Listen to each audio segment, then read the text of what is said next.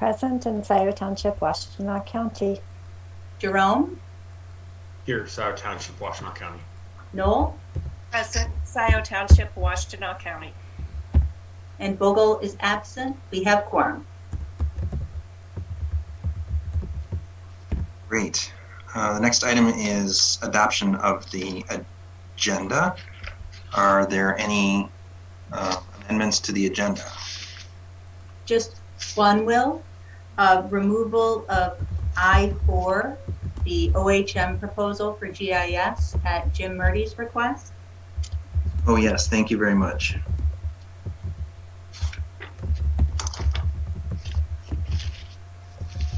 Are there any other amendments to the agenda? Would someone like to make a motion to approve the agenda as amended? So moved. Moved by Palmer. Support? Support? Support by Flinoft. Please call the roll. Hathaway? Yes. Palmer? Yes. Flintoff? Yes. Courteau? Yes. Jerome? Yes. Knol? Yes. Agenda adopted as amended. Great. The next item is approval of the minutes. And we have 2 sets of minutes. Are there any amendments to the minutes of June 8th, 2021?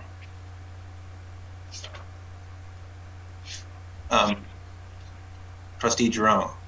Yes, I have a couple that I would like to offer. One is on section D.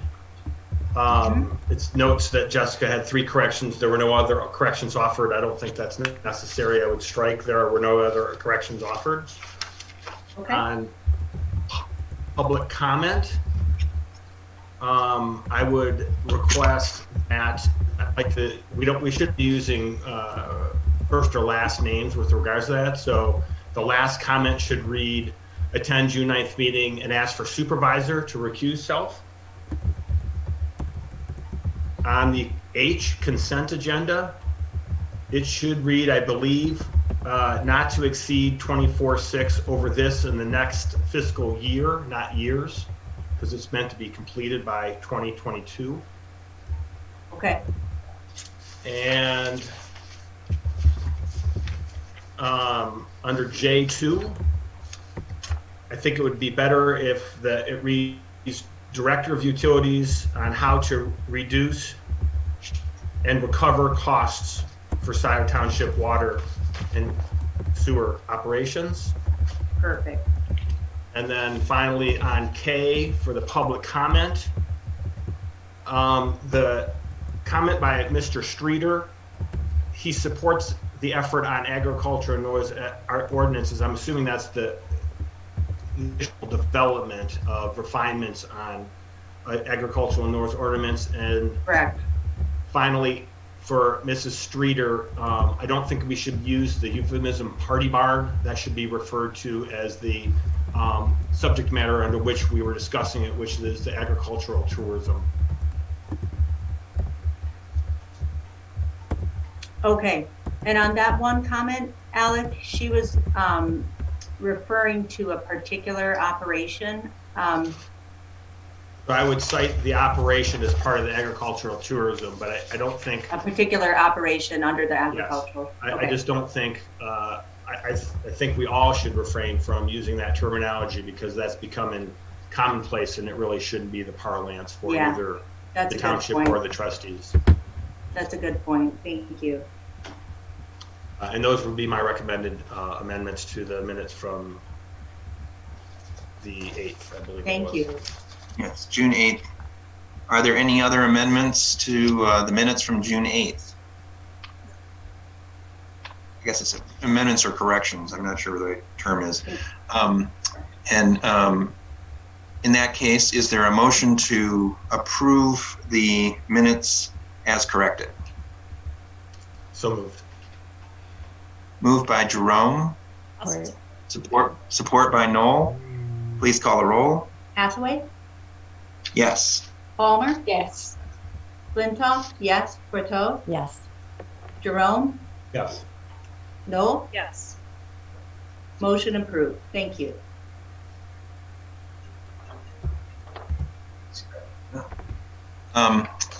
The next set of minutes is the minutes of the special meeting on June 10th. Everyone should have received these, I believe, all the board members anyway, I believe. Are there any corrections or additions to those minutes?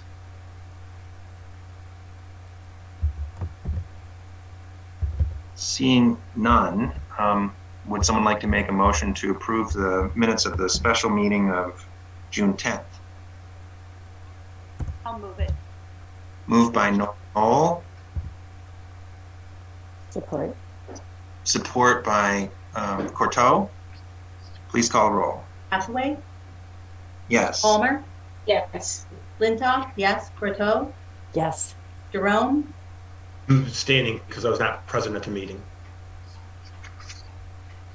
Knol? Knol? Yes. Okay, motion passes.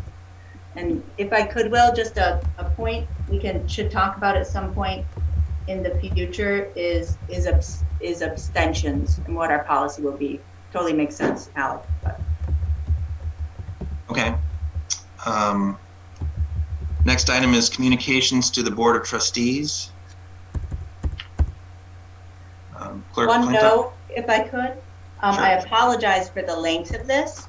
I'm looking at a couple different ways to condense the packet with certain sections and make it more interactive.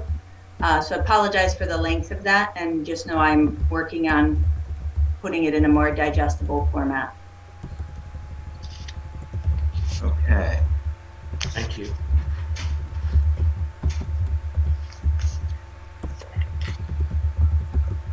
Next item is item F, public comment.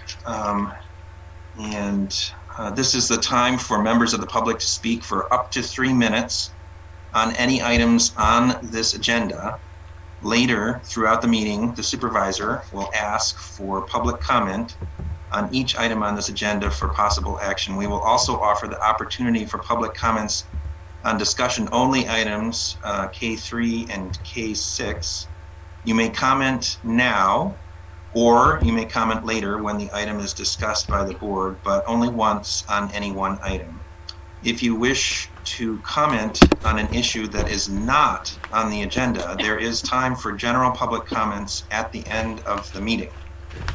I ask that you raise your Zoom hand to be recognized. Board of Trustee members may use either their Zoom hand or raise their actual hand when seeking recognition. The latter is usually easier for me to see. Trustee Knol has agreed to serve as our timekeeper. She will announce when there is 30 seconds remaining and then time up when the 3 minutes are up. Out of fairness, please stop speaking when your time is up. I would ask that no one be interrupted during his or her comments. Members of the public will each be given one opportunity to address the Board of Trustees on any one issue. Public comments are not an opportunity for a back and forth dialogue. However, at their conclusion, a member of the Board of Trustees may ask for recognition from the moderator to respond to a question of fact. Although we cannot help but have some repetition, please try to avoid reiterating the same points which were made by previous speakers, and please do not involve personalities. Be as factual as possible. And to the trustees, I would add a reminder that we too should avoid personalizing our comments or ascribing motives to others. We are responsible for listening respectfully. That means our facial expressions and body language should not communicate either agreement or disagreement with what other speakers are saying. Neither should we make sounds or speak to show support or opposition to others' comments. When we are in roll call for votes, it is time to say yes or no. The addition of further comments is not appropriate when the vote is underway. And I would like to add one further comment. I learned recently that a flyer has been circulated to some residents with homes near the Honey Creek area. The flyer urged people to come to tonight's meeting to express their views about the concept of a Honey Creek pathway. This is not a matter on the agenda, and therefore the first opportunity for public comment on this topic will be at the end of the meeting. While people are welcome to stay and wait for an opportunity to comment on this issue, I may be able to address those concerns right now and save everyone some time. The Honey Creek Pathway is an idea that was first discussed by the Parks Advisory Board in 2017. It made its way onto a concept map of possible pedestrian pathways developed by the Transportation Alternatives Committee in 2019. It is an idea for providing pedestrian cyclist connectivity to the northeast corner of the township. Since this idea was first offered, I've had the opportunity to see some of the areas on foot and now appreciate how difficult it would be to construct a pathway along some portions of this route without intruding on either the natural environment or residents' privacy. Given the recent concerns about this concept, I'm asking the TAP committee to review it and make recommendations prior to updating the land use master plan. With that, are there any members of the public who wish to speak at this time? Will, may I make Yeah. one more comment? Sure. I just want to acknowledge, we're going with the instruction that Will just gave. The instruction on the agenda is a little different because that's where we were at Thursday or Friday, Will, when we finished the agenda. So I just want to acknowledge that because I'd gotten a couple questions from the public. And so again, for discussion items K3 or K6, you may speak up at the top, at the end, or during those items, but all other discussion items, you can speak now or at the end only. Okay, we have 70 people in attendance. Please raise your Zoom hand and I will call on you. We're gonna start with Eric Dykerkop, followed by Leanne Phillips Knoll. Eric? Hello, my name is Eric Dykerkop. I'm in the Whispering Pines subdivision, which is on Breezewood and just off of Breezewood, just off of Delhi. We received, our neighborhood received the flyer that Mr. Hathaway described over the weekend, and it served its intended purpose of triggering a lot of discussion in the neighborhood. We are, I think it's fair to say that there are probably other neighbors of mine that are on the line now. The topic, we have a lot of questions and I would say concerns about this concept, particularly the idea that there would be an elevated pathway going essentially through the property of the subdivision, and possible litter that could result from that, disruption of wildlife, and also sort of interference with our privacy. So this is a topic that neighbors have an interest in, and of course not all neighbors are going to share the same view, but we do desire more information on the topic, and we would like, now that we're aware of it, we'd like to have a voice in the discussion as it proceeds. So please take into account that there is a group of us there out of here that now are alerted to this, and we have questions and concerns. But thank you.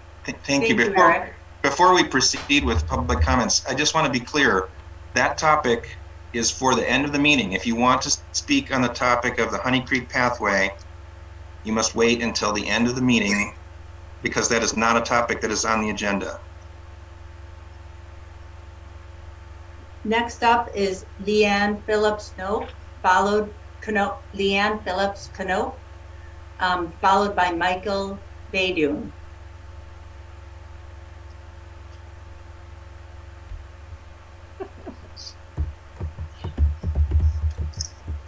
Leanne? Hear me? Yes, now I can. Great. Hi. Okay, hi.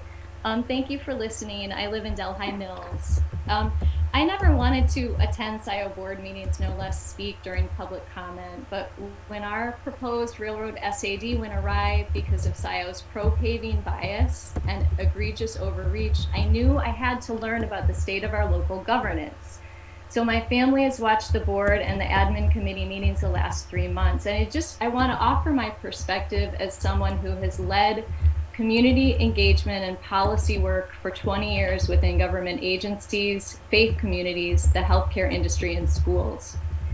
I'm so troubled tonight because never in my career have I witnessed such a troubling pattern of dishonesty and complicity and also manipulation behind the scenes as what my community went through in our proposed SAD. And this way of being from some of our local leaders makes my heart feel physically heavy, my mind race with anxiety, and my stomach turn in knots. With great hope, though, I have also watched some of our trustees act independently with integrity and critical thought, and I know this takes great courage and resilience, and we need so much more of that. I believe that each trustee stands at a perilous juncture. Do you take seriously the resident and staff concerns about dishonesty and abuses of power? And do you find the courage to dissent from the majority? Or do you root more deeply into group thought and defend an agenda despite an internal sense of knowing that something is off? We elected many of you because of your commitment to preserve our rural character, to defend our local ecology, flora and fauna, and way of life. And I am an outdoor enthusiast, but I'm worried that this promise to preserve our rural character is getting confused with a strong arm push for more parks and more pathways, no matter what the cost approach. And I've just been blown away by the agenda we're seeing emerging from our supervisor and Mr. Luke Kidder to pave as many country roads as possible, no matter what the consequences. And I want to say there are places in our community that should never be paved or pathed. Roads like East and West Delhi, the woods at Red Hawk Lane and Honey Creek. And I'm speaking for the eagles that live here, the twin fawn nesting in my backyard, and the baby fox that ran through my yard today. Supervisor Hathaway, we did not elect you to pave Scio Township shiny and clean and take away our rural way of life. In fact, you would have never been elected had you claimed that as your slate. What we, the residents, need is courageous reflection and representation from each and every trustee. Please do not follow this rigorous pro-paving sad agenda into the great night and look deeply at your own ethics, always insisting on the truth. And I just want to close by encouraging you to vote no on the Red Hawk private road variance and to withdraw the township manager model while you still can, to prevent further damage from being done. And I really appreciate all of your time and your consideration in our railroad SAD matter. Thank you. Thank you, Leanne. Next up is Michael Baidoon, followed by Kim Phillips Knol. Michael?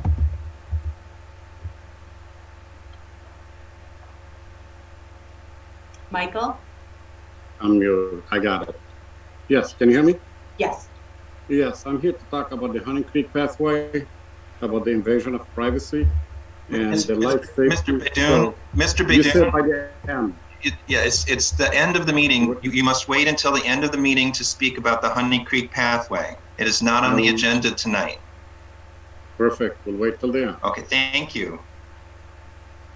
Kim Phillips Knol. Kim?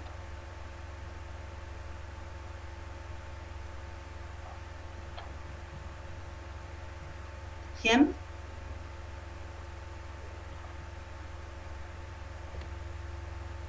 Kim, I will. All right. Oh, Can you there hear you me? are. Hi. Yes. Can you mute that? Sorry, thank you. I wanted to clarify a few points. Shoot. Sorry, I'm getting an echo. Can you still hear me? Yes. Okay, great. I wanted to clarify a few points on Supervisor Hathaway's SAD memo that was included in the board packet, especially regarding the railroad SAD that was opposed this a week ago. So first, in it, he mentions that the pandemic was a limiting factor in communicating clearly with our neighbors. And I want to clarify that that was not actually a limiting factor. It was an excuse. The people being excluded from the process did not live across the country. They lived next door. Even with the pandemic, knocking on doors with masks and social distancing was completely possible. It was, in fact, how the folks on Railroad and East Delhi ended up learning about the SAD by those who opposed it. The secrecy was not a, quote, perception, it was a reality. Those organizing the SAD were asked by residents of the Glade in October 2020 to include homeowners on Railroad and East Delhi. It was also shared that those homeowners would likely be angry for having been excluded from conversations about the SAD that were happening in the HOAs. Despite these requests, residents on Railroad and East Delhi continued to be excluded. People weren't making up out of thin air that things were being concealed from them. Things were actually being concealed from them. Supervisor Hathaway was informed of these issues in December 2020 and was asked to help ensure all neighbors were included.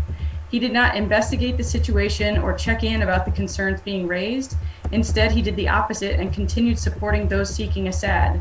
Please do not gaslight the residents of our neighborhood by saying that their concerns about being excluded from the SAD process were due to anything but the fact that they were actually being excluded.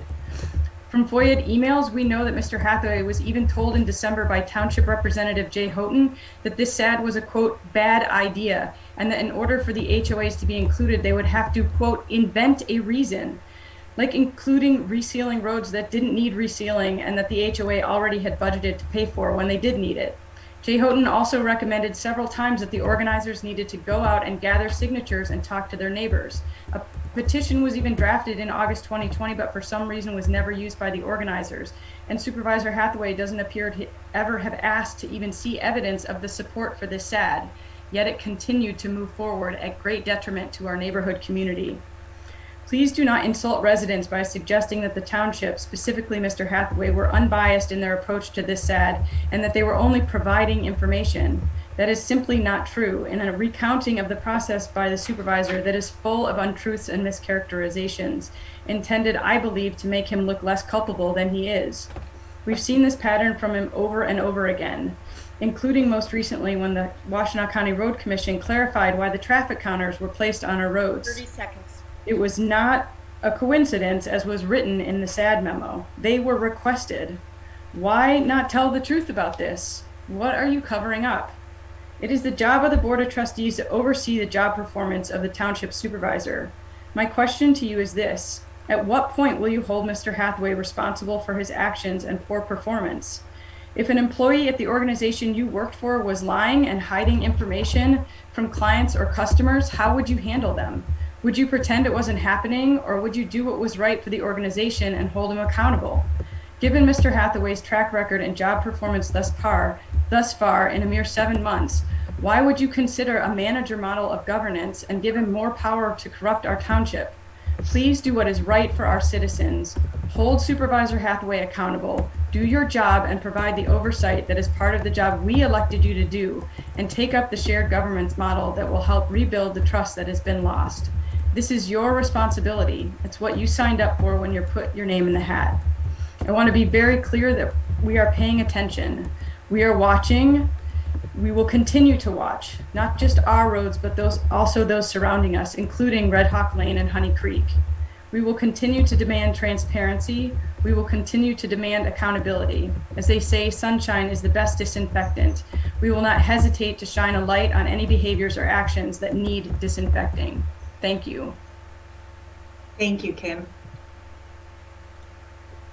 I see no further interested public. What? Back to you, Will. Okay.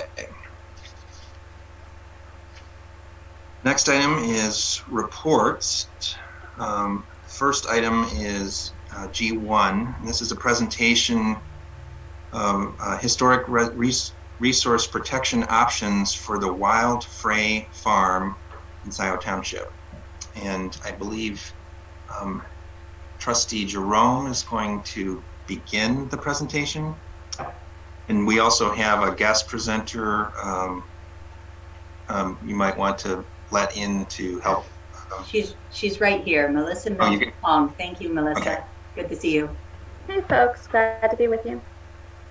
Great. Hi, everyone. I just wanted to say thank you for participating this evening. As Scio Township sort of looks to maintain and support new ways of protecting the cultural landscape of the township, an opportunity to introduce a different approach to the sale of a township parcel is being presented to you this evening for your consideration. The potential designation of a property as a local historic district is a way to protect the surrounding agricultural landscape, protect adjacencies from invasive forms of development. A number of people have mentioned these as concerns, as well as support sustainability by recognizing the simplest fact that the greenest building is the one that's already been built. This is in reference to a property at 7970, West Liberty, which is a township-owned parcel. In regards to some of the subject matter I just spoke about, obviously this is directly adjacent to the Scio Pond nature area. So we have an interest in preserving and protecting that space. The township has requested a proposal for the development of an RFQ for the protection of this, potentially for the protection of this property. Melissa Milton Pong, who is a resident of Scio, yay, with an extensive background in preservation as a past historic preservation planner for the Washtenaw County Office of Community and Economic Development, is going to be presenting an overview of this process and the opportunity to protect this valuable asset for the community. I have also had the privilege of serving on, in full disclosure, on the Washtenaw Historic District Commission for a number of years, and want to attest to the benefit of this program and the opportunity to really protect this house in its state that it's currently in, and actually recognizing the history, the Fry Farm, as well as its impact and importance on, as I say, the cultural landscape of the area. And I want to take this time to welcome Melissa, and I will turn the floor over to you. Thank you. Thanks, Alec. Jessica, do I have the ability to share my screen? You sure do. Okay, great. Thank you. While I get that ready, I'll tell you a little bit about myself. I am, in fact, speaking to you from my home here in Scio Township. I live over on Pratt Road, and I'm very glad to be here.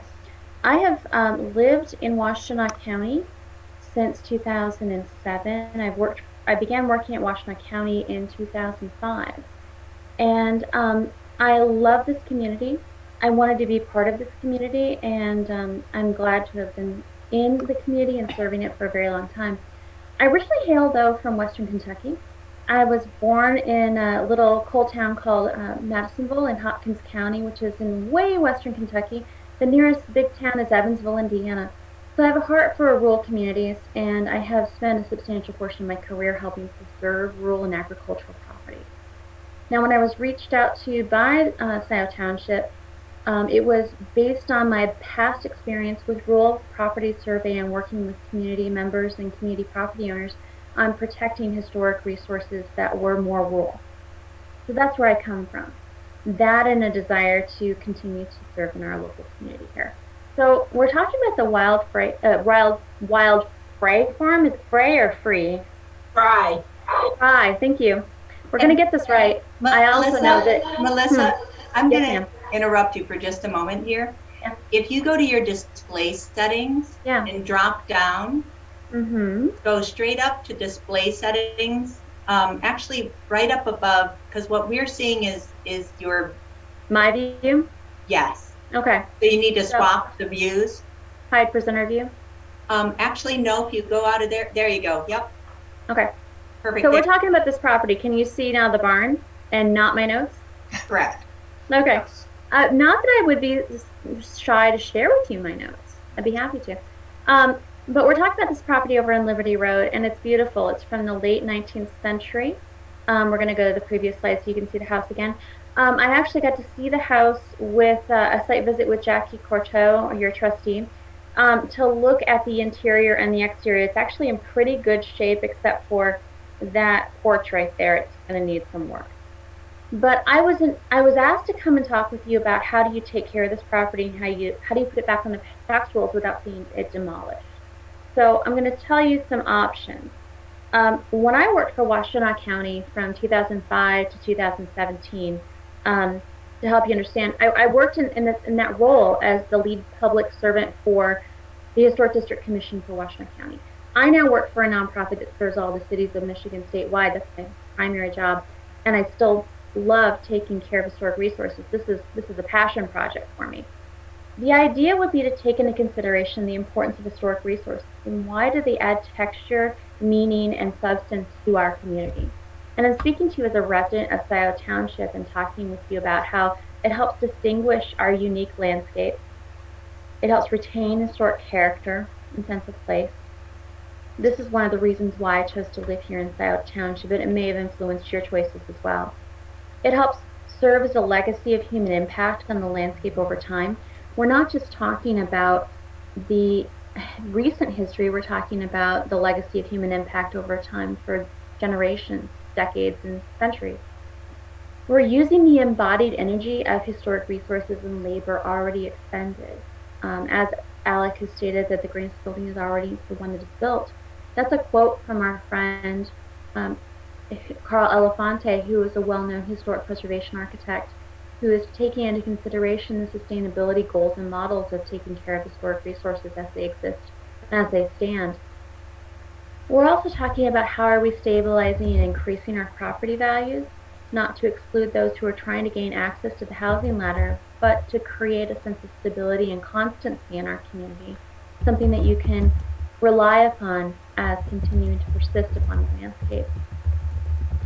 So in essence, you're taking into consideration that historic resources give us a sense of place, a community identity, and a connection to the past.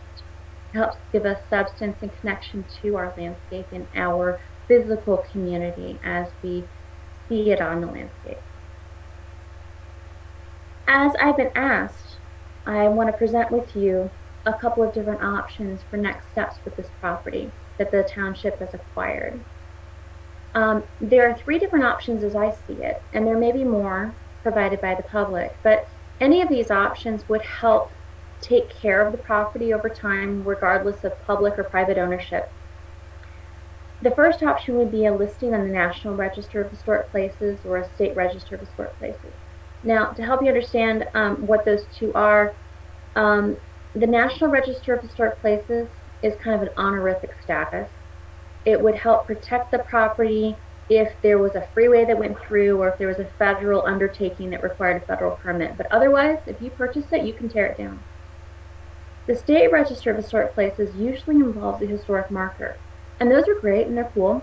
But again, it doesn't protect something from a historic, from long-term perpetuation of protection of the historic property. If you want to tear it down, you can. Both of those require a substantial amount of research and writing and documentation to be placed on those registers. Historic preservation easement is something that you could do with a couple of different agencies that exist within our state. One is the State Historic Preservation Office, another is the Michigan Historic Preservation Network, which is a statewide nonprofit. And with full disclosure, I'm the past president of that organization, and I serve on its executive committee right now. It's also a really expensive option. When talking with Trustee Courteau and Trustee Jerome and other consultants that have reached out to me, I costed out based on their model. That is very expensive. That costs about $40,000 to $45,000 to do that type of protection. That easement would run with the land, it would run with the deed of the property, regardless of who owned it, and it would prevent demolition of the property. Local historic designation, though, is your third option. And in Washtenaw County, you're unique in Michigan in that you have access to a county-wide historic district commission. It's the only county in Michigan that has this, and there's a focus on rural properties, preserving rural character, and protecting rural properties. And I can say that with a lot of confidence because I was the lead staff person for that organization for 12 years. And during that time, I oversaw 13 rural local historic districts, many of which had very similar characteristics with a farmhouse and barn and acreage, protecting those properties from demolition or negative impacts over the long term. Now, any of these options that I'm presenting here would set the property up to access the recently reenacted Michigan Historic Tax Credit. Now, if you're not putting property back on the tax rolls, and if you're not doing a lot of work on it, it doesn't really matter. But this property does require a lot of investment to take care of it. So this would help people who would consider making an investment in the property reduce their costs, and it would make it more attractive for somebody to buy it. I can speak with this level of authority because I did my master's thesis on this topic about 20 years ago, and I've done a lot of advocacy for the recreation of the misdemeanor historic tax credit here. So my recommendation for the township, speaking as a township resident and an expert on this matter, is that you pursue local historic designation. It is less costly to pursue this type of designation. You're using an existing structure that exists within Washtenaw County, and it defers to the local control of Scio Township to ask the county to do this research and to put this ordinance on the property if they find that it's historic and worthy of protection. The professional opinion that I have, and based on my conversation with my successor at the county, Melinda Schmidt, who's also a federally qualified architectural historian, is that this property would meet the requirements. And what you would get out of it is an ongoing monitoring provided by the Washtenaw County Historic District Commission. It's durable protection that prevents demolition. And there's existing precedent here in Scio Township because you already have 2 local historic districts that are associated with Scio Township. The first I helped create back in 2008, 2009, when we worked with the Delhi community. Many of you who are longtime residents of Delhi area can remember how the East Delhi Bridge was taken out of service and was no longer providing safe traverse over the Huron River. We took that bridge from being defunct and ready for scrap to being ready for someone to drive a fire truck over it through a lot of different work together with different community groups. And I credit a lot to the Scio community for that. But it's also a local historic district that's overseen by the Historic District Commission here at Washtenaw County. Another property, partly within Scio Township, partly within Webster Township, is Gordon Hall. Many of you who are in the Dexter area know this property. It's a quintessential example of antebellum Greek Revival architecture, the home of Judge Dexter. Part of that land exists within Scio Township, and it was with collaboration with Scio Township that we were able to put into place this local historic district and a land conservation easement on top of that to protect it. So we have precedent here in Scio Township, if you so choose, to move forward with historic district designation. The process is somewhat lengthy. This is a pretty complex flow chart, but what it starts with is that the county would begin talking with the property owner, and in this case the property owner is Scio Township. The township would then have a dialogue with county government to request a study committee, and a study committee would be created to do the research, to do the documentation, to tell the story of that site, and then in compliance with state law go through and create not only the documentation needed, but also the compelling case for why that property is important and needs to be protected. We would go through a very transparent and public process, requesting public input, requesting people's opinions, requesting people's participation, to then, at the end, if the findings are supported, create a historic district that would be protected in perpetuity. And if there's projects that take place on the property, that they would be reviewed by the Historic District Commission, and those projects would be reviewed against national standards for basically the 10 Commandments of Don't Screw Up Old Buildings, called the Secretary of the Interior Standards. And as the property owners or whoever would purchase the property in the future, they would have access to the Historic District Commission, which is staffed by people who care about historic buildings, but also preservation architects who can advise on how can you make good decisions on caring for the property in the future. Regardless of who owns it, this ordinance would be in place so that the property could not be demolished and that it would be protected in the future. And that's my 5 to 10 minute summary of what could happen. Again, I'm speaking to you as a resident of Scio Township and as someone who's concerned about how can we continue to protect our historic properties, and I'm sorry about my cat in the background. But I'm happy to answer any questions. That's it. And this presentation has been provided to the Board of Trustees, and I'm hoping it will be part of the minutes. I just want to thank Melissa, and I want to recognize that, you know, Jacqueline and myself and Barry have been discussing this for a little while as we look at new and inventive ways to address and preserve, as we talked about, these different properties in Scio Township. And we wanted to present this to you as an option, and wanted to, you're welcome to provide feedback via email and otherwise, and or public comment, and we encourage you to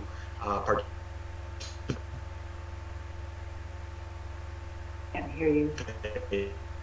once again, as Melissa, as we look for sort of inventive ways to deal. Sorry, my connection is unstable. Huh, fancy that with broadband. So I'll leave it at that, and look. Maybe Jackie would like to add a couple comments. Thank you. Thanks. So first of all, Melissa, thank you. That was very clear and helpful. I just wanted to add one comment for who might not be familiar with this property, and then a clarifying question for you. The comment is that, you know, this is a property that came to Scio as a result of a back tax transaction. It wasn't something that we intentionally went out and wanted to buy off the market so that we could historically preserve. And the framing here is that the Parks Board really was interested in looking at, could we preserve it? Could we make it environmental education center or do something for Scio? But it's very cost prohibitive for us to take that on. And so it feels like a resource that will be better with the community. But just to clarify, Melissa, with the local historic designation, that can be just a single site. Like, this isn't something that's going to affect neighboring properties. Correct. There are now 15 local historic districts under the purview of the Washington County Historic District Commission. We only have one multi-property historic district, that's Thorn Oaks. It's the mid-century modern neighborhood. Everything else, it's individual resources. We have a lot of farms. We, as in, I worked for the county for a long time, I'm sorry. They have a lot of farmsteads where you have like the house, the barn, and some outbuildings.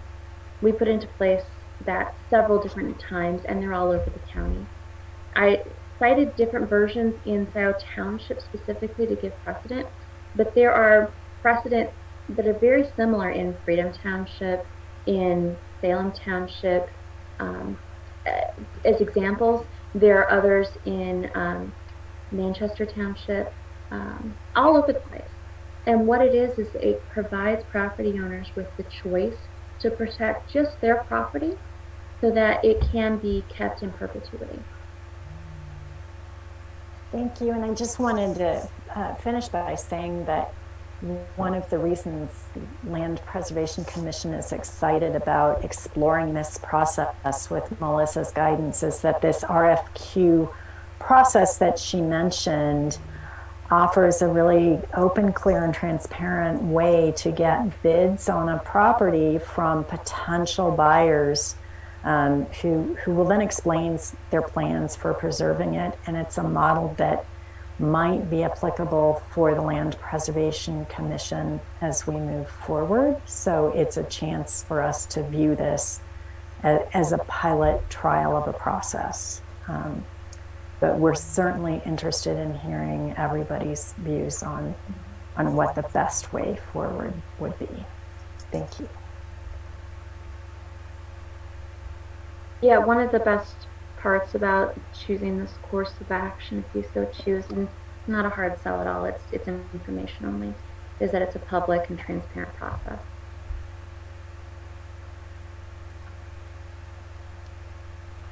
Great, thank you.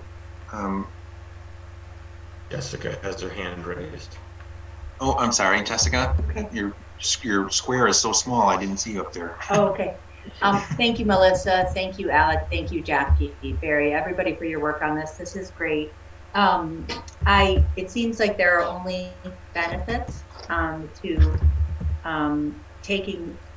getting this designation, going for this designation. I'm curious, process-wise, in the background, it says if the board office take action, the earliest time would be July 13th. Would that potential action be deciding to go for the historic designation, or would it be other potential decisions? Go ahead. Pardon?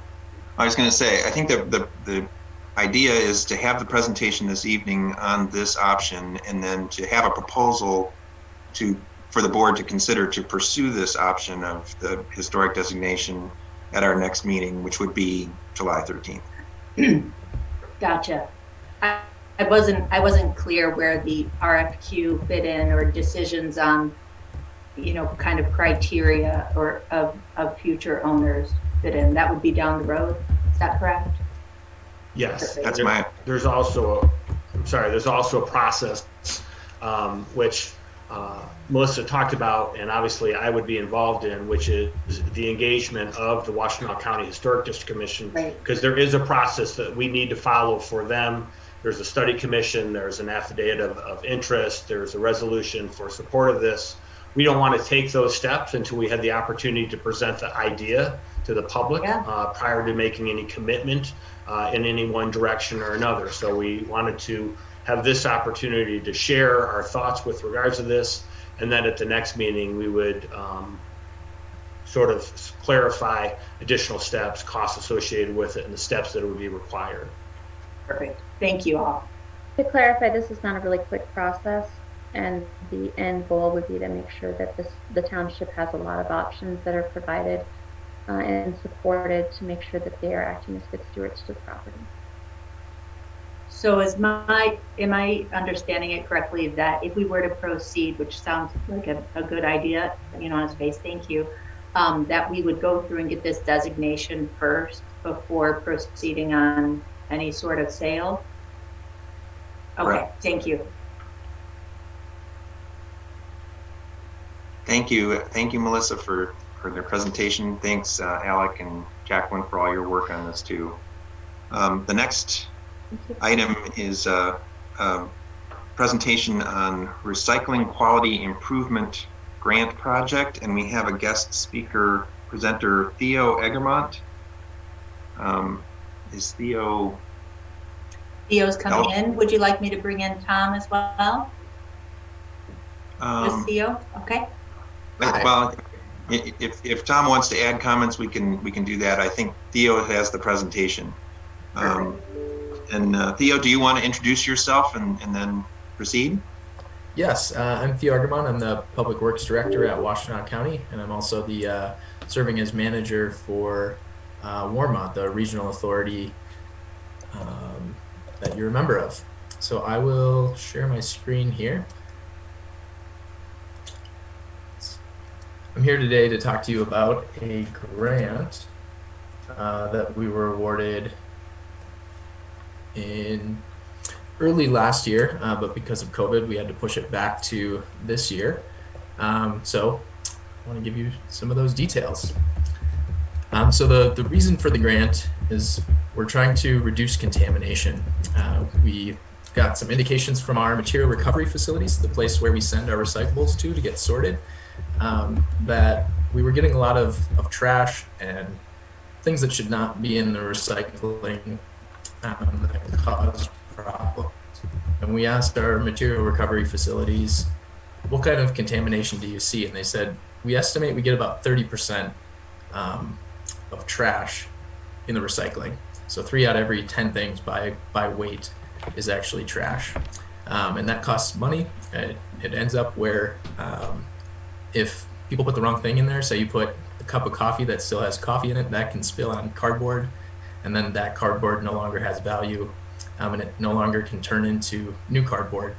So you end up spoiling material that could be used for new materials. Other things like plastic bags or hoses or textiles, things that people put in the recycling that should not be there, those can get caught. And the picture on the screen here, those are gears in the processing facility, and those materials can get caught in those gears. And then workers have to climb up on there. They have to shut everything down, which causes delays. And that's not necessarily the safest job. So things become hazardous for staff as well. So the goal of this is to get more material to turn into products that we can use, make the process safer, and also save money through the process. Oops, sorry, wrong way. So the program, the grant we received has a value of about $240,000, and it includes 7 communities that are part of WARMA. And so we start with an audit that happened last week, and your delegate Tom Oth was able to join us. So we were there the first day of the audit on June 11th. Sorry, we were there on Monday, the following after the Friday, June 11th. And we found out that our contamination rate was actually 20%, so we were better than what we had expected. But that gives us our baseline to figure out what can we do better. We also found out what types of materials that were our main contaminants, and plastic bags was expectedly one of the highest things on the list, as well as non-recyclable paper, which was a little bit of a surprise. So things like shredded paper, waxed paper, and dirty pizza boxes are all that makeup. So we'll continue to dig into that data and target some additional educational materials to help people understand that those are things that cannot go in the recycling bin. So next, there's a lot of education. I'll break those down, the ways that we're reaching out to the community to try to address that contamination. And just yesterday, we started the Feet on the Street program, which is a tagging component. I'll talk about that, and that lasts for 4 cycles. So 4 collection pickups. And then once we're done with all of that, we do a post audit. So we go back to the recovery facility where they sort everything out, and we do the same thing. We test and find out, okay, how did we do, what changed? And then we learn what else we can do better on. And the goal, this has been done over 80 times throughout the nation. So it's been improved on over time as they've learned about how to run the program. So the goal is to reduce contamination, and if you run it the way we run it, you'd expect to see about a 40% decrease in the amount of contamination that ends up in the recycling bin. So that's a pretty effective program relative to anything else that I've seen or heard of, because education is a very difficult thing to achieve, especially when you're trying to change behavior. So I'll talk about each of these components. As I mentioned, we were at the material recovery facility to find out what our baseline was. What they do is we coordinate with the recycling haulers, and we take a sample. We take a truck from different communities. We end up taking 23 samples from the 7 communities based on the amount of population and volume that we'd see from those communities. And then we take a sample from each of those trucks, from those 23 trucks. And they put it in a big circle, and they pull out a slice of the pie based on a random computer figure to say, okay, pull 1 o'clock to 2 o'clock. And then they sort it into different bins into 30, I think it's 32, it might be 36 different categories. So, different types of plastic, different types of contamination, cardboard, and they sort it all out and they mark all of that by community.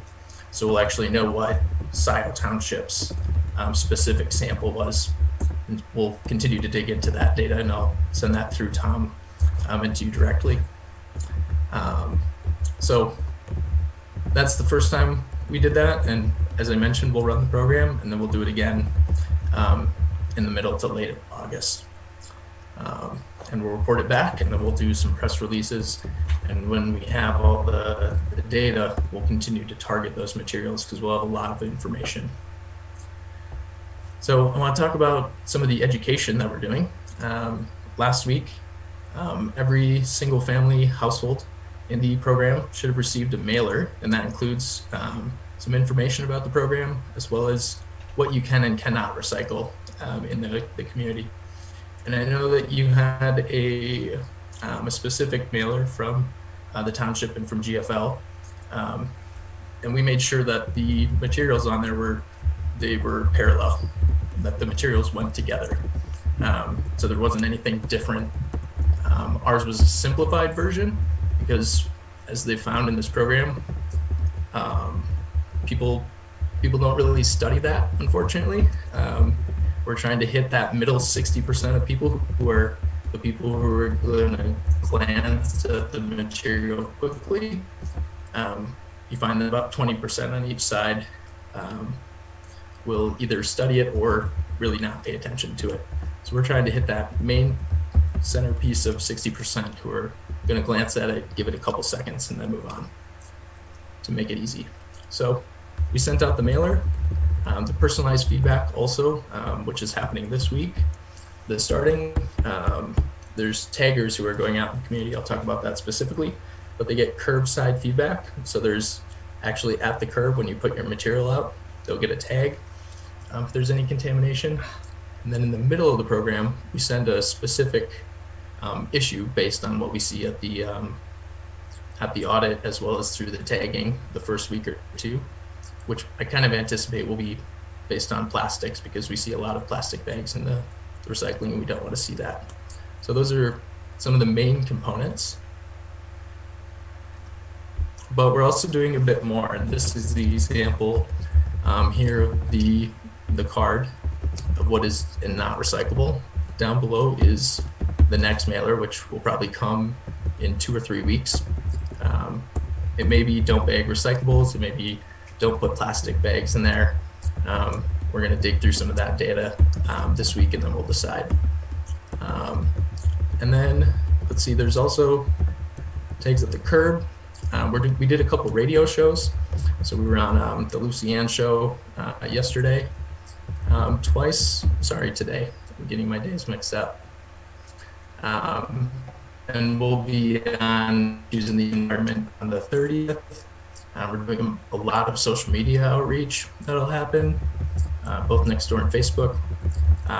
We're coordinating with the townships, yourself included, to put out information in your newsletters, and then sending information to municipalities about things that you can put on your website, and making sure that you have a good understanding of what the program entails. We've also set up a hotline because it's important to be able to take calls, and I know that townships don't want to take all of those calls. We ended up getting about 70 calls last week from residents who wanted to know more about what was the program and what it was like. But again, noting there's 36,500 households in the entire program that we're operating. So 70 is not that many on a proportional basis, but it can end up being a lot for any one municipality. One of the cooler things that we're doing is there's a recycle search engine that we've got on our WORMA website, and we link to that on our educational materials. So if you go to wrrma.org, there's a search engine, and you can type in a material that you might not be sure if you can recycle or not. So you can type in bottle caps, for example, and it will tell you, no, unfortunately, bottle caps are not recyclable. It'll ask you for your address first, because there are a couple of slight variations for municipalities, like the city of Ypsilanti. They send their material to WWRA, the recycling authority on the western side of the county. They don't take glass, for example. So those things get sorted out in the recycle search, because we've programmed it to do so.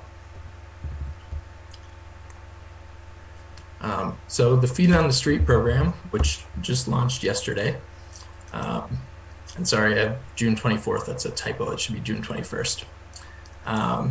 So there's 10 to 12 people who are out into the community with safety vests walking around, and they actually just take a glance at what's on the top of the recycling, and then they'll put a tag on it if there's something that shouldn't be in there. So plastic bags, dirty pizza boxes, they'll give everyone a warning the first time there's something that should not be in there. And so if someone didn't see the card, for example, that came in the mail, this is their opportunity to say, oh, what's this? Here's some information about what happened. This is going on. There's our hotline number if they want to know more. There's the website. And then there's information about what to keep out of the recycling bin. We are fortunate in that this program was run in Canton just before us.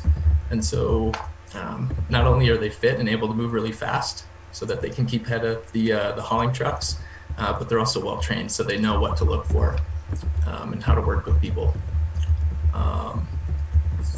One of the concerns that I had heard when presenting to a different municipality was, are people going to drop out of the program? Like, are people not going to recycle because of this?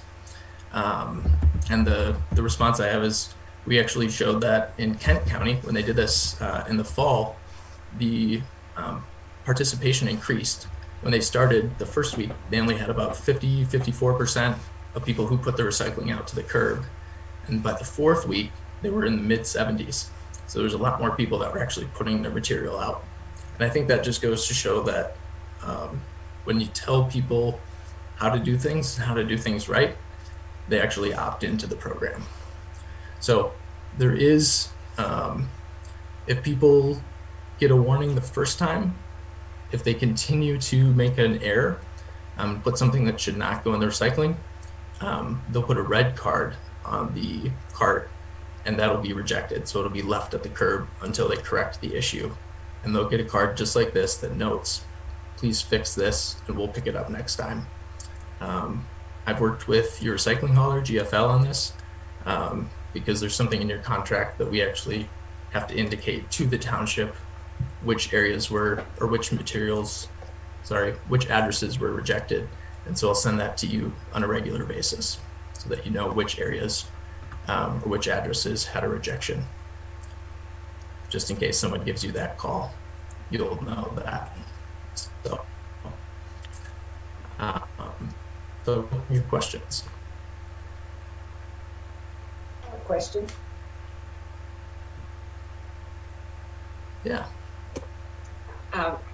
Where can you recycle plastic bags? Because it seems like everything comes in plastic. Yeah, the best place for plastic bags is the grocery store. So like Meyer will take those. You can also recycle a good number of those thin film plastics like Ziploc bags or like cereal bags. It's the single material thin films, but sometimes they have like aluminum or other things that are a part of that plastic, and those are not recyclable. Okay. Also, freezer bags oddly are not the right type of plastic, so you have to be specific in which type goes to those, but grocery bags would be the most common. Is there information as to how you can identify one that's not recyclable? So that's one thing that I'm working with my staff to create an educational piece of. So we should have something out during the grant to give people more direction on what to do with their plastics and how to recycle those properly. Good, thank you. You're welcome. Trustee Knol? Yeah, I have a couple questions. Are you going to do the entire township, all GFL customers? Yeah, so we're doing all 36,500 households over the course of 8 weeks. And so they went out yesterday and today, and I get a daily report on the number of households over the total of households that there are, and they're regularly hitting between 90 and 95% of the households, because every once in a while a truck will catch up to them, and then they end up not being able to collect a small percentage of the households, or sorry, not being able to tag. And so you open up their recycling at the street? Correct. And how do people generally respond to that? So the responses from yesterday from the tagging crew was there was a few people that were curious, but they were positive interactions. There are some concerns about privacy, and this actually went to the Supreme Court in 1988, and it wasn't this particularly, but it was whether you have a reasonable expectation of privacy when you set your materials out to the curb, and you don't have that.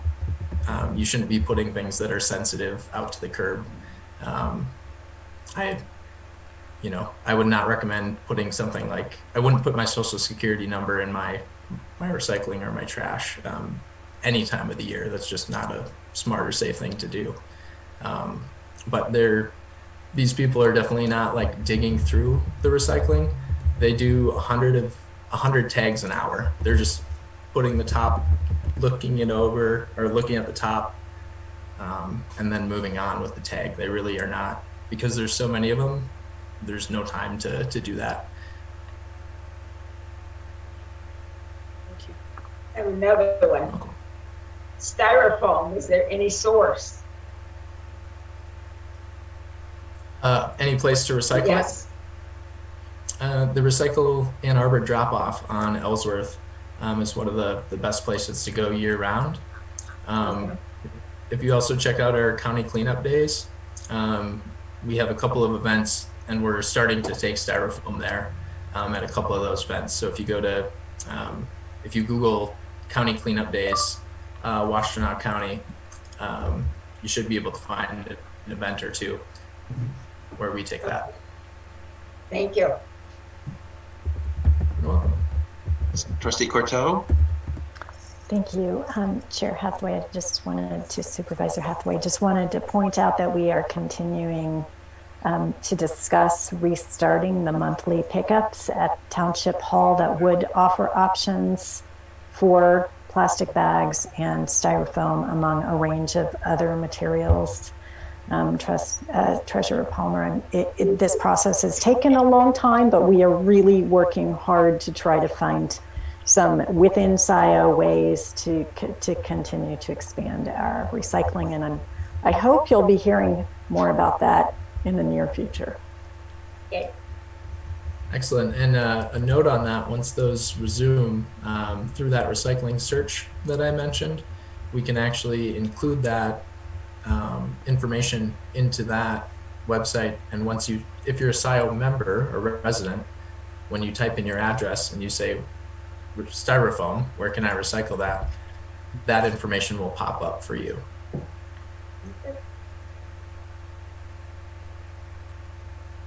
Great, thank you. Are there any more questions for Theo? Are there any other? I guess I wanted to offer Tom Oth an opportunity to comment as well. And he's our representative. He and Mark Perry are representatives to the WARMA board. I think Theo's done a really good job, so I really have nothing to add at this point. Thanks, Tom. Well, thank you, Theo. Thanks for sharing this information.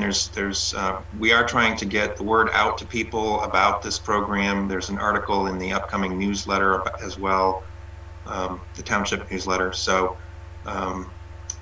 thank you for helping to spread the word about this, and thank you for your leadership on this particular project. You're welcome. Thank you. Thanks, Theo. All right, so the next report is from our utility director. Steve?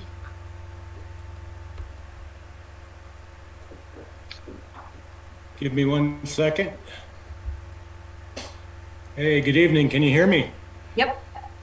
All right. Yeah, good evening.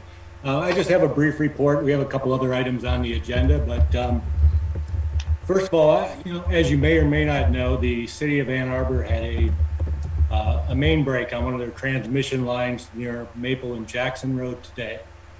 And they're going to repair that completely during the middle of the night tonight. It does not affect Scio Township water. I repeat, it does not affect us. They may need some assistance during the middle of the night, that we may shut our one of our lines down into the township and run off our water tower, but that will not affect any of our service. So just wanted to make that clear. Some other things going on right now is we're finishing up the American Water Infrastructure Act report. That's due by June 30th. That's I talked about that at a previous board meeting. That's self-inventory of our security weaknesses, vulnerabilities, and that type of issue, both to cyber attacks, terrorism, and natural disasters. Another thing coming up is our annual lead and copper testing. We'll probably do that in July, perhaps August. We don't have any lead service lines in Scio Township. We're fortunate due to the newness of our system, so we don't have to worry about lead contamination. We're making a lot of progress on our utility billing, and the Woodhill Group will be conducting a rate study in the next month or so. Another item that's going on is we're having difficulty getting water meters and the remote units for getting the read. We call them MXU units that send a signal out that we can get the reads remotely. And that's due to the microchip shortage, which is affecting many, many industries. So we are working with some different vendors and asking some different communities to try to scrounge up enough parts to get us through until the shortage is over. And then finally, my administrative assistant, Sean Flane, came back in the office on Monday. It's the first time she's been in the office since I've been the director. So I'm really looking forward to working with her and learning what's really going on and how things really work. And I'd just like to say thank you very much to Matt Knapp, our utility technician, who's worked really hard and taken up some of the slack with Sean working from home, and he's made things run really smoothly, and it's much appreciated. And with that, I'll take any questions. Any questions for Steve regarding the utilities? Kathy has her hand up. Oh, I don't see it for some reason. Was up. I took it down when just. Oh. Steve, I do have a question regarding the air filtration system in the large meeting room. I know we had a series of meetings on this issue a while ago, and you can possibly address this later in the evening or now, because I have some questions on where things stand with that. We had several meetings, and then we didn't have meetings anymore, and I don't know where things went. Yes, so, and thanks for bringing that up. I completely forgot about it since we haven't really been using that room. So when I talked to the HVAC firm that we have a contract with, they said the problem is not having the return vent. So I will explore a contractor or two, or see if we can do it ourselves to put the return ductwork in above the drop ceiling so we get some airflow into it. Okay, I know we also discussed the issue of virus filtration. We had our meetings. Yes, and I have not done anything on that since we had our meeting, so we'll pick back up on that. Okay, so you're saying there's a little work to be done on this yet? Absolutely, absolutely. Yeah, so I know of two firms that provide that, but yeah, I haven't followed up on that. Okay. Okay. And one other thing I wanted to mention as far as the boil water advisory that Ann Arbor had today is, it really emphasizes the importance of this Liberty Road water main, having that loop system. By having that second source coming in, if we did have a problem with Ann Arbor on the main that was supplying our Wagner and Jackson Road vault, by putting this other loop in, we'll be fully able to feed the township from that source. So that's just a real prime example of where it's beneficial.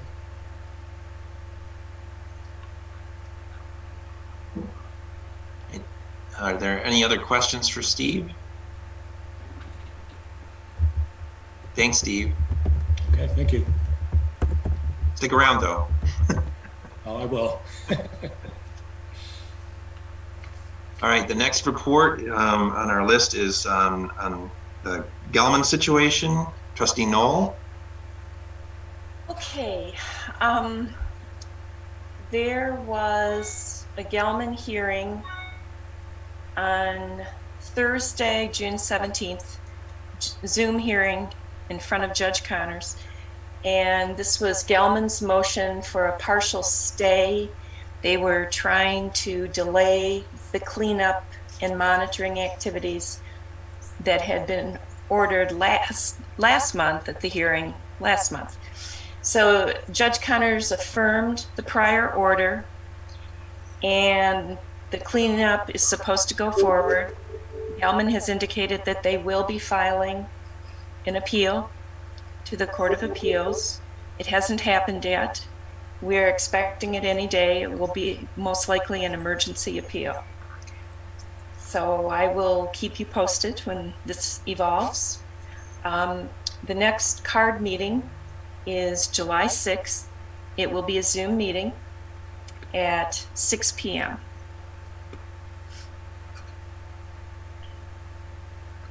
That's it. Oh, thank you. Thanks, Trustee Knol.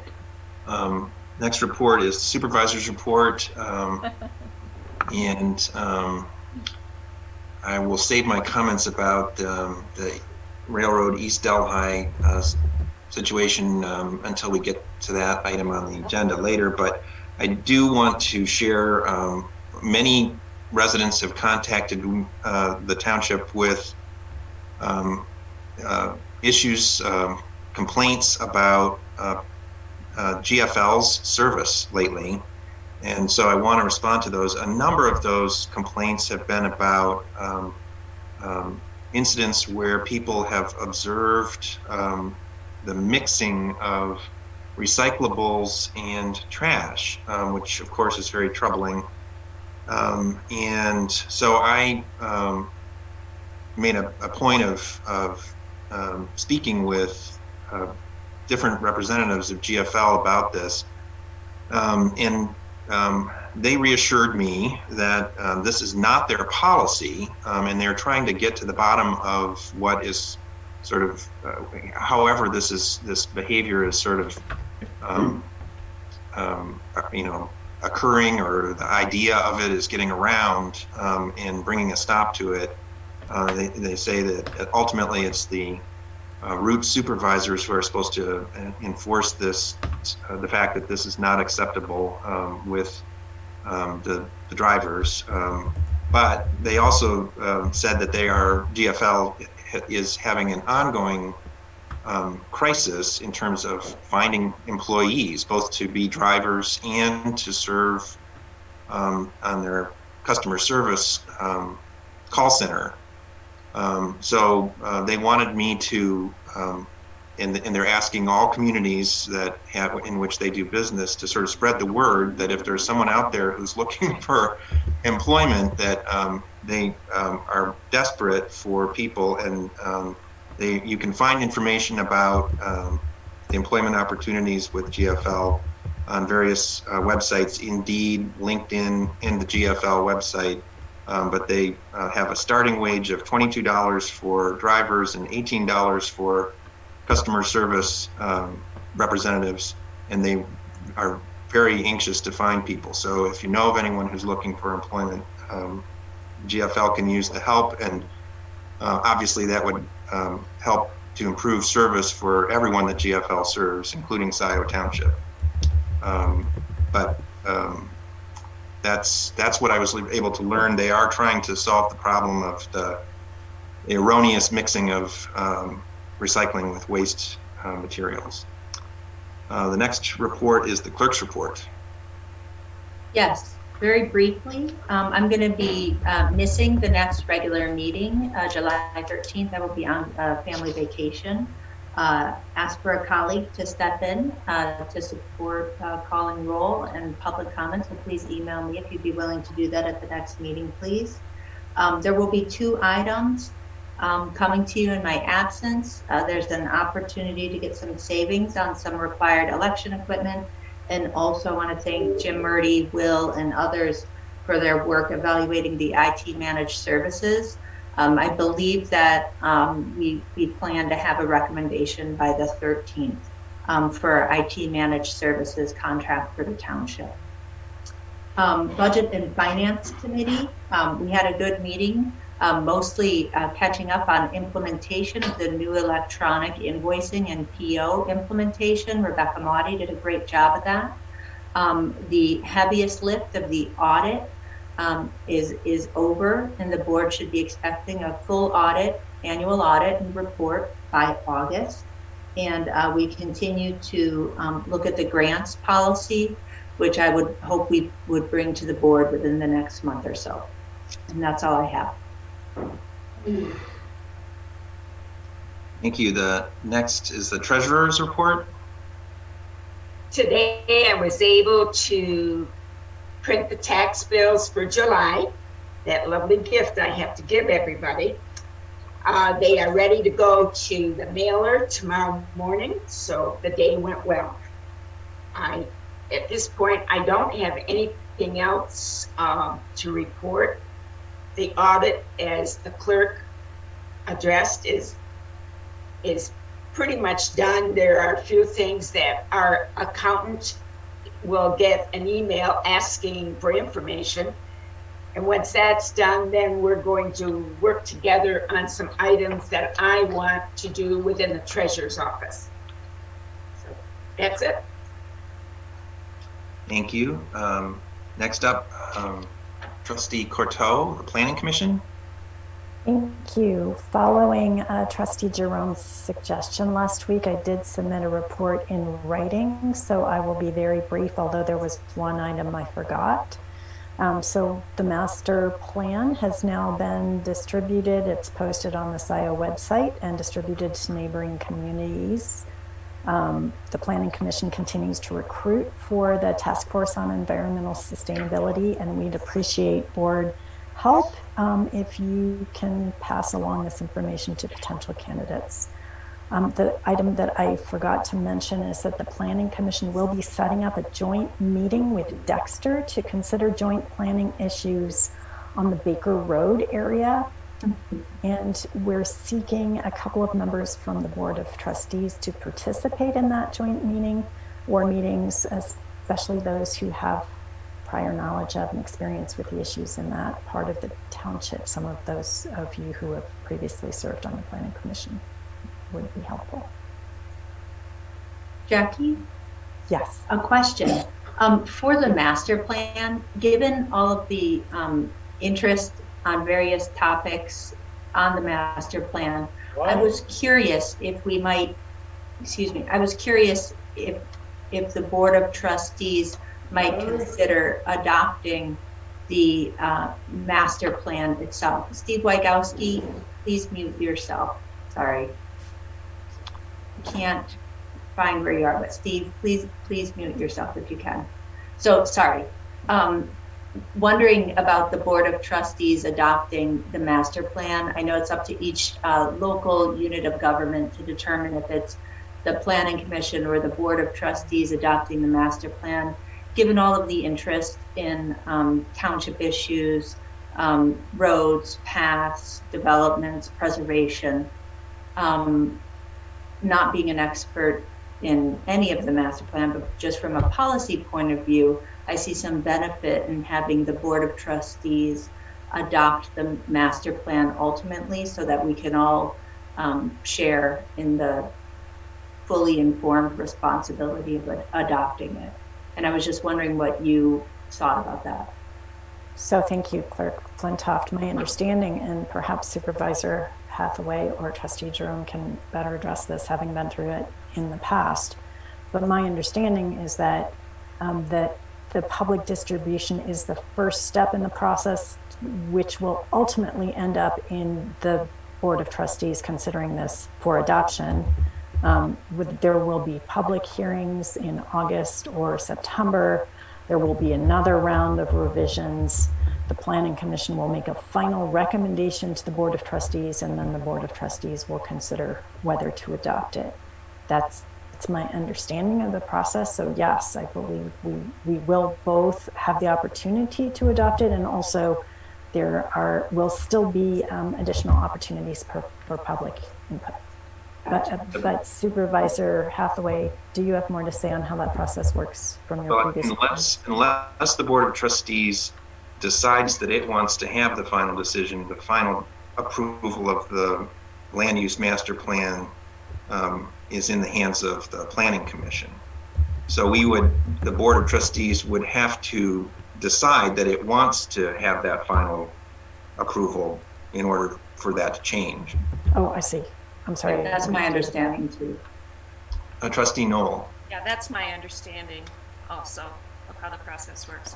But given that, I also want to mention, I had requested some information from Doug Luan. I would like a presentation to our board on what is new in this draft master plan compared to the older master plan. And I asked him for a memo kind of outlining that, and to do a presentation at an upcoming board meeting so we could all hear it, so the community could hear it. And I think the board should vote on the master plan. I would support that. Trustee Jerome.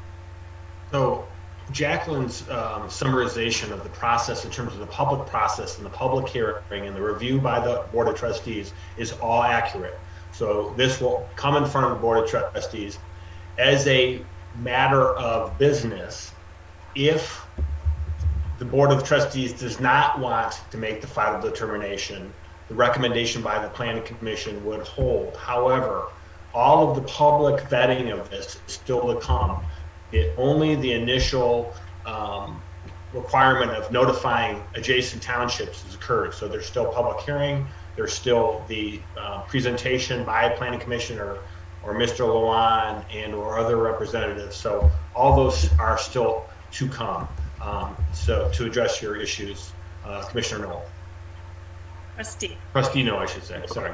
I caught it last second. That's okay. So Jackie, maybe I'll speak with you offline a little bit, kind of exploring some of the pros and cons. I think, not being super familiar with the mechanics of it, I see some benefit in the Board of Trustees having taken final action on it so that we can better support the decisions in it going forward. And I will certainly follow up with Planner Luan about, and Supervisor Hathaway about whether a memo or presentation, whatever format will work best to highlight what's new in this plan. Trustee Knol?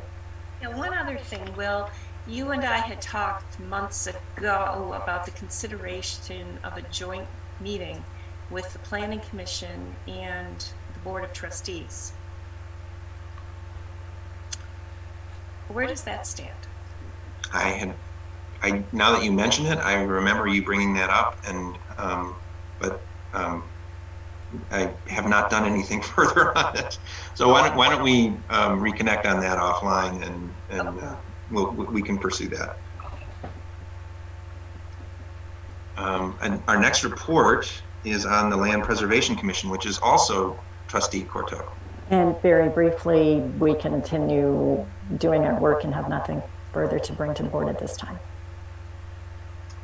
Thank you. The Transportation Alternative Planning Committee, Trustee Vogel is not present. The Parks Advisory Board, Trustee Jerome. Oops, you're muted. Sorry, yes. I did provide a written summary of the work that we're working on, and I also provided, if you could add the broadband to this list of reports, I'd appreciate it. I did provide a written report of the sort of what the broadband access group has been working on as well. I will take one moment and I would just refer to my notes. I will provide a link to it. I would take one moment though to encourage everyone, and this is part of the report with regards to broadband. So we are working on the process of a gap filling proposal, which would address the approximately 3,300 residents of Washtenaw County that are still not served by broadband access, 300 of which approximately reside in Scio. Please participate in the July 7th Board of Commissioners meeting. They're going to be reviewing the use of American Rescue Funds in order to support this effort. And we've got an RFQ. You'll see that in the report that I provided. You can also provide written support of the imperative use and need of broadband for everyone in Washtenaw County. I will give you the email for the chair of our group as well. So you can provide it either in advance by July 5th to it's Barb Fuller, and or you can participate in public comment during the Board of Commissioners meeting. I highly recommend it. If indeed we are successful with this recommendation of funds and led very masterfully by Jason Majewski, I butchered the heck out of that, but our county representative is doing a fantastic job. Washtenaw County would be the first in the state to be able to provide the promise of broadband access to everyone in the county. So I will just leave it at that. But very cool. Thank you very much. Thanks. That concludes our reports and brings us to a public hearing. This is a public hearing on the proposed Compensation Commission Ordinance. And I think the first step is to declare the public hearing open. And so that's, we're declaring the public, I'm declaring the public hearing open at 8:33. And this is an opportunity for members of the public to comment on this proposed ordinance. And I don't know if we want to have any kind of introduction of the topic first, Clerk Flintoft, before we start inviting comment. I can be very, very brief. It's agenda item H1, a public hearing on the proposed Compensation Commission Ordinance. We had discussed and I'd introduced this, set it for the public hearing. It's been posted. It would add an ordinance to the Scio Township Administrative Code to create a compensation commission, which would consist of 5 electors, 5 voting residents of Scio Township, who would determine the salary of members of this board, the 7 officers, that's us. They would come up with a determination of the salary, and the board could either reject or accept those salary recommendations. This is one of 3 ways township officers may have their salaries determined. This would bring us in line with our sister townships, nearby townships, Dexter, Webster, Pittsfield. Several townships use this. And it is also proposed, it is also on the agenda a bit later for action. But this would just be the public hearing. So anybody interested in speaking on the proposed Compensation Commission Ordinance, please raise your Zoom hand. And when you speak, please provide your name and your address.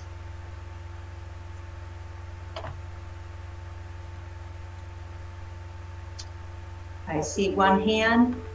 Jillian Carey. Jillian? Yes, hi, Llewellyn Avenue. So this is a, you said 5 voting electors who would determine the salary of the board, and then the board could reject or accept recommendations. Correct. Seriously? So this is really going to work? Okay. I just don't see it because it seems like anything that is presented is rejected unless it fits, you know, somebody's purpose. Thank you.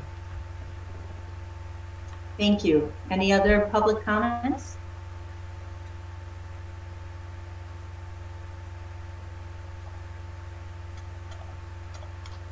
there are no further public comments, then is there a motion to close the public hearing? So, Support. Moved by Palmer, support by Flintoff. Please call the roll. Oh, can I ask a question? Oops. Is there, Sure. will we have a chance in the later discussion then for board discussion? Yes. Okay. Yes, before the, when it's an action item. Okay. Okay, thank you. Please call the roll. Hathaway, Yes. Palmer, yes. Flintoff, yes. Courteau, Yes. Jerome. Yes. The public hearing is closed. Oh, Knol, Yes. the public hearing is closed. Excuse me. Thank you. That brings us to the consent agenda. There are 5 items, I believe, on the consent agenda. We deleted one, or removed one. Is there a motion to approve the consent agenda? I'll move it. Moved by Knol. Is there support? Support. Support by Courteau. Please call the roll. Hathaway, Yes. Palmer, Yes. Flintoff, yes. Courteau, Yes. Jerome, Yes. Knol, Yes. motion passes. This brings us to unfinished business. The first item, J1, is the possible action to adopt an ordinance to establish a township compensation commission. And now is the time for Board of Trustees comment. Are there comments from members of the Board of Trustees? Jackie, I had 2 questions for clarification, please. First, in lines 21 and 22, it says an officer or employee of a government agency or unit or member of an immediate family shall not be appointed to the commission. Do you mean any government of any sort, federal, state, any other local unit, any county unit? isn't that a trip? That's exactly what I mean. So this is in state law. We have no flexibility on this, Jackie. And it is in fact any officer or employee of a government agency or unit or member of immediate family of an officer or employee shall not be appointed to the commission. So this is in state law. When I was working with our attorney, Jim Fink, who's here. Jim, please jump in if you wish. There's little to no flexibility on this language. So this is in fact the terms that we would agree to is the language of this ordinance. So we could additionally, when we recruit, we could certainly recruit for particular types of expertise, knowledge, as I would anticipate working with our HR consultant, Diane Benson, to kind of spec some of that out for nominations. There would be nominations by the supervisor would come to the board as usual to be appointed in staggered terms. And you'll also see that the ordinance, if it were to take effect, we would install this would move pretty quickly. So we would appoint the first set of members within 30 days of the effective date of the ordinance. I would also offer a correction. I omitted effective date for this ordinance, and I would propose that it would be effective the day after publication. So effective the day after publication. So that would be a couple weeks out from taking action on it. So one more clarification. It says the commission shall meet for not more than 15 session days in each odd numbered year and make its determination within 45 calendar days of its first meeting. Does that mean that all 15 of those meeting days would be within 5-day period? If it took them 15 days to conduct the business? So, Trustee Courteau, thanks for those questions because, first of all, the clerk answered your question exactly the way I would have answered it, which is we just took the statutory language and put it in the ordinance And that way, we don't have to worry about someone thinking that you have strayed from what the legislature has authorized. So yes, those 15 days would be within that 45-day period, but I will tell you, it's unlikely that a compensation commission, even your first compensation commission, would need to meet 15 times to do its work. Pittsfield Township has a compensation commission. They meet every 2 years, and I don't staff it, but I attend the meetings. They are usually done in 3 or 4 meetings. Maybe the first round, when they first reorganized, was 4 or 5 meetings. But the work of the commission gets pretty systematized. They have their routine of what they look at. So the 15 days, yes, to your question, but I am confident that your commission, if you have one, won't ever meet for 15 days in any given year. And this just gives me the chance to reiterate what I said before, is when you look at the ordinance, if you think that you would punctuate differently or use better grammar, it's not because your lawyer or your clerk didn't know how to say something. It's because we took the exact authorized statutory language from the statute and dropped it into an ordinance. And Jackie, some context for you as well as the public as well. And this is in the background. You know, there are 3 ways that a township can set salaries. There's pros and cons to each. I'm recommending this one as the best one for Scio. It brings us up to date with other townships. In a township that holds an annual meeting, that can be done there. We won't become a township that holds an annual meeting. So then we have 2 options: the status quo, where we set our own salaries by simple majority, with option for electors to petition to then place the question on a ballot, or 2, a compensation commission. And I want to be clear to Jillian's point earlier about making a recommendation. The language is actually a determination. So, for example, the commission would come back and say, we determine, the salary of, this trustee, supervisor, clerk, treasurer, each to be these amounts. The board may then accept or reject. The board may not take that number and work with it. It's up or down. And if it's down, then the status quo, the current salary, remains in effect. Is that correct, Jim? Yes, I'll point out that the board has to reject it by a 2/3 vote. Thank you. And this is pretty typical. What usually happens, it's the beginning of odd years. I and other clerks, we're just surrounded by surveys. So everybody does surveys about comparable townships. Everybody's gathering data for their compensation commissions around that time. So I do trust that there's a lot that we could learn from our nearby townships about how to efficiently administer it. And Jim has also said, and I would recommend, if we do pass this, that we may also then by resolution, either this year or 2023, ask a compensation commission to review and make recommendations on our commission and committee stipends.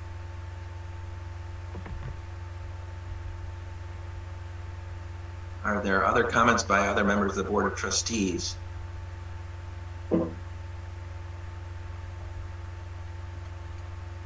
None?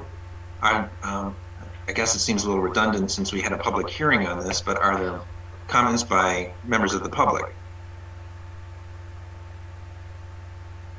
Comments by the public on the proposed ordinance?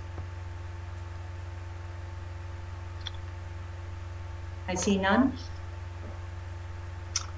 In that case, is anyone ready to move the model motion? And Will, if I could, I would just note that I've noted the amendment that it shall be effective the day after publication. Oh, yes, the model motion as amended. Thank you.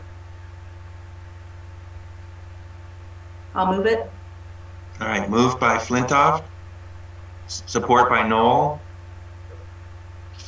Please call the roll. Hathaway, Yes. Palmer, Yes. Flintoff, yes. Courteau, Yes.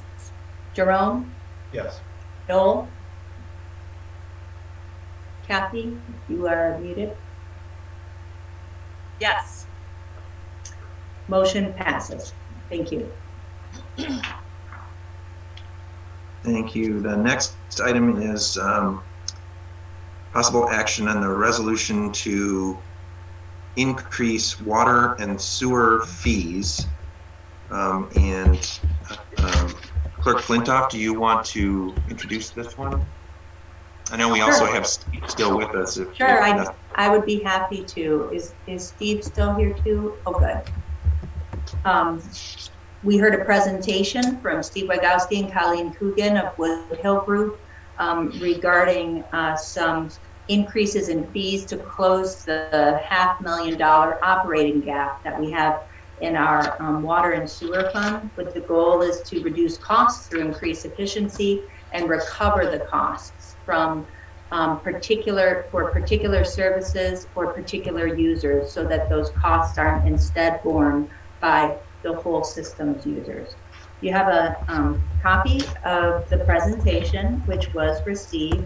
A lot of great work went into it. And before you is a resolution to establish fees. This is similar to the fees we established for fire inspection, planning, zoning, other fees. We have the authority to do so, both through the state of Michigan and our code of ordinances. One note is that this would establish these new fees in Appendix A, page 203, and it shows the cost recovery description, the users, and the fee. One note on when it would take effect. The fees themselves would take effect immediately, so they'd be effective tomorrow. Any interest that is charged would be such as the 1% interest charge after 30 days delinquent. That would take effect only after this board amends the water and sewer ordinance. We've had a committee working on that. Jim's partner, Conrad Seiler, has finalized it, and we should have that before the board July 27th. So shortly after that, the interest would kick in, but most of these costs, all of these fees would take effect immediately. And Steve, do you have anything else to say? I'm sorry, I wasn't prepared to introduce this. No, I would just like to add that these fees, many of them haven't been established and they've been free services. And the fees are to recover the cost of activities which benefit the specific users instead of all users. So we want people to pay for the services that are using them and not spread that amongst the whole community. Okay, I have questions. Treasurer Palmer. Today, as I was looking at this, the packet and everything and going over it, I asked our accountant to please go over this because that's been the person over the years that has helped to keep everything, make sure everything we do is copacetic. She has raised some very good questions on some of the recommendations, and I would like to have an opportunity for the board to discuss these, have her also explain why she raised these questions. So I'm asking that we table this, and I know Clerk Flintoff is going to be on vacation the first meeting in July. I'd like to see this tabled until the second meeting in July. So these questions and discussion can be had on the points that she raised. We have a motion to table. Is there support?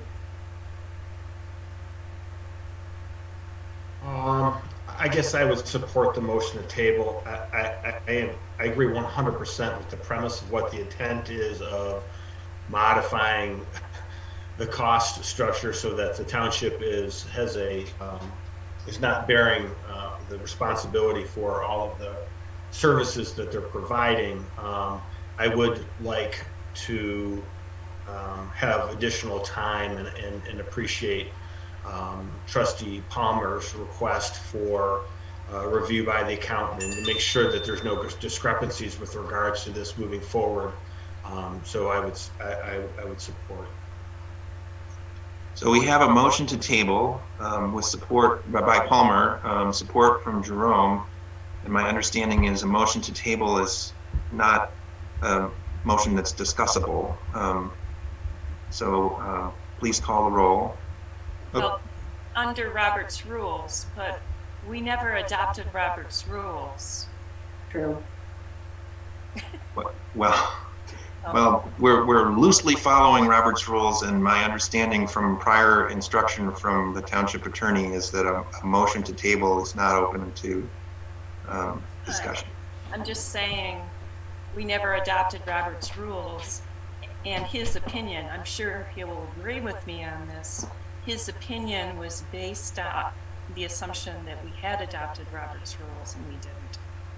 So that's okay though, we can move on. I don't need to discuss it. Okay. Pointing it out. Thank you. Please call the roll on the motion to table specifically to the July 22nd meeting, is that right? 27th meeting.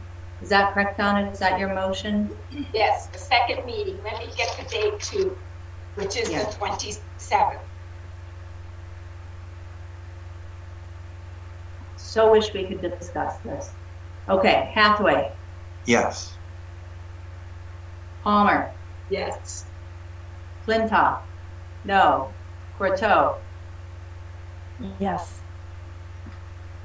Jerome. Yes. Knol. Yes. Motion passes. Okay. Next is item J3. This is possible action, continued protections against COVID-19 for Scio Township employees and residents. And Clerk Flintoff, would you like to introduce this item? Sure. We worked with this with the management team, Diane Benson, the treasurer supervisor, and I had direction to work with our attorney on a mandatory COVID vaccination policy. As the situation has continued to improve, and as a supermajority of our employees have had the opportunity to become vaccinated, the things have changed.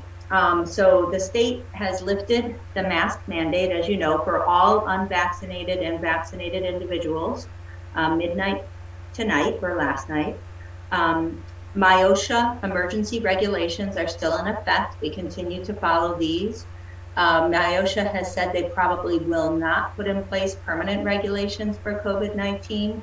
So we expect these to expire on October 14th, if not before. The CDC and OSHA continue to recommend that unvaccinated individuals wear masks, just like my kids do, anybody else. So that is currently still the sign on the front door of Township Hall. And what this would do would be to, in fact, require that all township staff who are not vaccinated wear a mask.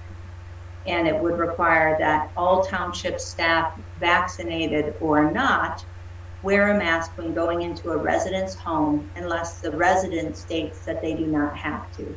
Just as a courtesy to the resident, but also as a way to protect our staff. So the township under this proposal would request and maintain records of fully vaccinated persons in order to exempt them from maintaining the distance of 6 feet and wearing face coverings. Currently, we do not ask, cannot ask without a policy if employees are vaccinated or not.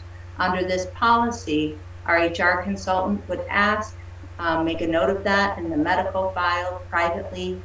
And if the staff person is vaccinated, they would not have to keep 6-foot distance and would not have to wear a mask while working here at the township. However, if the staff person does not provide a record of vaccination, they would have to continue wearing a mask while working for the township. So that is the proposal. It seems like a good balance on the whole. You will note that it says that this applies to everybody except the fire department. I want to be clear that that's because the fire department is already regulated under LARA. They're still wearing masks and when they go out on medical calls. And so it's not that practically they're operating by the same rules, just under a different authority.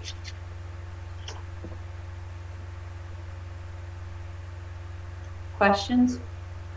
Trustee Jerome. I just want to be absolutely clear. This is not mandatory. An individual it's at their discretion whether or not they want to provide this information. And if they do not want to, even in the event that they would just have to wear a mask if they don't feel comfortable providing that information. Absolutely. Okay, I just want to be absolutely clear. Yep, that's a good clarification. Are there any other comments or questions from members of the Board of Trustees?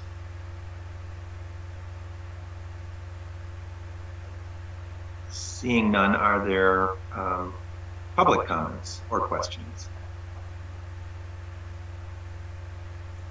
All right, Rob Pattinson, followed by Pam Boyd. Rob?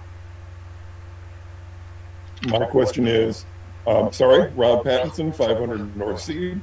My question is, what is the policy for the public coming into Township Hall to protect the Township Hall employees, staff?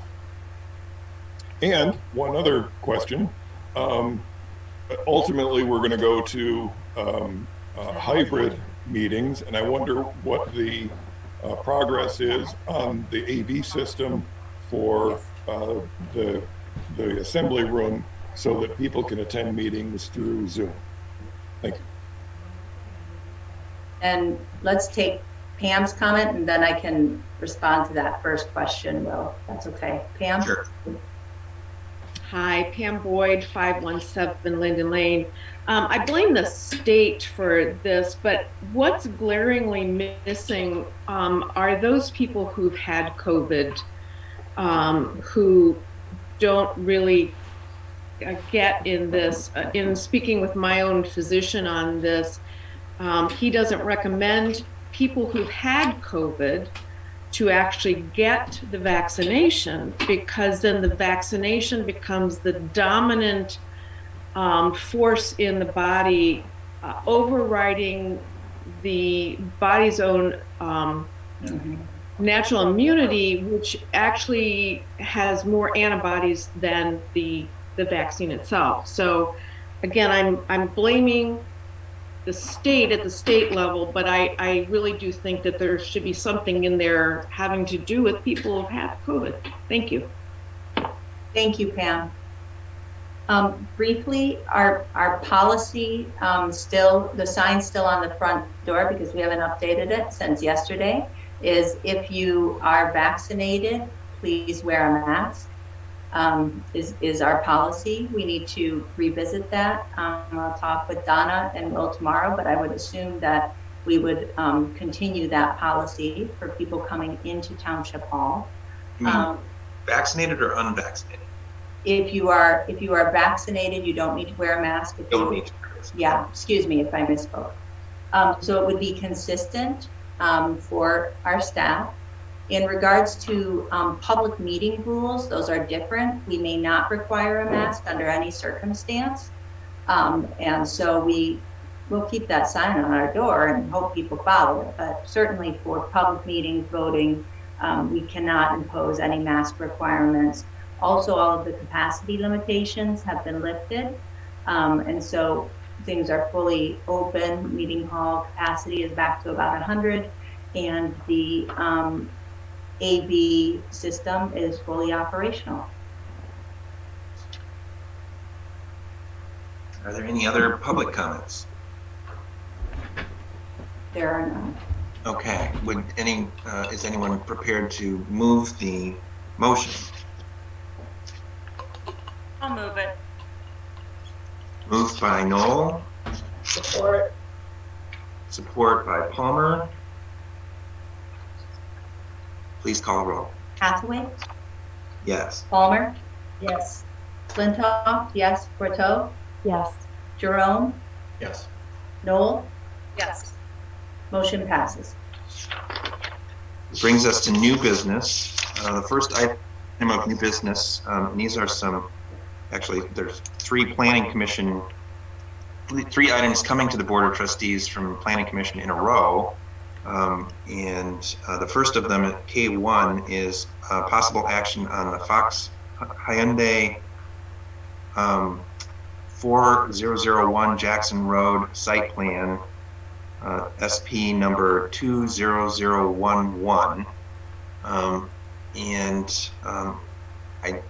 didn't ask Jacqueline if she wanted to speak to these. I'm not sure if we should ask Jacqueline to present, or I think Doug Lewan is with us as well, and he could help to present these as well.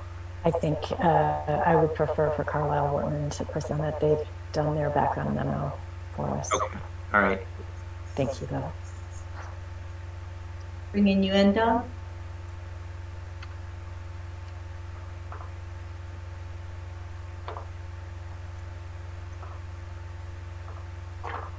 Hi, Doug. Doug, you're muted. Hello, Mayor. Hello, everybody.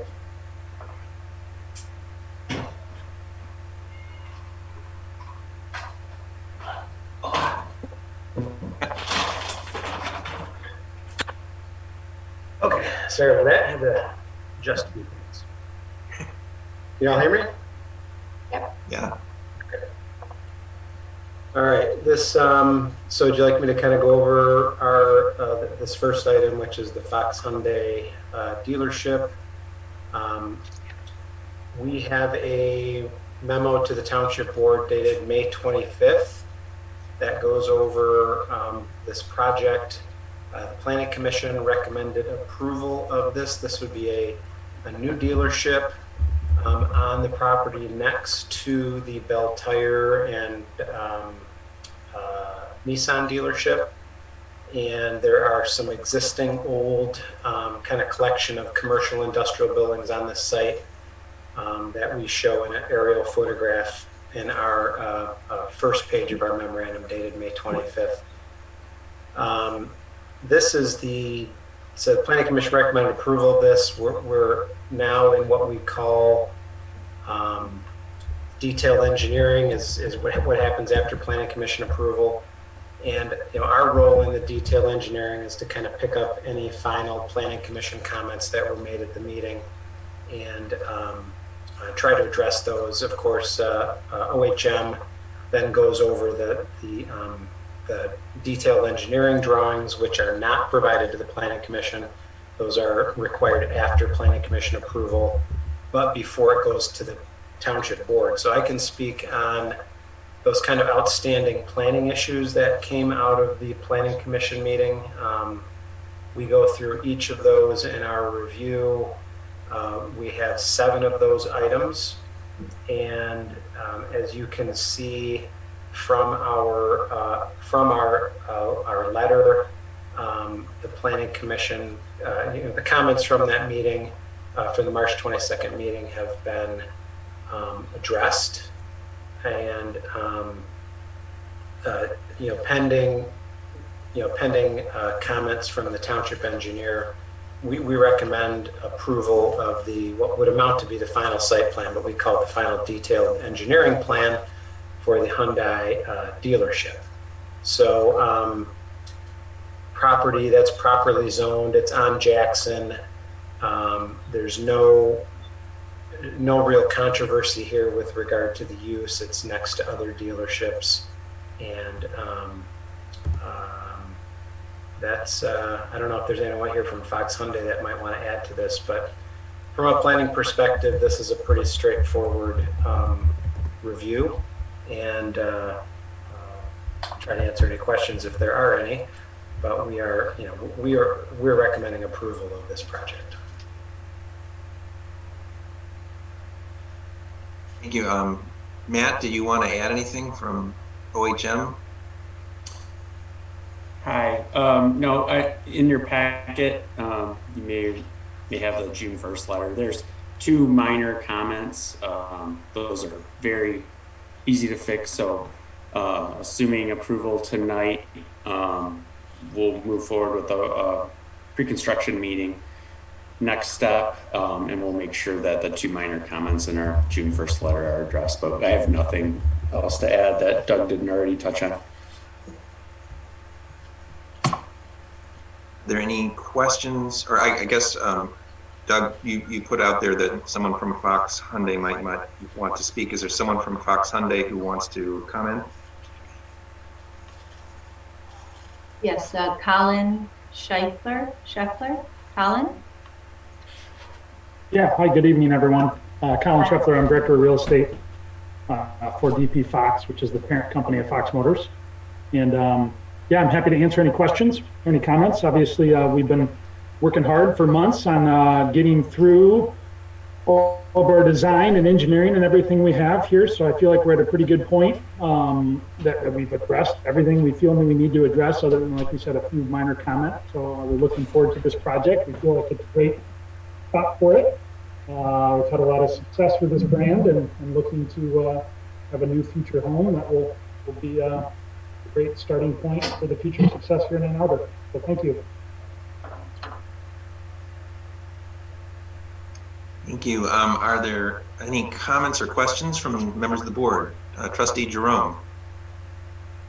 Yeah, I know we have some sustainability issues coming up with the next proposal for the dental, but I wondered if either Jackie or Doug could speak to whether or not there's any sustainability initiatives that were integrated into this proposal for the Hyundai dealership. And then as well, could you summarize, I see that a landscape variance waiver was not granted.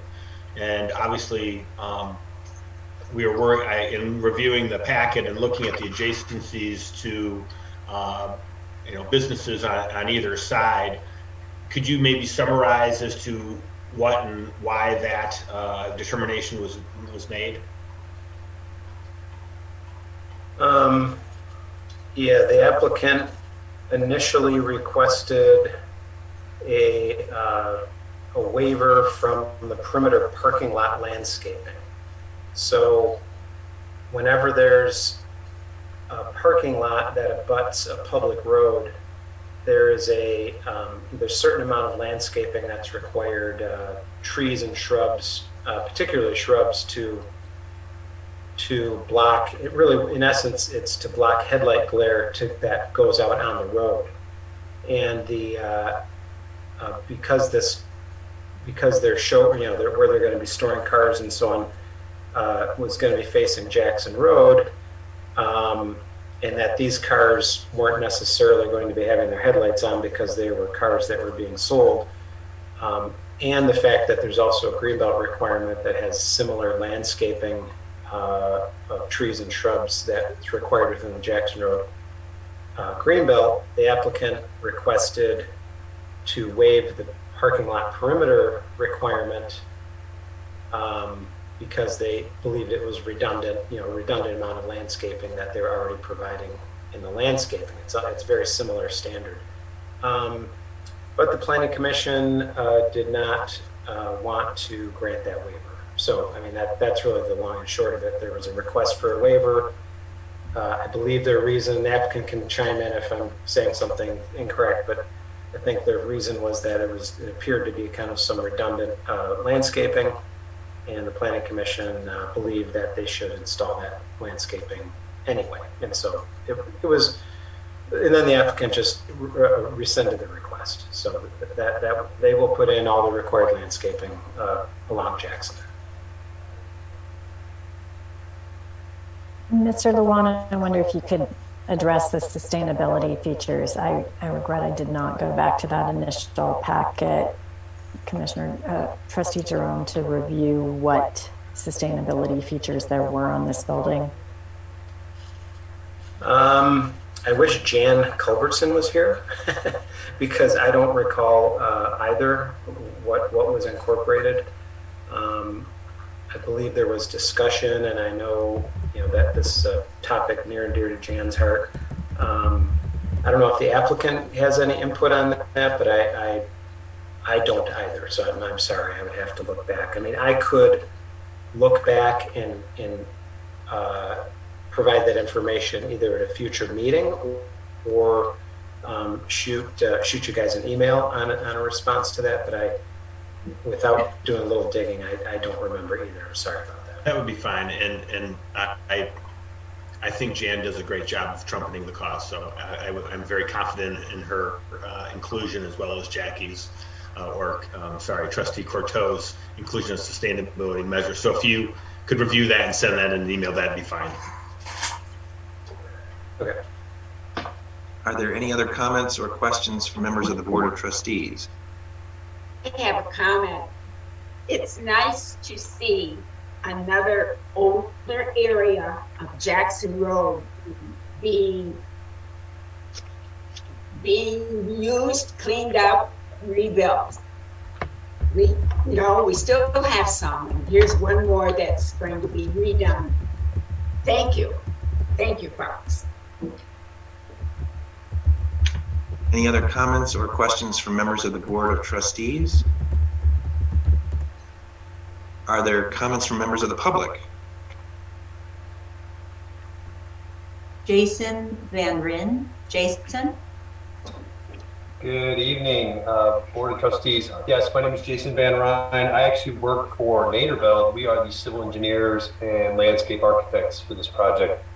I just wanted to throw out something as far to answer Trustee Jerome's question about sustainability. I don't have full understanding of all the building elements, but I can touch on a few things regarding the site that I think are important to know. So this site did require some cleanup, as Mr. Lewan referenced earlier. This site has a history of industrial use. There was a radiator shop and some other things. So as part of this project, that's going to be cleaned up, which I think is a great thing for the community. Another thing that we're doing is related to stormwater. So the existing site, had several buildings located on it, and there was no stormwater management. So as part of this project, we're going to be, constructing a detention system that meets the county's requirements for 100-year stormwater. We're also providing some vegetative swales along the east and west boundaries of the site, just allowing stormwater to daylight and, run through a grass swale versus, running through an enclosed pipe helps to remove sediment and things like that too. So, those are just a few site elements that I think are kind of in that sustainability realm that I just wanted to throw out there. Thank you. Are there any other members of the public? There are none. In that case, is someone ready to make the model motion? So moved. Well, I think in this case we have to indicate that it's either approve or deny. So Move to approve. I'm sorry. Oh. So move to approve the model motion. Is there a support?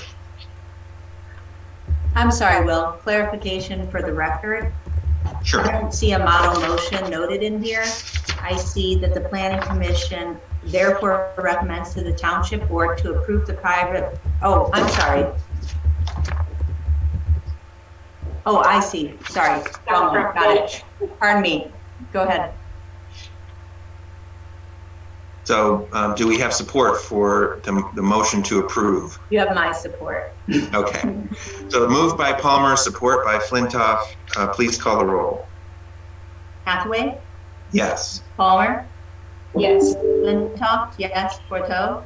Yes. Jerome? Yes. Knol? Yes. Motion passes. Thank you. The next item is item K2. This is possible action on the Stevenson Johnson Dental facility. This is at 3443 West Liberty Site Plan, SP number 20012. And Doug, do you want to present this as well? Yes, I can do that. So this is a vacant parcel on the southeast corner of Liberty and Wagner.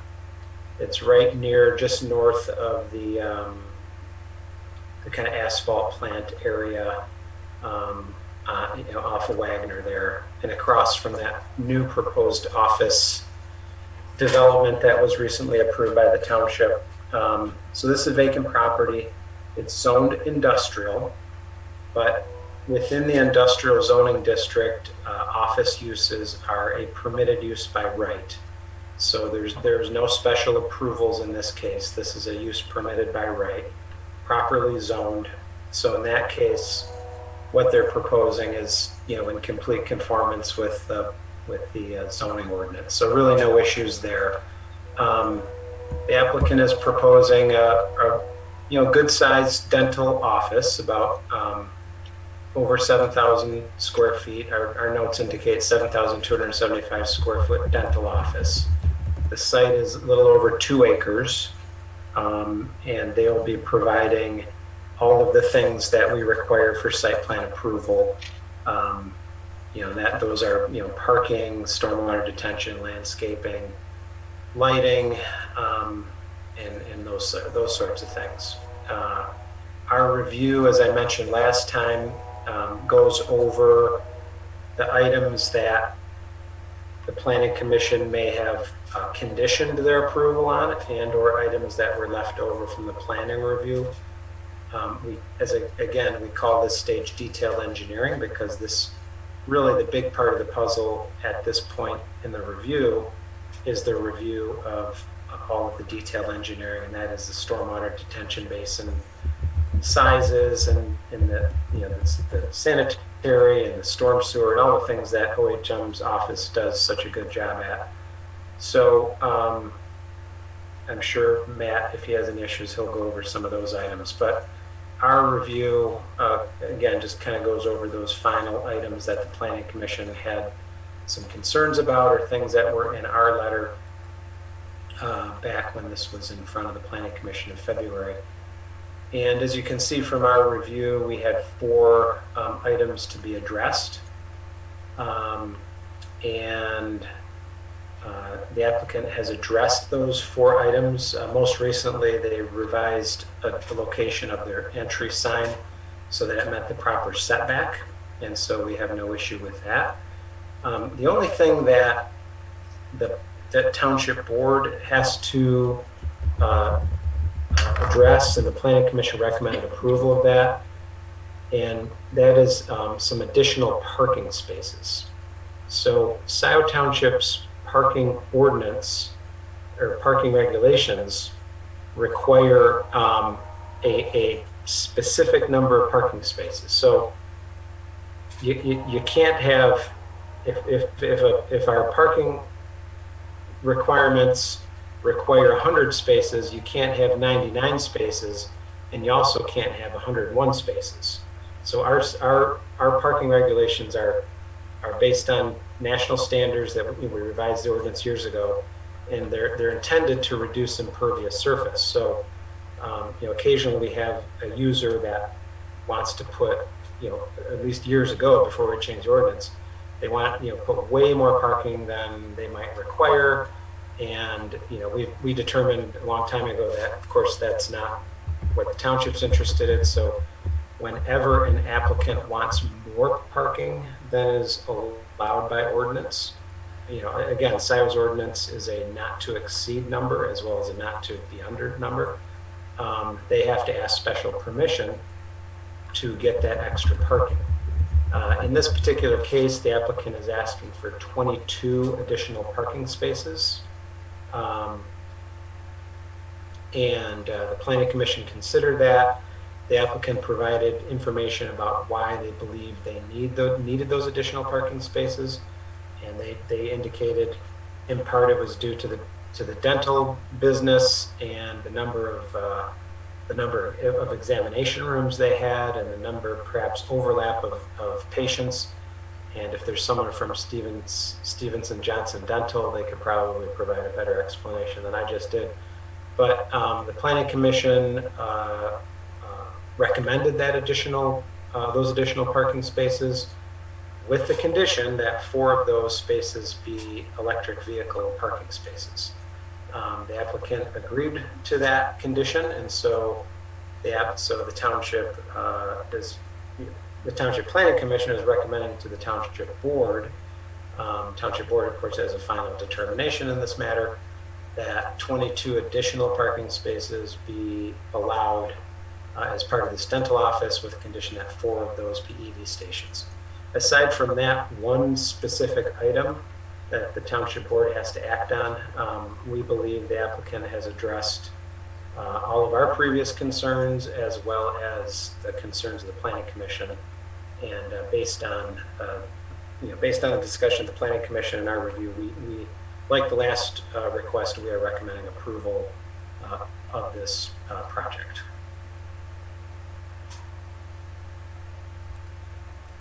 Matt, do you have additional comments? No, Doug mentioned stormwater, and we did review that. They were in good standing. There's a couple of permits that need to be issued for this project. One Part 41 permit from Eagle for the sanitary sewer connection, and then being on the corner property, Road Commission will have to issue a permit for any work in the road right away. And then the applicant also worked as well with us, but also Water Resources Office for their stormwater. So everything's in good standing. The only comment we had in our June 3rd was working on their landscaping a little bit to avoid placing them directly above any proposed utilities, but that was very, very minor. So we're all set with them as well and recommending approval. Is there anyone here from the applicant who would like to speak to their proposal? Please raise your Zoom hand. I see none. If not, are there questions or comments from members of the board? Question. Doug, I'm confused. On the additional parking they've asked for, and the Planning Commission is recommending that we approve that with the caveat of 4 electric vehicle spots. Oh, sorry. I don't see it in the motion. Is this something that down the road someone could question and we will not have any official board action reflecting that? Well, if it shows up on the site plan, it's required. So as long as the 4 EV stations are on an approved site plan, an approved site plan has the same effect of the zoning. So once the site plan is approved, it has the effect of zoning. Okay. So they have to meet it. And the 22 additional spaces they asked for also would be the same thing. Yeah, it'd just be shown on the site plan, and that's what would be built, and that's what we'd inspect. And if I go out there and do my final inspection and they don't have EV stations, we would not grant them their final zoning compliance. Okay, all right, thanks. Yeah, I was going to clarify that as well, Treasurer Palmer. I think the attached minutes from the Planning Commission meeting, because they're referenced in the model motion, those are sort of conveyed in the motion as well. Okay. And it is spelled out there, the conditions for the 22 extra parking spaces. Okay. Trustee Knol? Doug, what is the total number of parking spaces? I don't have my original report here. If you give me a minute, and I'll find that out. Couldn't find it in here. Yeah. Are there other questions or comments from members of the Board of Trustees? Trustee Courteau. Matt, I wonder if you could remind us, I recall that their stormwater system is an underground system beneath the parking. And so as I recall, one of the concerns about the number of parking spaces was also related to the operation of how that underground space for the stormwater would work. Can you remind us of their stormwater system? Oh, yeah, I believe a good chunk of it is underground detention, but also with infiltration, because part of the county rules is that you have to infiltrate, and that has to be located in an area where they're able to have good soils. And on a site like this, where you're trying to fit everything in, they elected to place their detention underground. So essentially works the same as a pond, other than you're not, you're still getting the infiltration.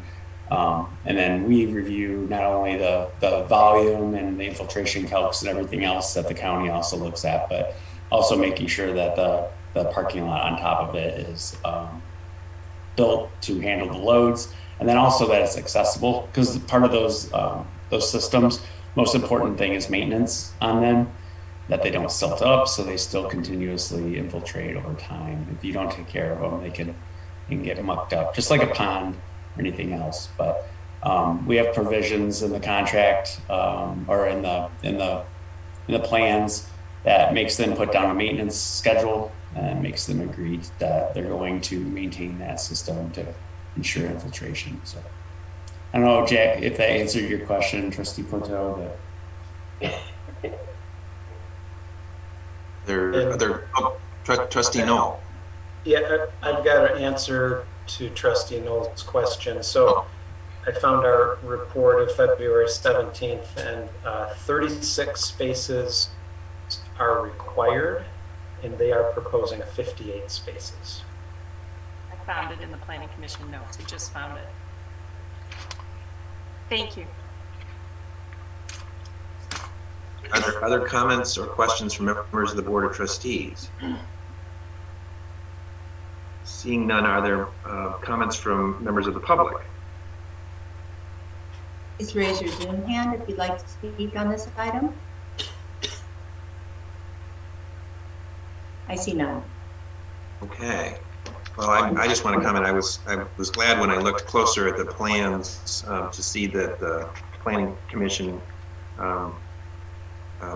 had sidewalk included in plans for this particular project. It's a step forward in our overall goal of having a sidewalk that extends down West Liberty to connect with the sidewalk near the uplands. If there are no other comments, then would someone like to make the model motion either to approve or deny?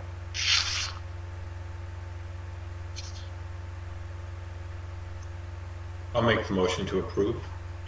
So moved by Jerome to the motion to approve site plan 20012 for Stephen Johnson Dental Office. Is there support? Support. Support by Palmer. Please call the roll. Hathaway? Yes. Palmer? Yes. Flintoff? Yes. Courteau?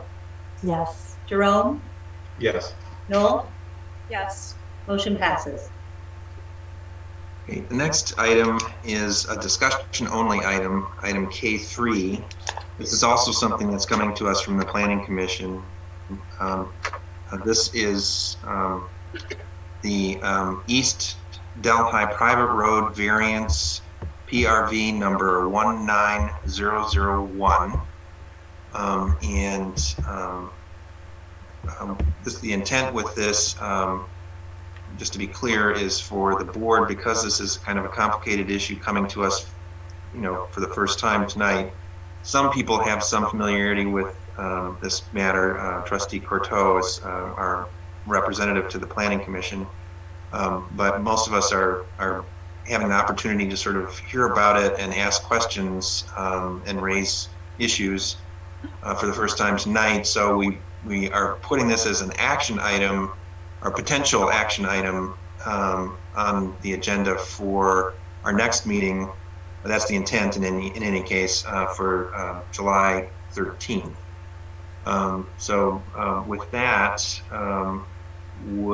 Doug, would you like to present sort of the background on this and provide us with some context? Sure, I will try. I just turned off my camera because my computer just told me my internet was getting unstable, so hopefully you can keep hearing me. So this was a request from the applicant to allow a private road to be constructed north of Red Hawk Lane, south of Holden Road, off of East Della, 66-foot wide right-of-way. Within the area they would like to construct this private road. And I say construct a road, there's already a private drive within the 66-foot wide right-of-way. What the applicant is requesting is to extend that private drive to provide access to some additional home sites to the east. So the township has a private road ordinance that is separate from the zoning ordinance. And the private road ordinance has standards for construction of private roads.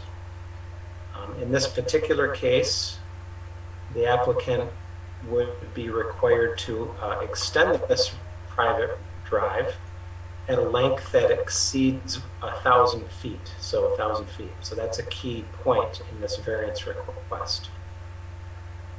So the private road ordinance determines the class of private road based on two criteria.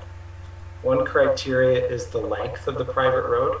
So any private road over 1,000 feet in length has to be a Class A private road, which is essentially the same as a county paved road, 24-foot wide pavement within a 66-foot wide right-of-way. That's a Class A private road.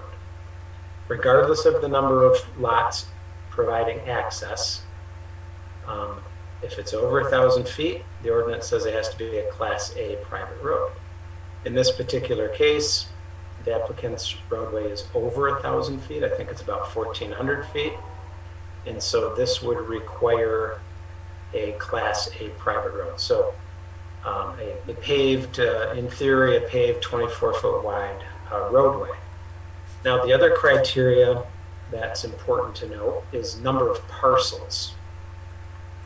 So if you have a private road that's under 1,000 feet in length and provide access to only 4 homes, a private road can be what we call a Class C private road, which is a 16-foot wide gravel road, providing access to property. Sometimes I call this like a glorified driveway. So it's 16-foot wide gravel, our least intensive or least intrusive private road. And then once you go over 4 parcels that would be providing access, but under 10, so 4 to 9 parcels, it can be a Class B private road, which is a gravel road, still a gravel road, but it bumps up to 22 feet in width. So it goes from 16 feet from a Class C road to 22 feet for a Class B road. Now, I mentioned that this number of lots is an important distinction because in this particular case, by my accounting, even with the existing parcels on this existing access, there would only be a maximum of 9 parcels that could be provided access. So if not for the length of this road, the applicant, could have built a Class B private road and just gone to the Planning Commission. There would have been no public hearing or variance request. But due to the length and the requirement for Class A, the applicant is requesting, they did request a Class B, so they went from paved to gravel. And during the deliberations with the Planning Commission, which were extensive, the Planning Commission, in their recommendation to approve this variance, they indicated that they would like to see the road go to a Class C private road rather than a Class B to minimize the impact even more.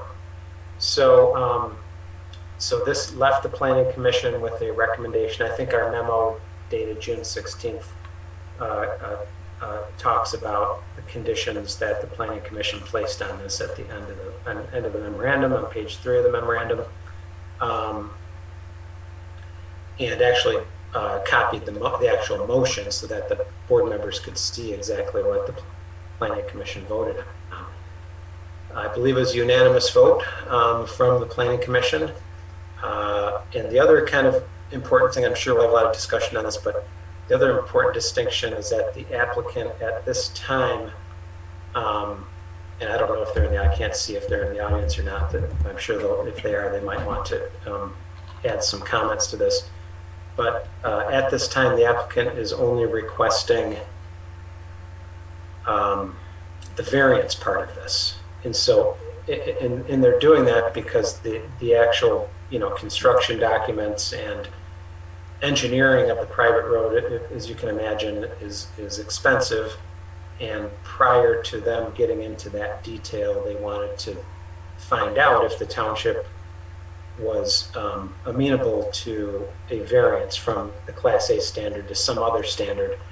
And as I mentioned, what came out of the Planning Commission was a recommendation for a Class C private road to provide access to these parcels. I think that is, so just to be clear, as I know there's been a lot of discussion, I've had some email correspondence with residents myself about this process. And so this is really being broken into two parts. The first is a variance request that simply is looking at, should this be, if this road is to be built, does it make more sense as a Class C road or a Class A road? And if you believe it to be, to meet the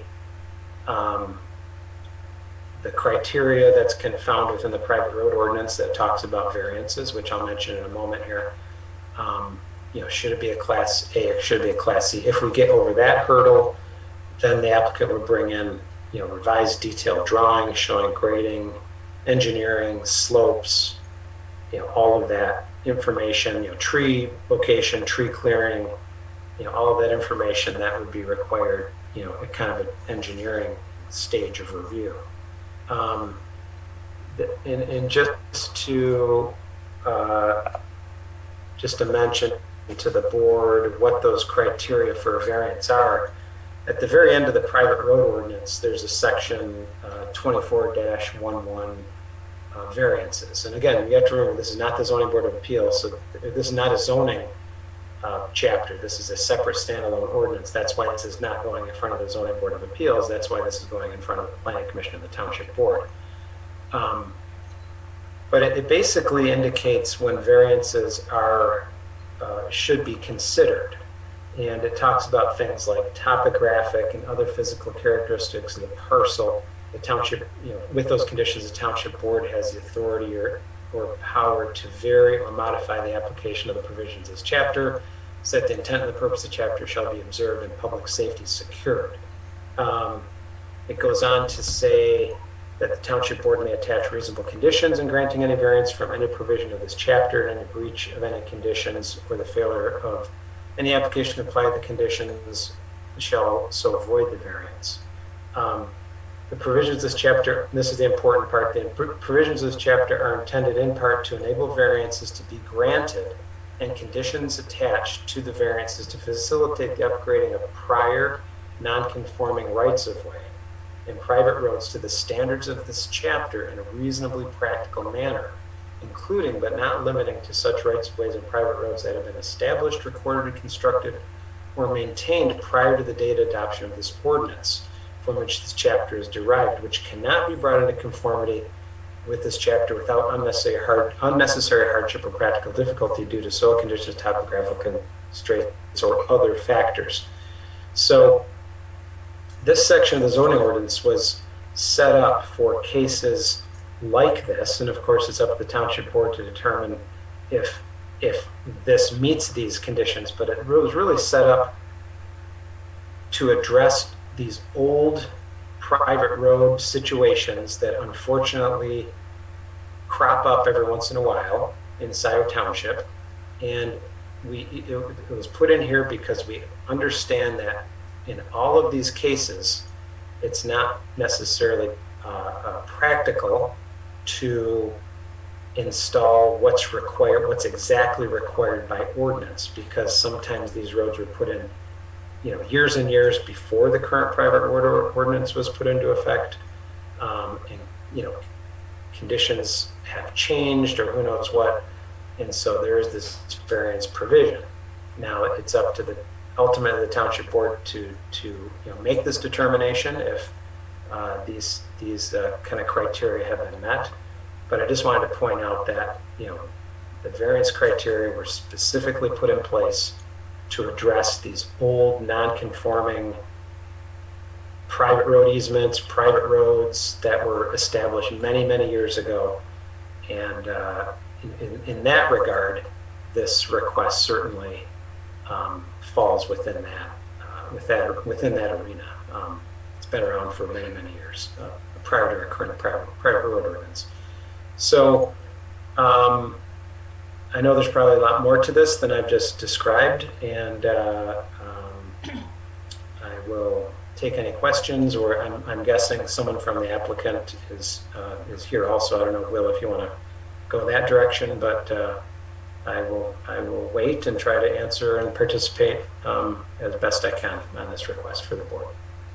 And I just want to know, we also thank you, Doug. I just want to also know that our township attorney is here to answer questions, legal questions that relate to this, the board may have. Is there someone from the applicant who would like to speak about this application for a variance? There are two hands. The first is Julia Beer, followed by Kathy Knol. Julia? Can you hear me? Yes. Okay. I think before we talk about road variances, I think the bigger question might be, does this parcel that they want to develop actually have a legal right-of-way on this particular easement for egress and ingress? And that, to me, has not been clarified. I understand that there are some parcels that do, but does this particular parcel have legal access to use this easement?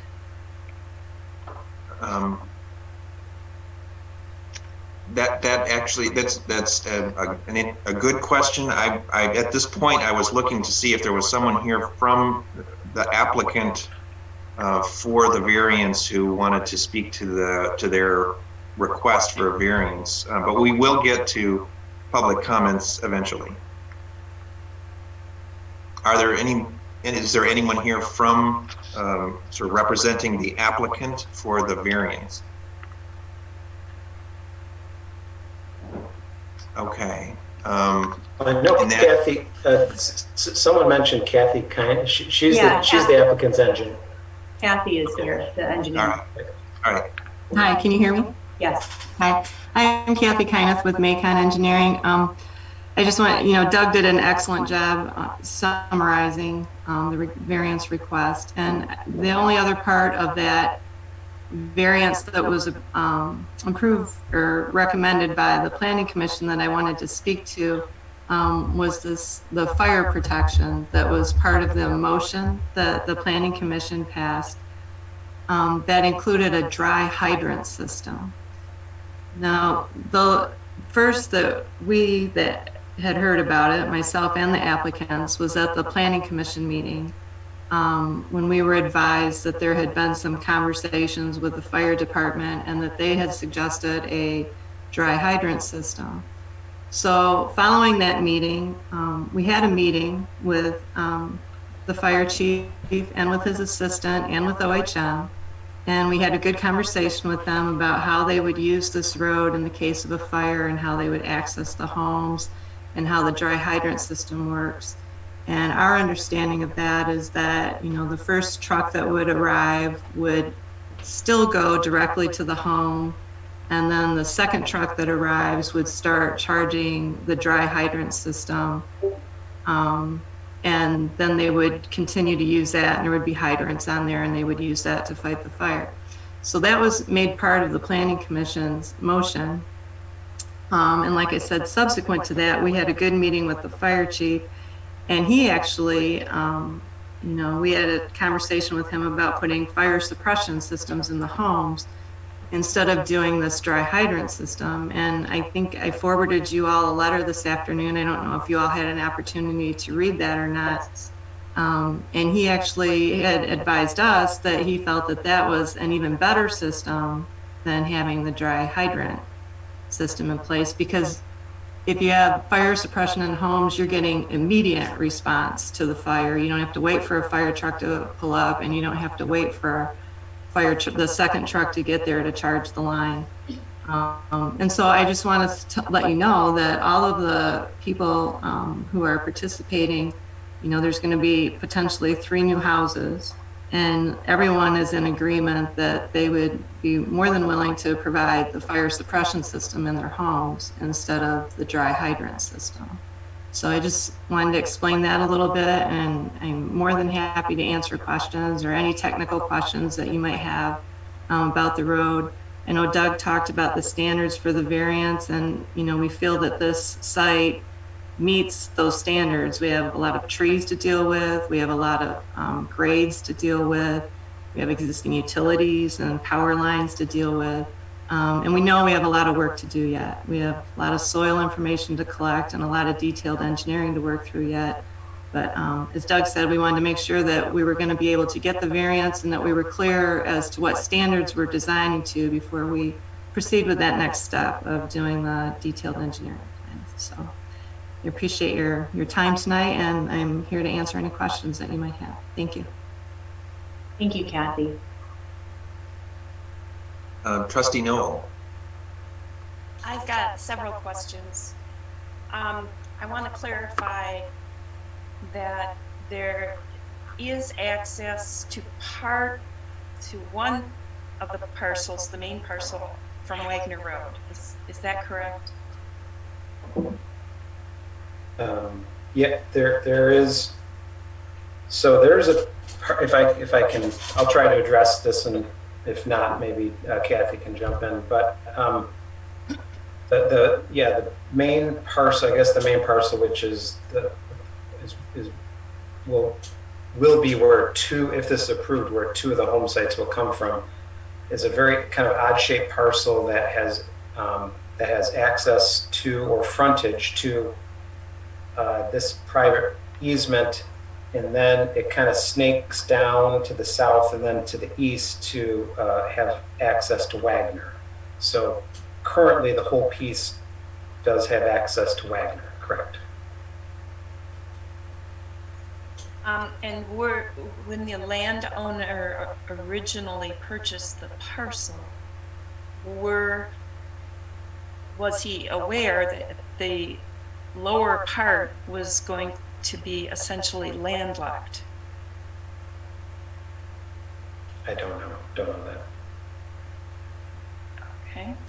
And do you know the history of any prior evaluations of these parcels or attempts to develop the area? Yeah, there have been.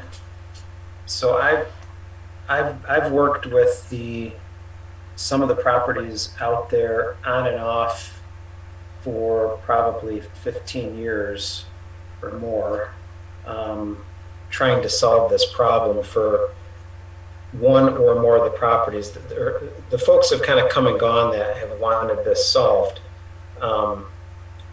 Probably one of the ones that some of you may know or may not know is a guy named Bruce Hubbard, who owned property off of Holden Road. And Bruce used to be a planning commission chairperson here in Scio.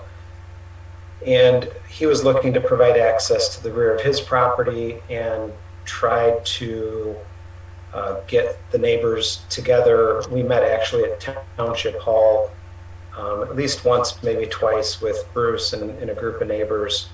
And it's my understanding, well, being part of those meetings, that there just was not consensus amongst the neighbors about what to do or how to actually do this. And some just simply didn't want access. And so there have been kind of fits and starts of trying to provide access to some of these parcels east of where the little private drive ends for a number of years. Probably 6 years ago, maybe 6-7 years ago or so, there was a request to extend, pretty much extend the private drive the way it is right now to provide access, I believe, to a single parcel. And the planning commission, so it never got to the township board, but the planning, it's my recollection, and before the next meeting, before I could give you more specific detail, but it's my recollection that the planning commission postponed action on that because it was not a large enough solution. It was just providing access to one parcel, and we knew that there was other parcels that were kind of in the same boat that were either landlocked or didn't have very good access. So the planning commission postponed action on that, and from my understanding, the applicant just never came back. So I don't think that was actually denied. I think that just died after it got postponed by the planning commission. And so we haven't really heard that. I shouldn't say we haven't heard anything. I've worked with the current applicant, Brent Flewelling, and Kathy Kyneth as engineer, probably over the course of the last couple of years, them meeting with us at the township, trying to figure out ideas to provide access. And so, of course, the conforming alternative is a Class A road, which is a very large road, and frankly, I did not think that was a good idea due to the impacts it might have to the area. And so, if the applicant was to proceed and try to provide access to parcels, I advised them to request a variance to provide a private road that would provide less impact. And so they did that. And so they requested the Class B. Planning Commission thought that was, even that was probably too onerous for the area. And so the Planning Commission bumped that down to a Class C. And that's where, I'm sorry I went so long, but that's the history that I know of the property. And I was told, I spoke to Jackie Courteau earlier today, and we discussed the fact that the LPC had previously looked at this parcel. Mm-hmm. Do you know anything about that? Not enough to comment on it. I have a recollection that they looked at the parcel. I work with Barry and the LPC on providing some maps, but that I think that was quite a while ago. I have some recollection, but I don't have a lot of detail. I'm sorry. Maybe we can find out a little more about that before our next meeting. When Alec probably knows. We looked at 3 parcels actually in that location at the time, I believe. They were all contiguous. This predated what Doug was speaking about with regards to the last iteration of the applicant coming in front of the planning commission with regards to the additional one. It was a different, it might not have been the same applicant, but what Doug was referring to with the addition of one site versus the application that's in front of us today.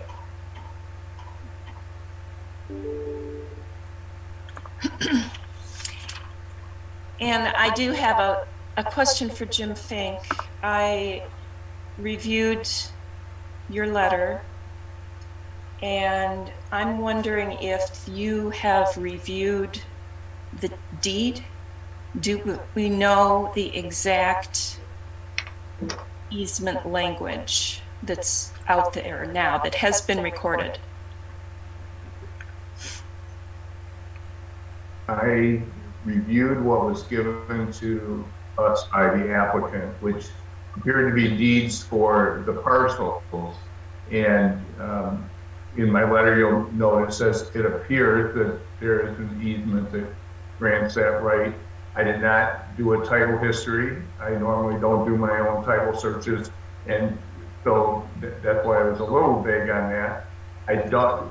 The easement shows up on each of those parcels, but I don't know the origin of the easement.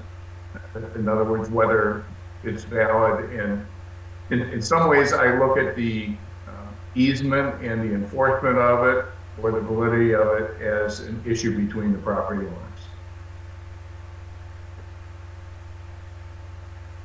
It could also be an issue right now for the township board.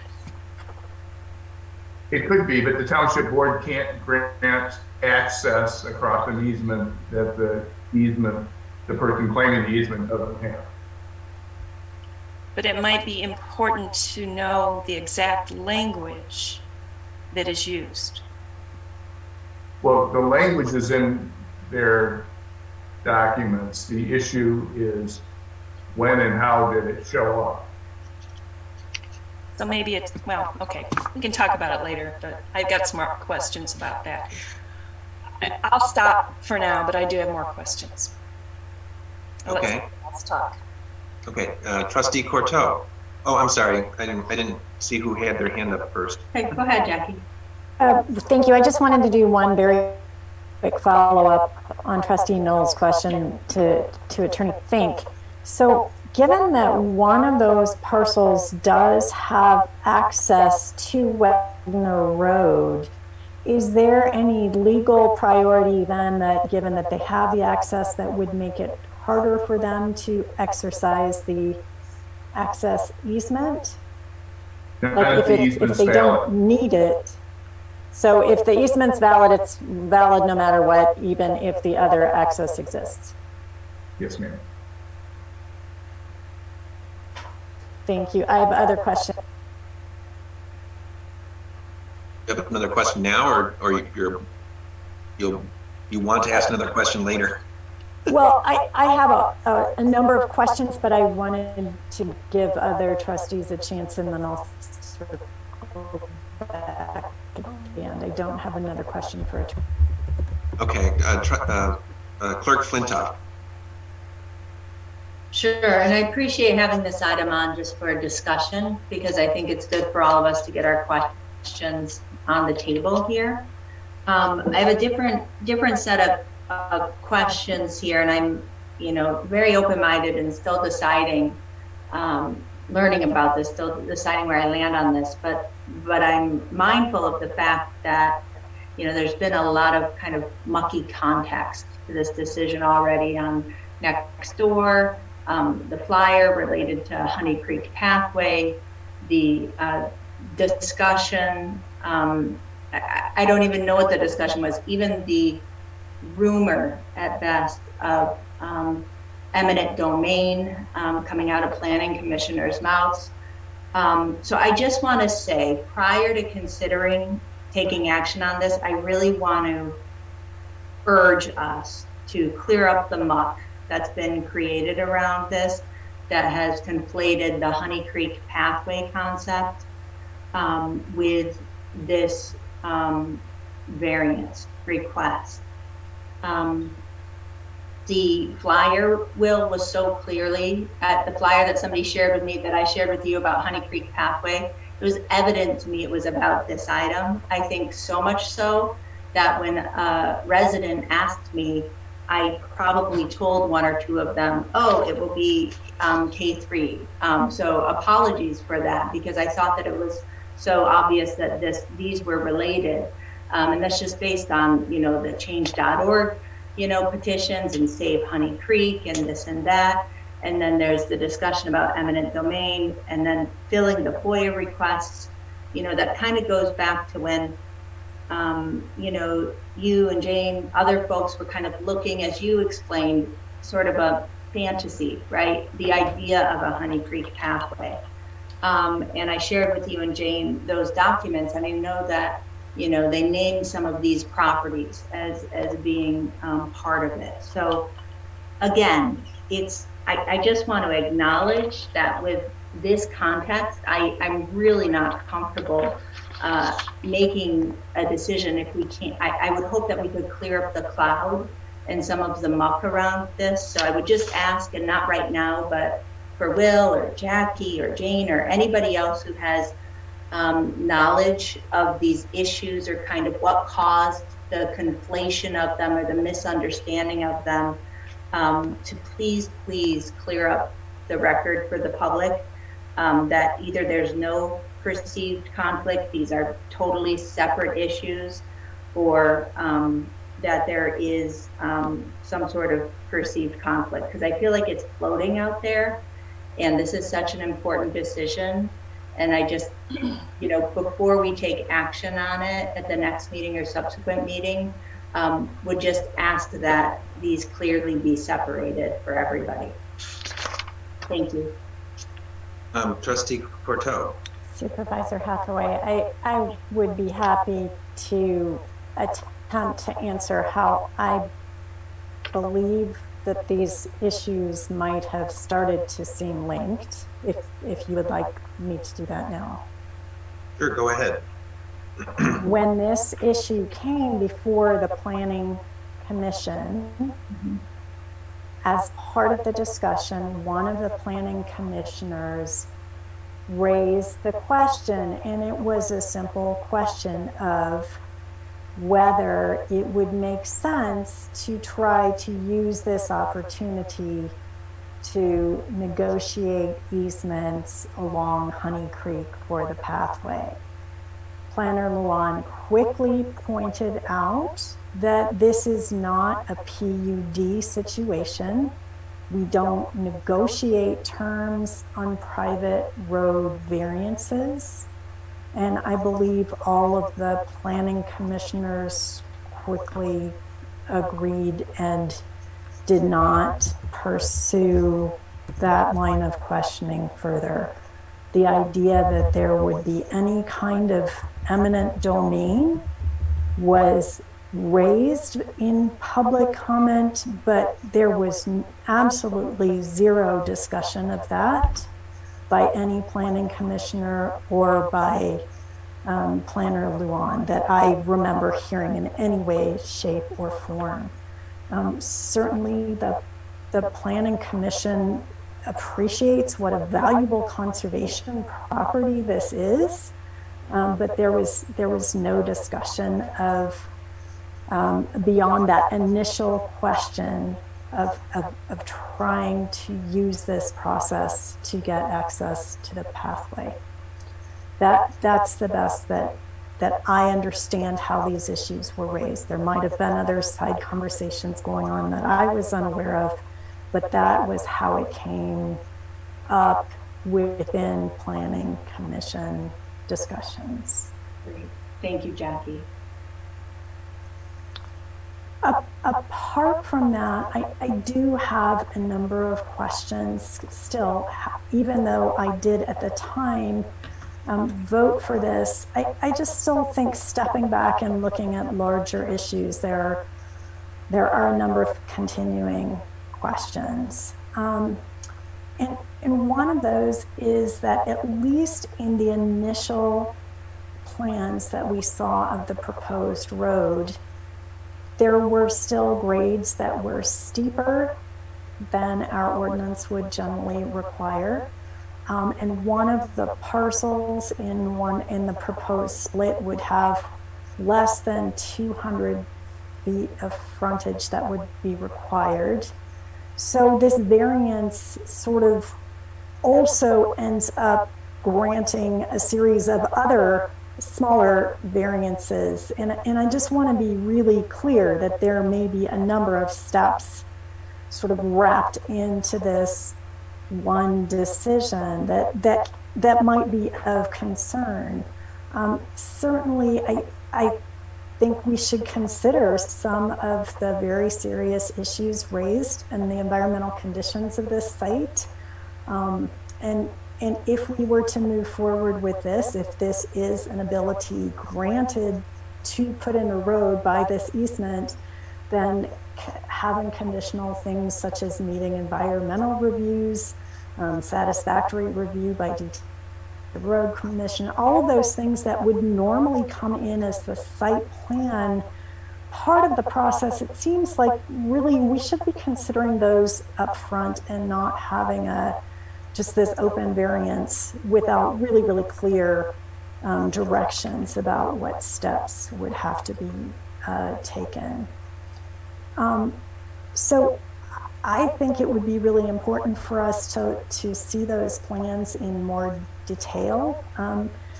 Just as part of, like, it's great to build this road, but will the site plans of those houses then trigger further concerns by the Water Resources Commission about drainage to Honey Creek? Will they actually be able to build their septics? There are a number of questions about what's actually going to be put on the other end of the road, and it feels like considering the road in isolation and only the road without also thinking about the end use, that feels like it doesn't fully make sense. So I think the road should be conditioned on a number of the specifics of how it would be used. And then just finally, I wanted to just briefly offer that LPC history that Trustee Jerome alluded to. The LPC was approached by parcel owners of 3 of those parcels, which wanted those properties, valued them highly and considered them of high priority, but was not able to come to agreement on prices. And the LPC operates on application by landowners. Again, there is no such thing as eminent domain as used by LPC. So it's not as though no matter how much the master plan might indicate a conservation use and trustees might appreciate having a conservation use there, there's not really a mechanism for the township to force a conservation use on those parcels. It really is, you know, what we have before us is a road and site, the possibility of site plans.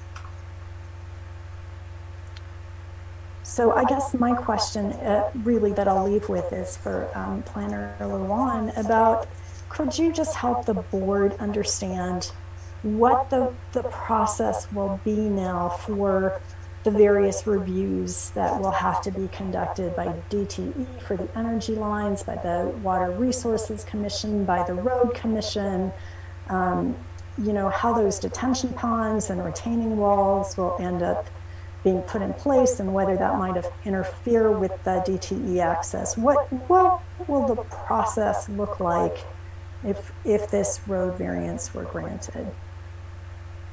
So if the variance, if this variance was granted by the Township Board, the process would look like any other private road application after the variance.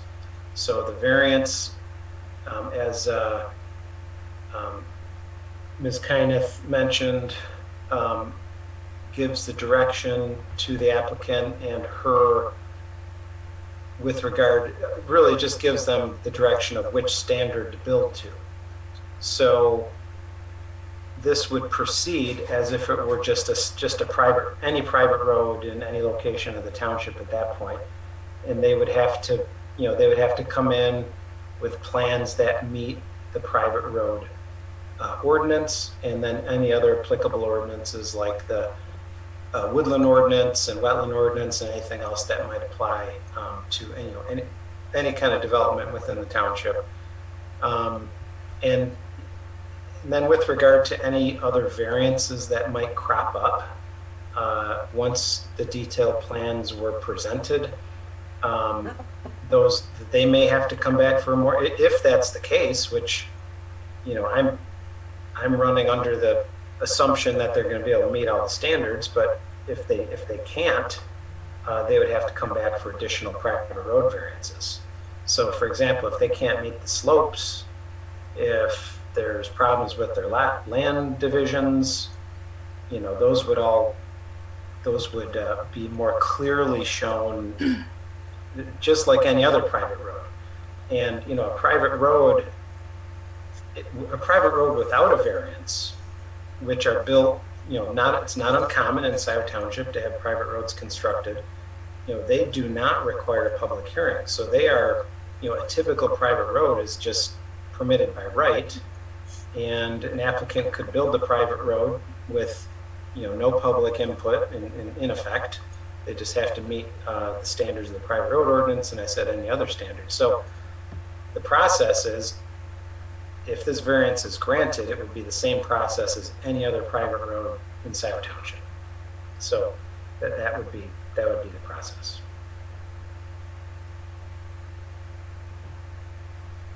Did you have further questions, Trustee Courteau? Just one brief one for Attorney Fink. You mentioned that the terms of the easement really are a matter between the easement grantor and the parcels that have the easements across them. Some of the neighbors have raised concerns about the undue burden that might be imposed by this road. So can you just explain for us how you're suggesting that the township might consider those concerns?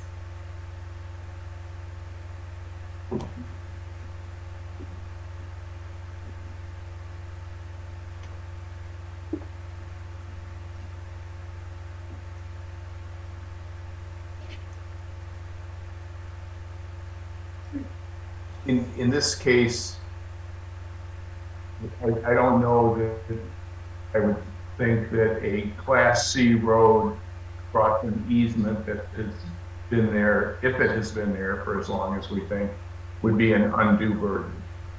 If it was an expansion beyond what would be contemplated when somebody granted that 66-foot wide easement, that might be, but in this case, I don't know that just putting a Class C road down within the boundaries of this easement that presumably people were aware of would be an undue burden.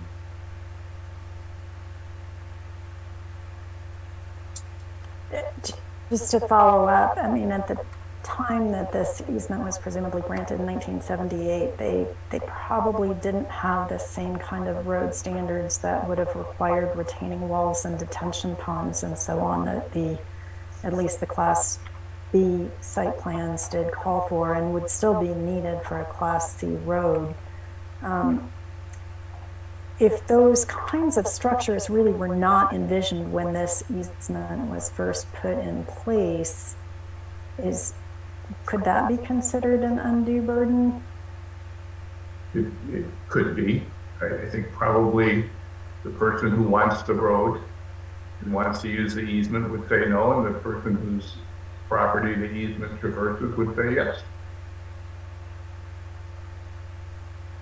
Okay, thank you. That's all my questions. Is that a good lawyer answer? Yes, I can rely on you for that. Are there other comments or questions from members of the Board of Trustees? I want to clarify, and I'm not sure if this is a question, this may be a question for you, Doug, or I'm not sure, Jim, maybe it's for you. So hypothetically, if the township were to grant the variance for a Class C road, essentially, if I'm following the logic that the Planning Commission followed, that would be deemed a plus over a Class B or a Class A road because it would have less impact in terms of tree removal and so on. But the applicant would still have the ability to ask for or request a Class A road. They'd still have that right, right? Yes, and I'll try to answer that. And Attorney Fink, if you want to add something, you certainly do that. But yeah, I've got the motion here in our memo, and number 4 and 5 kind of address those points of the Planning Commission motion. Addressed your first part of your comment, and that was that the Planning Commission thought that a Class C road would be less intrusive. And what they said, and I'll read this for the benefit of the public who might not have been at the Planning Commission meeting. This is from the Planning Commission motion. It says, upgrading the road into a conforming Class A private roadway would cause unnecessary hardship and practical difficulty as additional grading, tree clearing, and disruption to the area would occur, thus negatively impacting the character of this part of the township. Specifically, the easternmost edge of the proposed private road contains severe slopes and vegetation that would be impacted by a conforming Class A private road. And number 5, additionally, a Class C road would be more environmentally compatible with adjacent parcels. So yes, I think that was clearly the thinking of the Planning Commission when they recommended approval of this variance. And then to the second part of your question, a Class A road, as I mentioned when I started, due to the length of the roadway, over 1,000 feet, is the conforming alternative. And the applicant, would have the right, with no public hearing, to construct a Class A private road. Now, I know I say they have the right, and I understand that there's residents out there that may not think they have the right. I'm saying they have the right because we received a letter from Mr. Fink indicating that appeared to be the case, and there may be more digging that needs to be done to find out if that clearly is the case. So I don't mean to minimize the public's concerns on that point. However, yes, a Class A private road would be the conforming alternative that the applicant would have the right to do with frankly no public hearing. That they would be skipping this whole part of the process and coming in with a detailed engineering drawing to a Class A road. So essentially what we're sort of balancing here is sort of everyone, the applicant, the Planning Commission, wants to sort of the 3 alternatives, Class A, B, and C, the sort of lesser impact alternative is the one that people prefer. And then there are a number of people who want no road to be built, and so that's their preference. And I guess the question is, for us, if I understand correctly, is do we sort of go forward with the Planning Commission's recommendation for the lesser impact road, granting the variance, and understanding that that's not the end of this sort of dispute about whether to construct a road at all. It's just sort of steering the process, if a road is built, towards the lesser impact. Am I characterizing this correctly?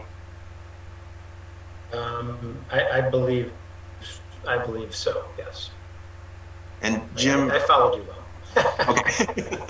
And Jim, one of the questions that has come up for me in the last, 24 hours is this question about the road maintenance agreement. And I understand this could be attached as a condition, but it's what I learned from Doug is it's more a condition that would be attached to the next step in the process after the variance. It would be when the applicant came and made an application to build the private road, then the township could make as a condition that there be a maintenance agreement. And the way that I had understood this as a condition is that all of the property owners along the road would have to agree to a maintenance agreement. But actually, in talking with Doug today, I learned that, it's possible that the property owners at the end of the road could agree to maintain the road and thus sort of take away what I had understood to be kind of a veto power of not being able to obtain agreement from all of the property owners. And so I wanted to clarify that, because I think that's an important point. If we attach a condition of a maintenance agreement on the assumption that everyone has to agree, and that's not actually true, then I think we should understand that going forward, what that means.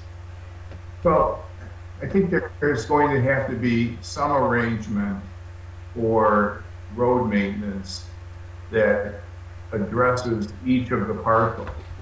And the reason for that is if you're going to put a roadway across my parcel, or now you say, I'm responsible for maintaining the road, you don't have to do anything, and then the person responsible doesn't do anything, the parcels closer to Delhi are going to want to have something done because it's going to affect their roadway. So I don't disagree with Doug that the maintenance agreement might be that the easternmost parcels are responsible for road maintenance, but I still think there will have to be some participation from the other parcel owners.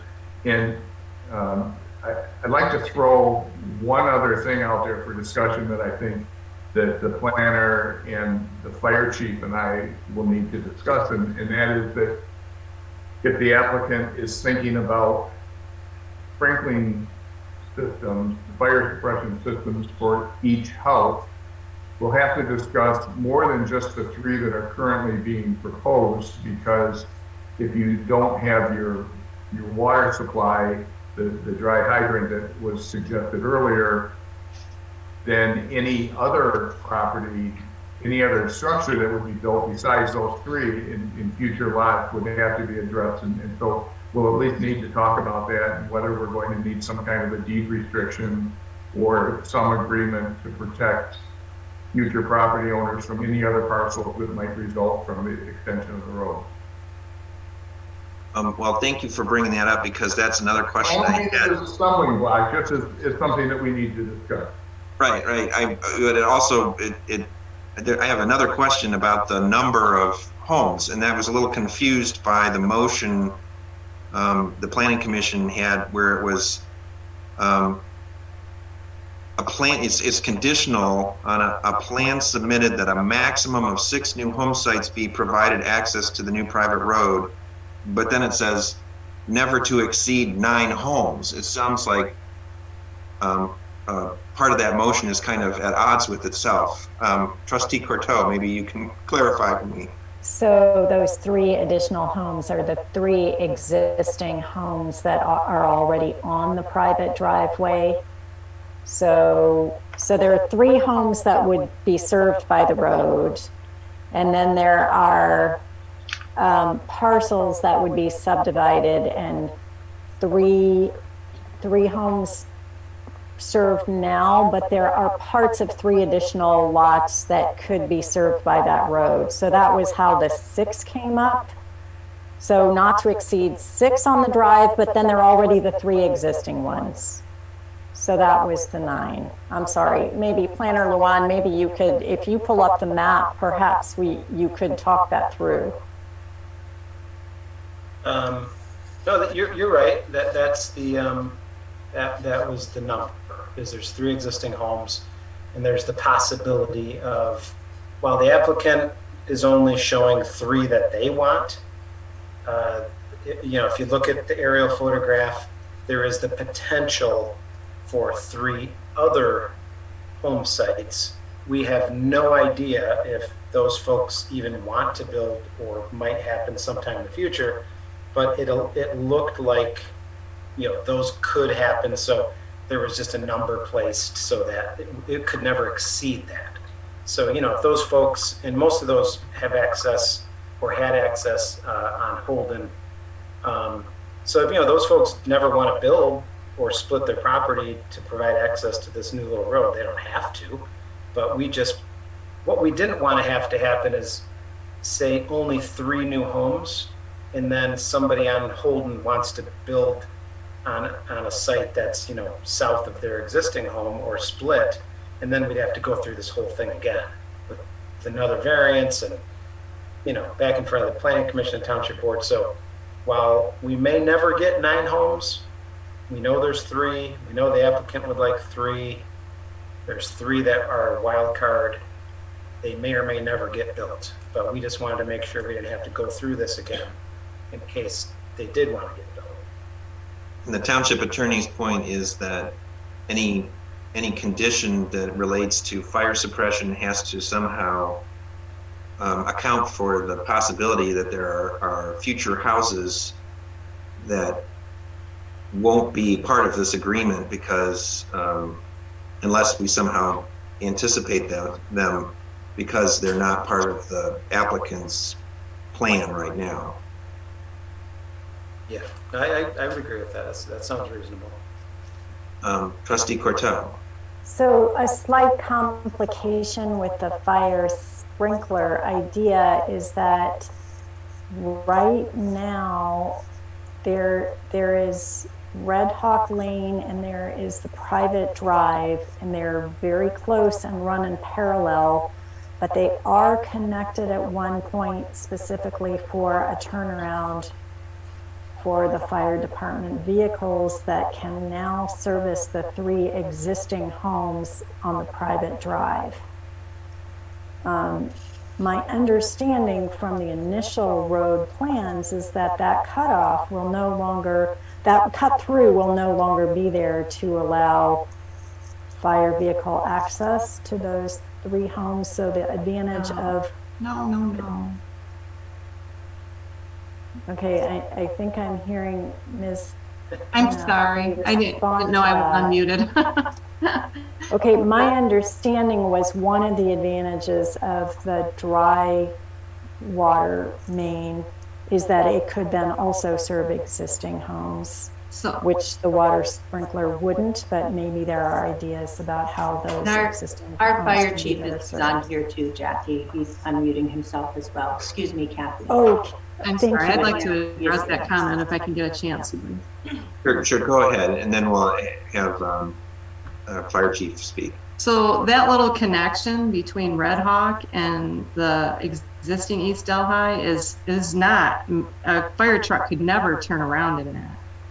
That's a little 2-track like path that people just used to cut through, but it could never be used for a fire truck the way it is to turn around right now. So yes, we were proposing to not have that there anymore. But it's not something that could be used for a fire truck. And, you know, the other thing with these other homes and the fire suppression systems, you know, that can be tied into the maintenance agreement too. If these other homes aren't willing to participate in the road maintenance agreement, then those other 3 lots, you know, that get you to the 9, wouldn't necessarily be able to build a home unless they at some time in the future change their minds and decided to be part of a road maintenance agreement, which could also have something to do with the fire suppression systems tied to it. Thank you. I didn't mean to interrupt. I'm sorry. Okay. Is Andy, are you ready to speak? Yeah, I'm here. What exactly was the question again? Well, I think what we're wrestling with is the fact that there could be a maximum of 9 houses at the end of this road, 3 existing, 3 proposed, and 3 that might come in the future. And we're trying to figure out how to, you know, what the options are in terms of fire suppression, fire safety. Gotcha. Okay. So, and Mrs. Kneath is correct that turnaround between the existing, I'll call it East Delhi, excuse me, and Red Hawk Lane is inadequate to get a vehicle turned around in. And part of the concern with a Class C road this long is limitations that we bring with us. On a Class C road of that size, we really can't move two vehicles past each other. And we would need to bring water out, as there's not municipal water in that area. We do carry some fire hose, about 1,000 feet on our engine, that we could leave at East Delhi, and I haven't measured these out exactly, but get to the existing homes. So I don't know that it'd be necessary to include those homes in any dry hydrant system that were to be installed, because our fire hose is adequate, although not optimal, adequate to get water back to those homes. The issue becomes once we put our 1,000 feet of fire hose on the road, we're out of hose, and we could still be potentially 500 feet from a home and not able to get a water supply back. So a wide road, a Class A road, we'd have zero issue because we can fit vehicles side by side. Clearly, you know, I think that's, from what I'm hearing, less than optimal for that area for a number of reasons. So another alternative to that dry hydrant system, where we would pump from East Delhi through a series of underground pipes to hydrants that were installed, would eliminate our circulation issues. But another alternative would be to suppress every home that goes on that new road. If that was able, like Attorney Fink said, if we were able to somehow condition any home going back there to have a suppression system that would meet our needs. You know, generally a suppression system keeps a fire contained. We'll get there and the fire's much less developed, and we can put it out with our tank water, and we're good. Does that help? I think so. We're getting an echo. My sense from Ms. Kinath or Kinath's response is that there's a possibility that the maintenance agreement could be the vehicle for requiring those future free houses that might come later to participate in agreement, but for fire suppression systems. Jim, does that seem correct to you?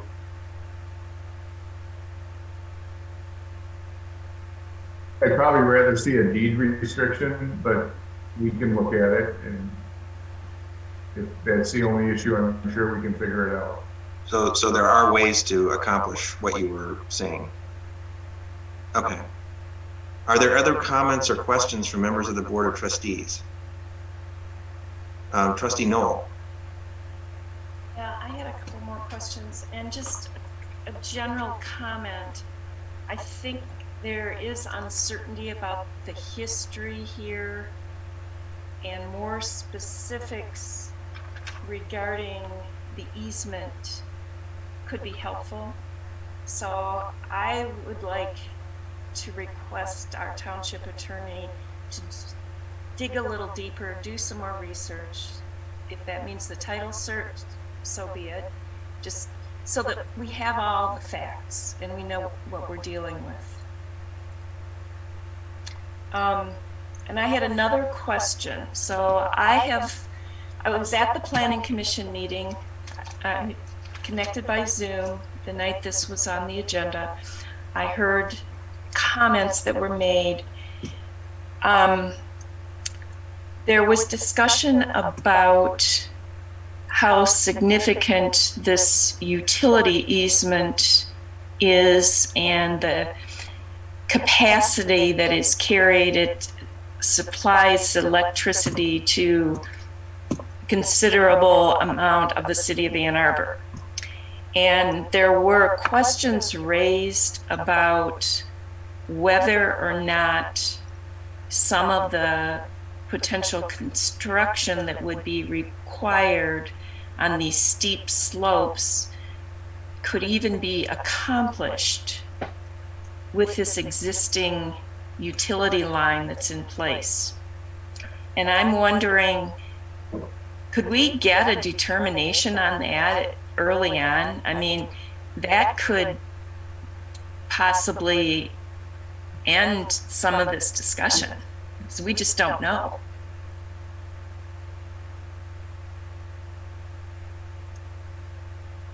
I guess the question is for Doug or Jim Fink.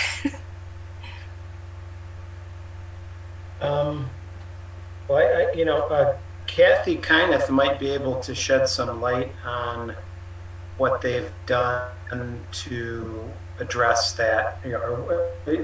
I would assume they've considered that, and so I don't know if Ms. Kyneth might be able to shed some light on that. I can't accept that again, if this was a typical private road, this would come up at the private road stage. This private road variance doesn't grant the private road. There's a lot of work left to be done. All the private road variance does is tell them what standard they can build this thing to. So there's a lot of work and research that's going to have to be done before any shovel dirt is turned on this project. But I don't know if Kathy Kyneth, if you have any thoughts on that. Sure. So there's a large utility line that goes through there with overhead utilities. It runs along the south side of the easement, and it's almost directly on the easement line right now. So even in our preliminary grading plan that was submitted with their variance request, we purposely did not disturb any of those utility poles. So they were all meant to stay the way they were. We matched grades all along the utility poles.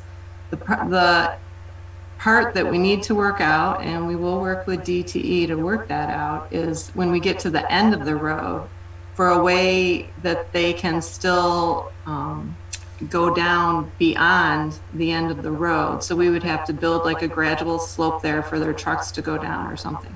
But we can certainly work that out and find a way to get, make sure DTE still has access to that entire area. But there was no intention to move utility poles. I think I read that in some of the comments that we were moving utility lines. There was no intention of doing that whatsoever. Okay. I think there was some confusion at the planning commission meeting on that issue. And then I also have a question in terms of a maintenance agreement. Does this, Jim, this legal question, does this run with the land? How is this maintenance, a potential maintenance agreement kept in place? Is it recorded? How does this work? That's exactly it. They're recorded. If there was litigation and the judgment is resolved, then ultimately it would be recorded. But generally, and this would be true for the parcel to the east, generally you have the maintenance agreement in place before parcels are sold to other people. And so when someone buys the property, they buy with the knowledge of the maintenance agreement, and they are agreeing to its terms. In this case, obviously, there's going to be some negotiation between all the property owners. But in the end, the final agreement gets recorded. It's then just like an easement or any other encumbrance on the land, and there's notice to all future buyers. Okay.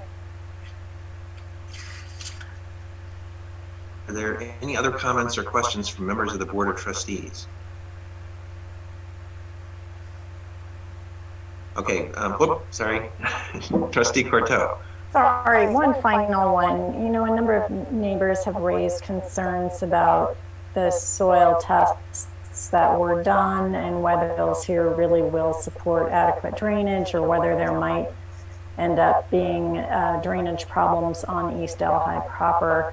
Mr. Lewan, I wonder if you could sort of go through what the reviews would be then on the soils and the drainage side if the variance were granted, so as the site plan were further developed.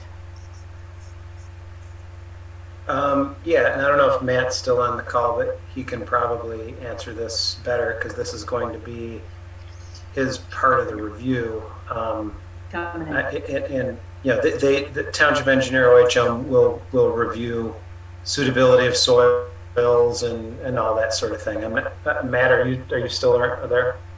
Yeah, and I was added, so if Trustee Courteau could re-ask that, because I got deleted for a minute and I could probably answer. I heard drainage and then I kind of went into rejoining. So sure. So just some of the neighbors have raised concerns about whether the soil testing was adequate, whether the soils in this area will really drain, or whether the proposed road might cause flooding either in nearby homes or actually back out on Delhi Road proper. So I wonder if you could just take us through what the requirements are for the soil testing and what the road commission would look at, what you all would look at in terms of whether these soils will drain adequately for this kind of proposed road, what the next steps would be following a variance. Sure. Yeah. So, and again, I think it's been talked about, we really at this stage will look at, is it feasible?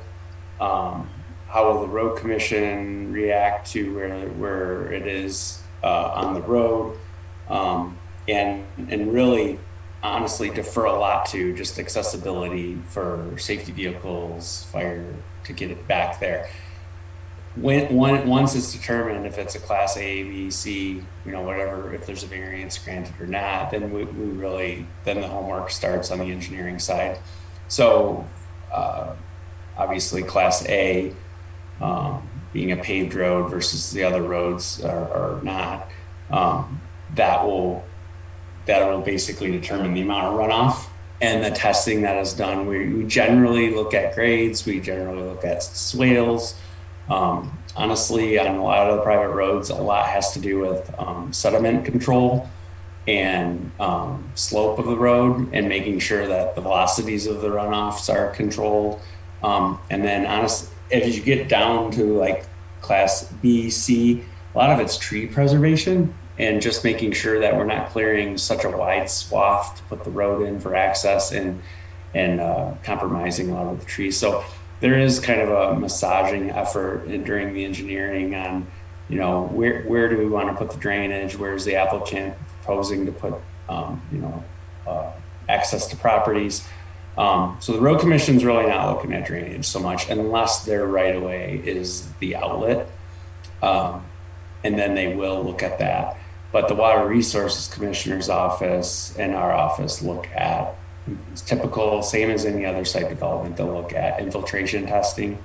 On properties where it's already a driveway and it's being converted to a class C, we might not involve the water resources per se, because we're just looking at adding some BMPs and controlling water. But in a situation where it's a new road or we're going all the way to a class A, that triggers a full-blown look at water resources, infiltration, getting the pond. And for a lot of the private roads, it's difficult to do because there's just not a lot of room.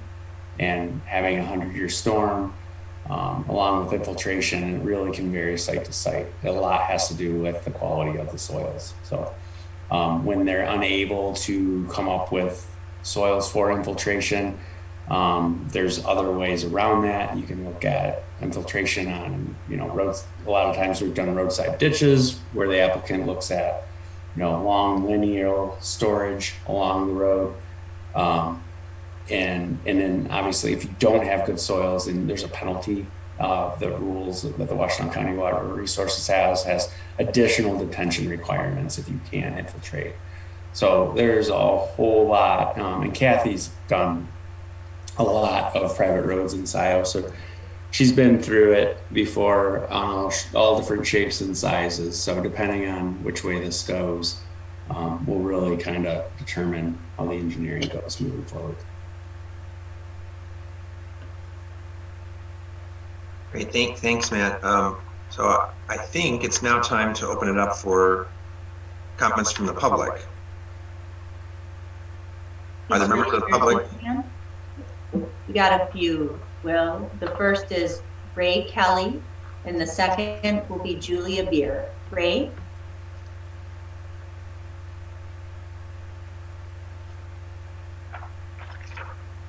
Can you hear me? Yes, hi Ray. Yeah. Okay. I sent you sort of foresee of the points that we were going to address, so I assume you have that, and I'm not going to try to repeat all that. I couldn't do it in 3 minutes anyway. I will mention off the top, though, that I could actually clarify some of the legal questions that you raised. I have documentation. If you will add me more than 3 minutes, I can address that. I want to pick up on several things that were said. The engineer said at the beginning that she wanted to be clear on the standards. And I heard the trustees talking about clarity on the standards as well. And I heard Doug Levon saying about the ordinance that the Board of Trustees can basically grant anything in terms of exceptions. And so my real concern is that that a substandard road will be built. That's my main concern. I'm not opposed to a road, I'm opposed to a substandard road. During the Planning Commission meeting, the engineer, Kathy Knol, said that they were going to request a 50-year standard rather than a 100-year standard for the drainage. I would hope that the trustees, this is a question of what kind of regulatory regime you're going to have, that you would make clear to all applicants that the standards are not a negotiating position for someone, so that, in other words, if you approve this variance, you're saying, okay, well, you have said in previous Planning Commission meetings you want regulatory relief on the water retention basins. I would hope that you would clarify for that. Are you going to give them a sort of a carte blanche to negotiate in the engineering phase something less than what is required in the ordinance, or what is required by the Washtenaw County Water Resources Commission? So that's really my main concern, is that in granting this variance, you will in effect be telling the applicant that they can negotiate a substandard road because it comes with the baggage of soil tests that were rejected by the Washtenaw County Water Resource Commission as inadequate and were not redone, or requested to be redone, haven't been redone. And this is part of the record, as part of the technical review report, says we didn't actually do the soil tests accurately. So it comes with all these defects to you, which if you approve the variance with this material in the Planning Commission minutes, a whole bunch of defects, you're basically giving them carte blanche to go forward with a substandard road. This is my main concern. So I guess I'm out of time. I will stop there. I could, as I say, if you want to grant me additional time, I can provide documentation of the prior history of access being denied along this route. Mr. Kelly, thank you very much. We do have some time between now and when we will be acting on this. If you want to provide additional information, or if anyone wants to provide additional information, you can send it to the Township Board, and we will have some time to review the information before we act. Yes.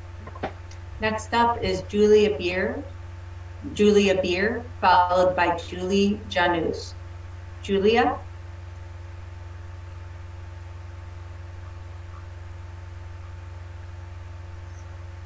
Can you hear me? Yes. Okay. So I live out in that area, and I'm pretty sensitive to all of this. I appreciate the fact that you guys are attempting to mitigate the effects of a road going in and considering doing a Class C rather than a Class A. But here's the thing that as a homeowner in the area, I think a point that you may be missing is that if I were one of the 3 existing homeowners on the private access road as it exists now, I would expect that you wouldn't be increasing what that road would service. On the other hand, if I was one of those quote unquote landlocked pieces, which I don't think is landlocked, and I didn't have access, I would think that if the road access, it would say on the deed whether or not that piece had access off of East Delhi or whether it was on Wagner. And I think you need to honor what is on the deed, and I'm sure it is explained on the deed where the access is. The pieces that were separated from Holden, I know those people. I know Bruce Hubbard. He never would have separated that piece if he didn't know he had access to sell that piece eventually. But on the other hand, I think Allen and Wagner that are trying to use the access point off of East Delhi, you have to really find out who has legal access and who doesn't, because I don't want to deny somebody access to a piece of property that they think they had access to. But on the other hand, if they are trying to glom on to another road, I don't think that's fair to the existing homeowners and property owners that own that property. Does that make sense? So to me, what you guys are doing is, it's almost like the blind man and the elephant. You're going around the issue. I think Jim Fink and Doug Llewellyn need to establish where the legal access is for these properties before you talk about what kind of road you want to implement. So that's my point. I've been out here for 43 years. I'm very sensitive to these issues, and I think you're overlooking a very important point that needs to be established that Jim and Doug could establish before going forward. And a lot of time has been spent on this tonight, and I think it could be solved a little better by finding out where the legal access is for all of these properties. Thank you. Thank you, Julia. Next up is Julie, followed by Bonnie Gorashan. Julie? Hi, can you hear me? Yep. Okay. Sorry, I got a little echo back. My name is Julie Janis. I live at 2360 East Delhi Road. I own the parcel of property that is adjacent to the first 1,000 feet of this proposed private road, of the proposed extension. So I live adjacent to the private road as it stands. Just for the record, I'll mention that I learned about this project, which I understand Doug Llewellyn has been working on for 2.5 years. I learned about this project April 10th of this year, 16 days before the Planning Commission's second meeting on the subject. There have been a number of issues of notification and transparency about the project. In particular, what I wanted to raise tonight, though, is first, I appreciate that the board is considering this through discussion and seeking to learn what you can about this issue. It's quite complex, and having to speed learn this in the last month or so has been very challenging. There are many dimensions to it, but what I really want to make sure you hear from me is that approaching this from simply the question of what type of road we're talking about simply misses the point, and I really agree with the prior speaker. It's confusing because in part a Class B was requested, a Class B variance was requested, but a Class C provisionally was approved. We don't have documentation on record to understand the implications of a Class C. And while the assumption is that it does create less impact to the neighborhood into the environment. We don't know that for certain. For example, we don't know that the sediment ponds won't be in the front yard of the first house. We don't know how hundreds of trucks will bring fill dirt in to level the slope or raise the slope. How will these hundreds of trucks come and go down a Class C road or a private drive? We don't know now what the costs of this road will be and who will actually bear them as that road is built and rebuilt multiple times during construction. We have some concerns about the engineering and would like to see that there is a full plan available to the board before this discussion continues, not just of the road and the sediment collection, the drainage, the bump outs for safety, and addressing the slope, but we'd also like to see, thank you, we'd also like to see the final plan to confirm that in fact there are 9 properties, and I do understand the applicant has stated that, but nothing that has been said in the planning of the extended extension from the road is binding. The plan may change. There may be technical issues that come in. The navigation through this will evolve. I think an overall plan would be more beneficial to review and to make decisions from than from a piece of the plan, which is just the toe of the elephant potentially. So thank you for your time.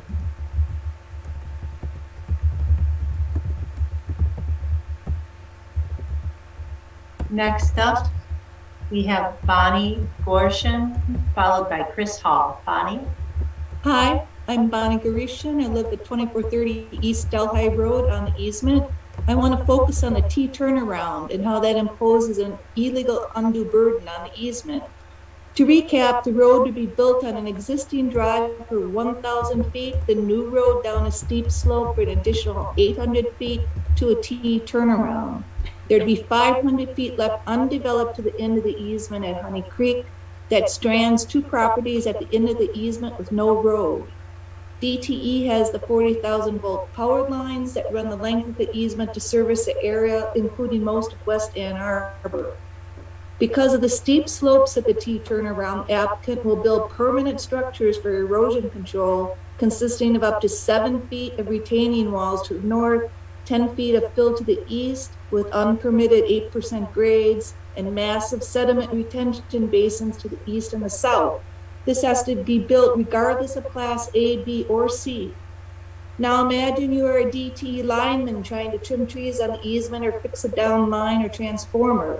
You drive your truck to the T turnaround. You face a 10-foot cliff surrounded by a moat and a 7-foot retaining wall with no way to get around. Same with the lot owners trying to get through to their lots. And since a ravine bisects their properties, the only way to get to the back with a vehicle is down the easement.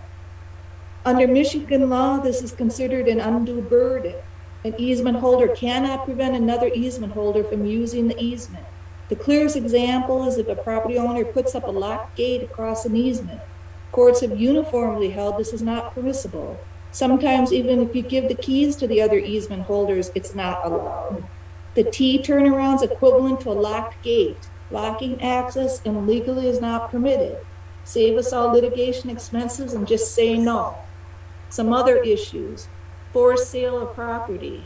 As a condition of sale, one of our lot owners agreed he would not develop his property or support a private road. Otherwise, the seller has an option to repurchase the property. The T turnaround is built on his portion of the easement. He's concerned his buyer will exercise that option and he'll lose his property. The applicant should not cause someone to lose his property because he decides to build a road. DTE. We've talked to DTE. DTE has significant concerns about the blocked access. Also, the changes in grade that puts their linemen in risk and undermines utility poles. And they told us that costs $35,000 each to move. We're not saying they have to be moved, but DTE told us that that would be the cost if, because of grade issues, they had to be moved. Now, we want you to talk to DTE to explore these issues now. It should not wait until permitting. The attorney opinion. The attorney opinion of May 10th about the right of applicant to use the easement is weak. You need a full title search, which the attorney admits he did not do. ask for a revised opinion. The road maintenance agreement. No one agrees to the road maintenance agreement. It's one-sided and grants the easement they say they already have. Now, tonight we've mentioned a lot of concerns. Applicant has not responded to any. He just asserts he wants to be a good neighbor. Nobody does this to their neighbors. Make them answer and come back with a more viable plan. Thanks very much. Thank you, Bonnie. Next up is Chris Hall, followed by Rod McKenzie. Chris?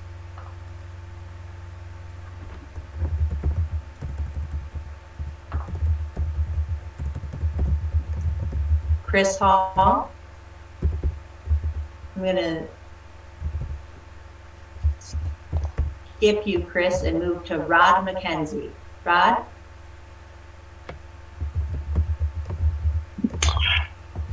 Hi there. Thank you very much for the opportunity to speak to the board tonight. Can you hear me? Yes. Okay, good. My name is Rod McKenzie, and I live with Lisa Bausch at 3939 Holden Drive. And we also own the property that I believe is labelled in your notes as Lot 6. And we're here to ask you to reject this variance application. Let me tell you why. We purchased Lot 6 in 2017, and we did it for the sole purpose of protecting the wildlife habitat in and around the Honey Creek area and keep that area from being destroyed by further development of the land. And I'm sure you know very well that this is an area of tremendous natural beauty. It's one of the most beautiful in the whole township. And it's not just the creek. The area is home to many species of wildlife, including great horned owls, red-tailed hawks, pileated woodpeckers, deer, foxes, raccoons, and many, many others. And we believe that activities associated with any further development of this area will be extremely detrimental to the natural habitat and everything that lives there. Now, the second point I'd like to make is this one. At the moment, we are perfectly able to access our property using the existing private road. Remember, this is Lot 6. It's one of the 3 potential new developed lots. If this road construction goes ahead, not only will we be unable to access our property during the road construction, which will likely be years, but we'll never derive any benefit from the road because it will stop short of our property. Remember, that's Lot 6. So as people affected by this project, if you grant this variance, all it will do is disable our access to the property using the existing road, both throughout the construction period and also afterwards, when the planned road, as we understand it, will not extend as far as our property. So that's a material and we believe unreasonable burden on our property. Now, we're also speaking tonight on behalf of our neighbours, George and Cynthia Mashur, who live at 3955 Holden Drive, and also own additional property, that's Lot 5 on your charts. They also ask that you reject this request.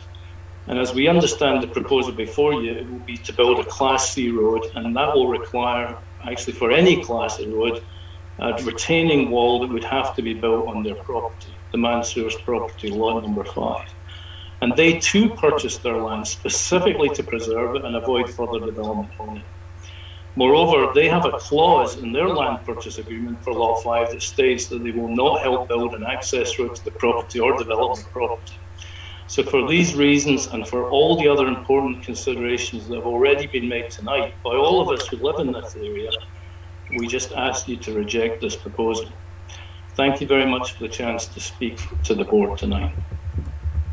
Thank you very much, Rod. Next up is Chris Hall, followed by Brent Llewellyn. Chris? Good evening. Can you hear me okay? Yes. Okay, sorry about the earlier pause. My name is Chris Hall, and together with my wife Corrie and our 4 kids, I live at 2500 East Delhi Road. And I'd like to thank you for the opportunity to speak to you all tonight. One point that I wanted to make first is that the problem that is before you has persisted for decades, as has been described, and it appears to have developed as a result of various parcel splits over those years, down near Honey Creek, and specifically regarding the parcels that are owned by Mr. Allen and Mr. Wagner. And the efforts to allow the access sought in this application have failed generally over the 20 years. We understand that the original owners who owned all of the land in this area always intended that the access to the area would be from North Wagner and not from East Delhi. In addition to that, I'd like to share some design-specific issues, even though it's with respect to the Class B road that was originally proposed, and also a list of requirements that we'd like you to insist upon if you do ultimately intend to grant approval. So regarding the specific issues, the proposed design that we've seen, as I mentioned, was for the Class B road, but it included a really large tapered entrance at East Delhi, and as was described earlier, the driveway is literally just about 40 feet to the north of Redhawk Lane, and so it would be a hideous intersection at that point. It would also entail a large amount of destruction of land at that point, basically taking off the southwest corner of our property, which is very lush with trees currently. The intersection there would just be I think a monstrosity, and we think that you should find that unacceptable. Beyond the entrance, there'd be many more trees that would be removed, including other landmark trees, and destruction of important wildlife habitat. I should note there are some errors in the tree survey, so we think that the tree survey ought to be performed again. And also it's worth noting that the applicant has not proposed any mitigation for tree loss. I appreciate the comments from Matt and others earlier regarding soil testing, but we are still concerned with the soil porosity and topography where the drive meets East Delhi along the current road design. We think that poses a potentially unacceptable risk of flooding.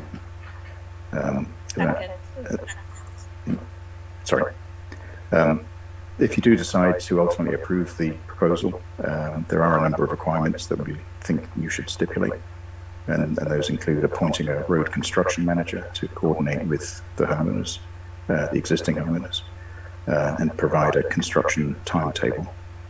Also require a performance bond to ensure that the project is actually completed, and maintain adequate vehicle and utility access at all times for property owners. We would like to prohibit larger class roads from being constructed, and so i.e. restrict it to a Class C if that were ultimately to be approved, and also limit the number of allowable homes, as was discussed before. Thank you. Thank you, Chris. Next up is Brent Llewellyn. Brent? Can you guys hear me? Yep. So thank you guys so much for your time tonight. I know it's late, so I'll keep my mentions to a brief, but I am an applicant, one of the three applicants here. I'm glad we're having this discussion. I know change can be hard. I think the big thing to point out that this is a two-step process. There's a lot more work to be done. There's no doubt that a lot of the questions that were brought up this evening need to be addressed, and that's the point of the two-step process that we're going through. I've personally been involved with this for 7 years with my wife, Tiara, who's sitting next to me. We want to be good stewards. We want to be good neighbors. People have mentioned that. I grew up in the area. I work in the area. I own property in the area. We are looking to build a total of 3 homes, 3 additional residential dwellings. We're willing to limit that to a total of 6 homes on the road, if you guys see fit, as long as it includes these parcels. Barry Lonick, to answer questions from Kathy earlier, did make an offer to the landowners that they have rejected. I know there's a lot of rumors flying around, but I want to address that the owners chose not to move forward with land preservation. We have provided the 66-foot easement. Both my attorney, the title company, and when I pursued this 7 years ago, we looked into that before we started it. I do think we have to get a legal answer that everyone can agree with, or at least can stand up in court. I provided all the data. I've done the research. I've been waiting 7 years. I believe, and I'm not an attorney, that we have legal access through the 66-foot easement that was dedicated in the 70s, since the owner that I'm purchasing from has owned the property from. bought the property with the intention of having a 66-foot easement. We've met with the fire chief. The fire suppression system sounds like a fantastic idea. Sounds like a much safer idea. We're building my own primary residence there. Obviously, that's what really matters to me being back there, is the safety of that. And we are open to the idea of having individual fire suppression and being limited by deed or whatever is required to make sure that any home that's back there has ample fire safety and suppression for the safety of all the people living in those homes. Once again, in review, this is a two-step process. There's a lot more work to be done. We're committed to make sure the work is done correctly, that everyone is satisfied legally to make sure that that's correct. Change can be hard. We're coming with a lower density, lower impact, Class C road, not by right, not by strength, not coming through there to maximum density. And our intention is to work with you guys to be good stewards of this land, to enjoy what you guys enjoy and you're trying to protect. And we want to be good neighbors. So I'm open. I'm here to help you guys, and I appreciate your time tonight. I'm sorry for running so late. You didn't make us run late. Thank you. Next up. Oh, sorry. Next I think up there's is another applicant on as well. Just on your line. No. I was going to call on Bob. Thank you. Bye, Jessica. Hi, Bob. Yes, Bob Groden. We are at 2540 East Delhi, and I've got a statement on the master site plan and a comment on our relationships between the neighbors and the board. Overall, we, and I speak for all the folks that spoke ahead of me, we're requesting a master site plan detailing the location of all proposed structures, residences, wells, septic fields, setbacks, driveways to determine the impact on Honey Creek before any decision is rendered. Of equal significance is the entire 66-foot easement that was granted for DTE, which people seem to ignore here. This is a DTE easement, and as well as for their underground utilities. And they haven't even been brought into the discussion as of yet. And we believe this is a glaring omission in the process. We request that the board defer voting on the variance until a master site plan is provided and DTE is involved. Now let me comment on relationships. And I was involved in the meeting last Sunday on the SAD. And I got to tell you, I was very disappointed in you, Supervisor Hathaway, but I don't want to get into personal darts here. Let me just say that we're concerned that we'll see variance approval creep. As each motion is granted to the applicant, he'll then be able to say, well, you granted me approval for this. We've already invested so much money, so let's just go a little further to the next thing. Our skepticism has been increased with that recent SAD proposal incident to pave parts of East Delhi and Railroad Street. It was apparent the board involved themselves before the SAD was discussed by the neighborhood. And I got to tell you, this created an air of distrust between the neighbors and the board. And we also know that the applicant has been in discussions, and Doug Luann said that tonight, for some time. He said 2 years before any of the neighbors were informed of this proposal. So we are very skeptical that we're going to be getting a fair hearing, and we would like all these other questions that were raised regarding the area, the structures that are going to be built, the DT in particular, to all be investigated before we just go out there and issue a variance. And I appreciate the ability to comment. Thank you very much, Bob. Next up is Melanie, followed by Gary Cade. Melanie?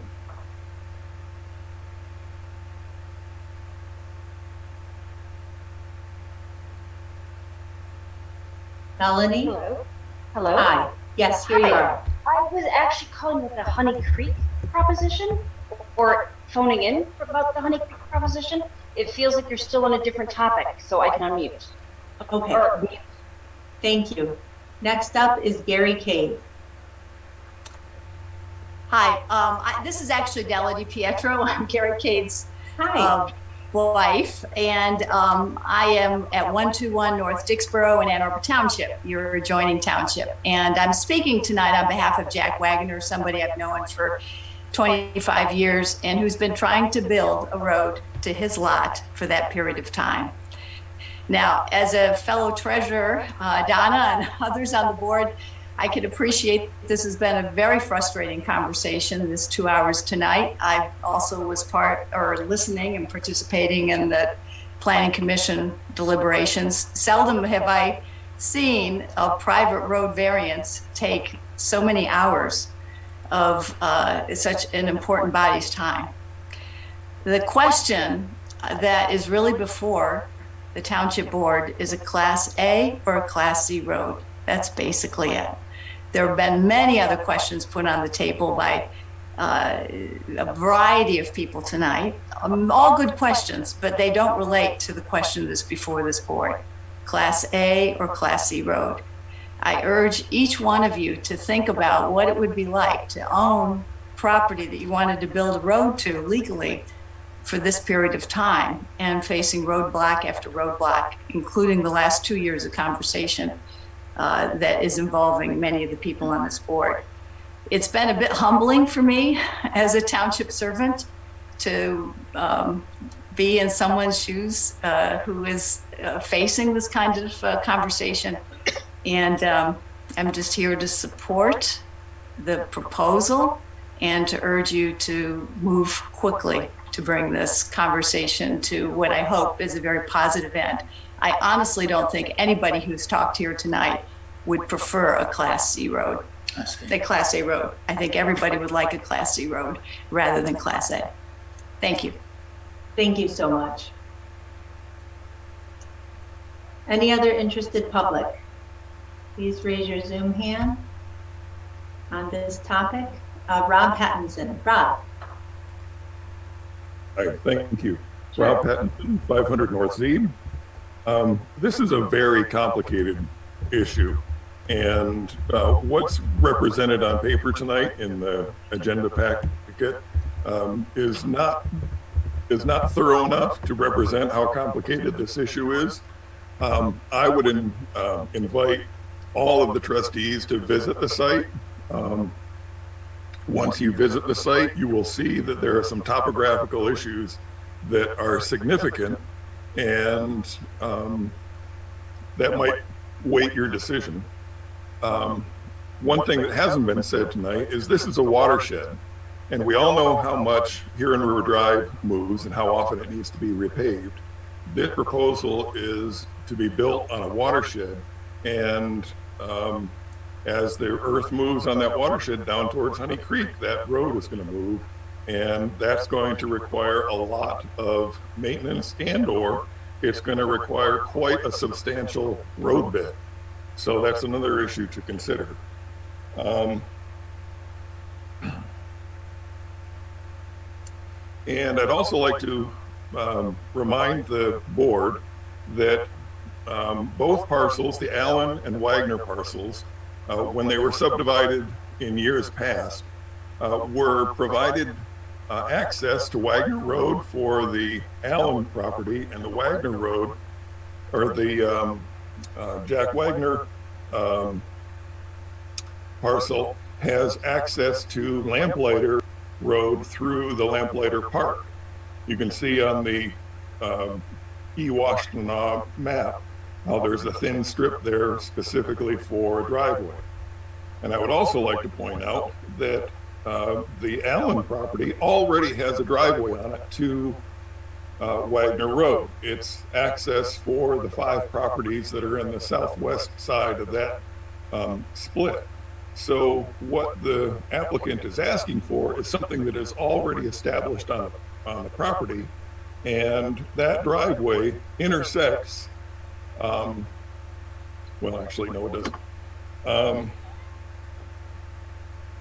I'm really surprised that we haven't heard from DTE. As one of the previous commenters said, this is an easement that was for DTE. I have heard on other conversations that there is an underground gas main along this easement, and that could be a massive issue. Either way, DTE, it seems to me, needs to be involved in this, and so far hasn't been. I'm surprised that Doug Flewelling has been working on this for 7 years and yet doesn't own the property. He just admitted just now to the board that he is quote unquote buying the property from the previous owner, but does not yet own the property that he is working so hard to get this road to. Seems to me getting this road is required for him to indeed to finish buying the property, and that seems unusual. Thank you. That's it. Thank you, Rob. I see no other interested public. Okay, then. Oh, that's all I had to say. Stephen Newhouse. Stephen? Stephen Newhouse.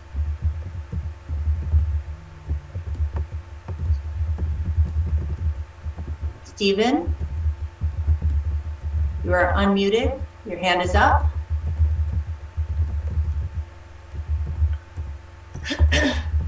Okay, we are leaving you. Okay. Back to In you. that case, I think we are done with this agenda item. We've heard the public comment. We've had a round, ample round for the Board of Trustees to ask questions and raise concerns. This is something that we will be considering at a future meeting, most likely our next meeting on July 13th. If people have additional information they would like to provide, please send it to the Board of Trustees, and that way we'll all get it. The next item is item K4. I'm wondering if we could postpone that, if that's something that's doesn't require a sort of urgent action at this time. You could, though I would say it's very brief.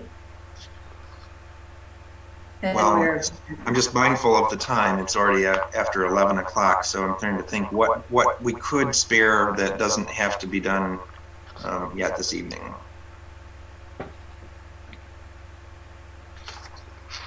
Can we, if you want to be present for the discussion of this item, we can move it to, we can table it to the second meeting in July. You know, I prefer not to keep tabling the revenue to the water fund, especially when the next item is a big expenditure from the water fund. All right, well, let's do it quickly then, if we can. Yeah, we just tabled the other revenue item. So this is brief. Restore water fund for prior government site cleanup expenses. We've talked about this. This board's, this is all about the question of who should pay for the Gelman legal and related professional services for the cleanup. It's the opinion of this board that it's the whole of Scio Township that should pay the general fund, not just the water customers, the water fund. Between 2014 to the present, there was a different opinion, and that is detailed here on the period of time, the services, and the funds that were used to pay. The total proposed reimbursement from the general fund to the water fund to reimburse for Gelman-related costs is $401,445.71. I recommend approval, conferred with township attorney as well as the auditor, and they approve of the proposal if the board decides to do so. So it would be a transfer of $401,445.71 from general fund to water fund to restore the water fund for the Gelman related costs.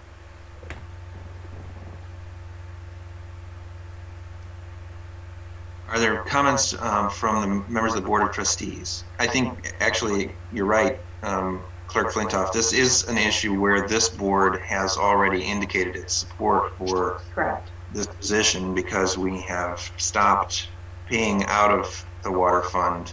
And this is just, in some ways, just the next step. It's replenishing the water fund with the money that had been paid towards these costs in the past. Are there any comments or questions from members of the board? Trustee Courteau. Just a quick clarifying question. I mean, at one point, these expenses were charged to the water fund because there was the water hookup that had to be done because of Gelman, but that predates the 2014 that you have listed here, right? It certainly does. Okay. Yeah, so this is, you know, why it's important that we all pay close attention to the motions we're passing.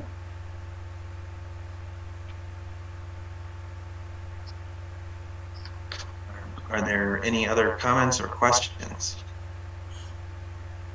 Are there any comments from the public on this item?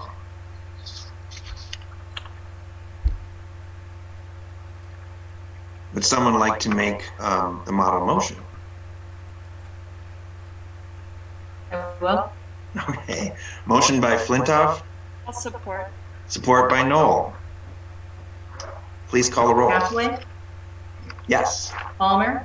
Yes. Flintoff? Yes. Courteau? Yes. Jerome? Yes. Knol? Yes. Motion passes. You were right. That was fast. All right. The next item is the possible action on the Liberty Road water main phase 1 construction and construction oversight and engineering contracts. I just want to be clear that there are two items sort of linked together in this agenda item. Matt, do you want to speak to this? Yeah, I'd be happy to. In your packet, you should have both a recommendation of award dated June 17th and a engineering services, construction services proposal from OHM provided. This is a project that's been talked about a lot with not only this board, but previous board. It's a project that's been identified as part of the water master plan. It's a project that's been identified in multiple water reliability studies. Just for the public's knowledge, this is a water main loop project, basically that completes a redundant line, public water main, stretching from the Nye Funeral Home along Liberty Road, moves the water main west down to Eagle, which basically then loops back into the Zeeb Road water main, essentially creating a double redundant source of water to the west side of the township, which obviously on the far west side, Scio Township has its water storage, elevated storage tank. All the water from that side receives from the city of Ann Arbor, comes in either through the Liberty Road connection or the Jackson Road connection. So hydraulically, without getting into too much detail, this is a pretty vital piece of infrastructure that Scio Township's been planning for and working on for quite some time. The design plans were started several years ago, postponed and then reauthorized by the board to get going on the design, the permitting. We completed those plans. We put the plans out for bid earlier this year.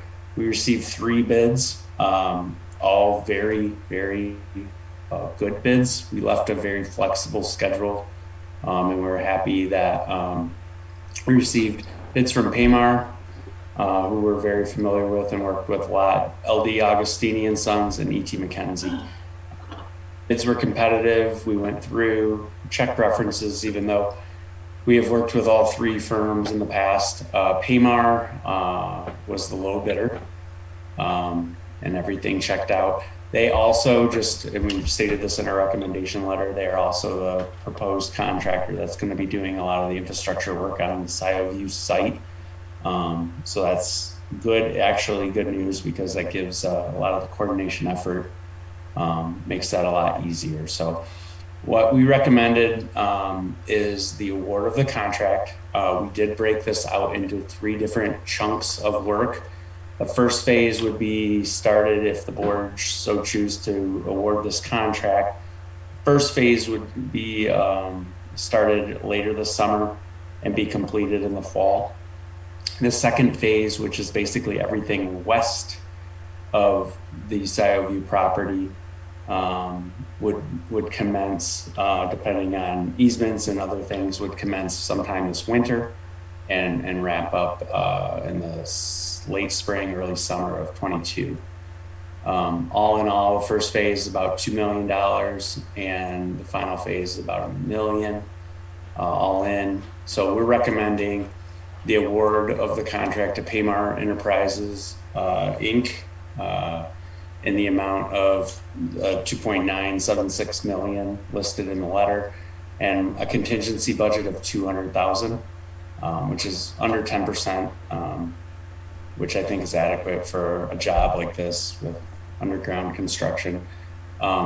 We probably would come back to the board. I would recommend we come back to the board before starting phase 2 and 3, just to check in, see where we're at. So I would suggest that you go ahead and award the contract tonight to Paymar, up to the amount listed, but that only phase 1 commence, and before phase 2 commences, board passes another authorization. If that makes sense, or I don't know what the model motion that you have in your packet says, but that would be my recommendation. And then, as Will mentioned, there is a proposal for OHM's CE services. I'm pulling that up, but that's basically for OHM to oversee all the construction, do the project administration. It includes density testing, material testing, staking, surveying, and with the first phase, there's a lot of utility coordination, DTE. There's a lot of complex valves, I'm sorry, it's late. Valves and other infrastructure related to this water main. So if there's any questions on that, it's our pretty standard CE services proposal that we've provided in the past, just to oversee the contract and the contractor. Thank you. Just to clarify, the model motion is to approve phase 1. It doesn't address phase 2, and but it also the model motion approves also the OHM construction oversight contract, not to in an amount not to exceed $304,500. And just so the board's clear, the CE proposal is just for phase 1. So we'll be coming back to you for a phase 2, just for budgeting purposes. I did put a line item under the fee with an estimation range of what phase 2 will take. And I'm hoping it will be the lower amount, not the higher amount, based on easements and things like that being procured. So. Well, actually, I want to correct myself. The motion is for the full amount of the cost. I think phases 1 and 2 for construction. It's only for phase 1 of the OHM oversight. That's how I think it should be. And then I would just say award the contract in the full amount. However, phase 2 should not commence without coming back to the board. And that's fine. That makes a lot of sense, because depending on the easements and different things, we're going to be checking in anyways at that time. Are there questions or comments from members of the Board of Trustees? on the model motion, Yes. the total dollars is phase 1 and 2, right? That's Right. I misspoke. Sorry. right. Shouldn't we somehow clarify phase 1 and 2? I mean, shouldn't that be in there in the black and white? Or should we just do phase 1?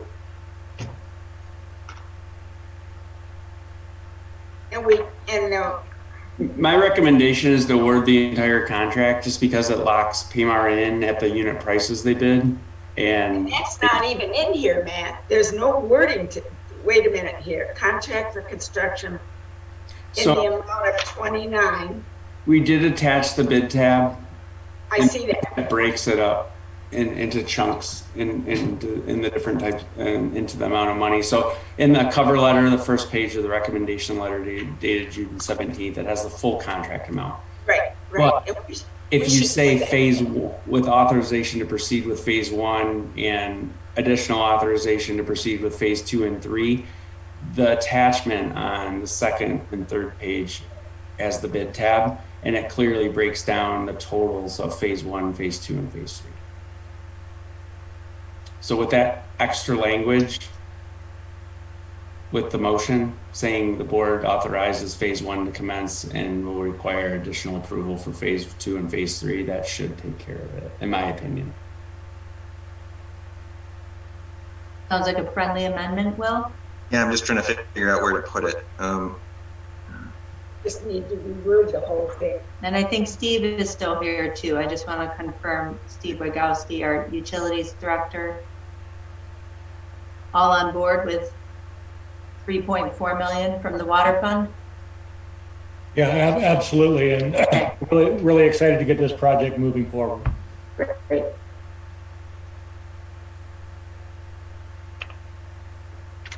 So maybe after unforeseen circumstances in the motion, we would add the additional language that Matt was just suggesting with construction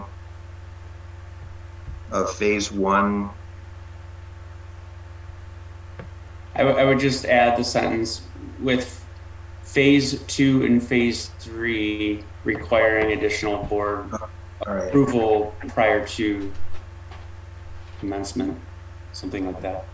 Phase 2 and 3 requiring additional? Yes. Board approval. Additional approval.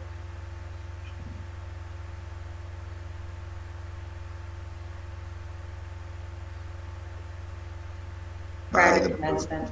Prior to commencement.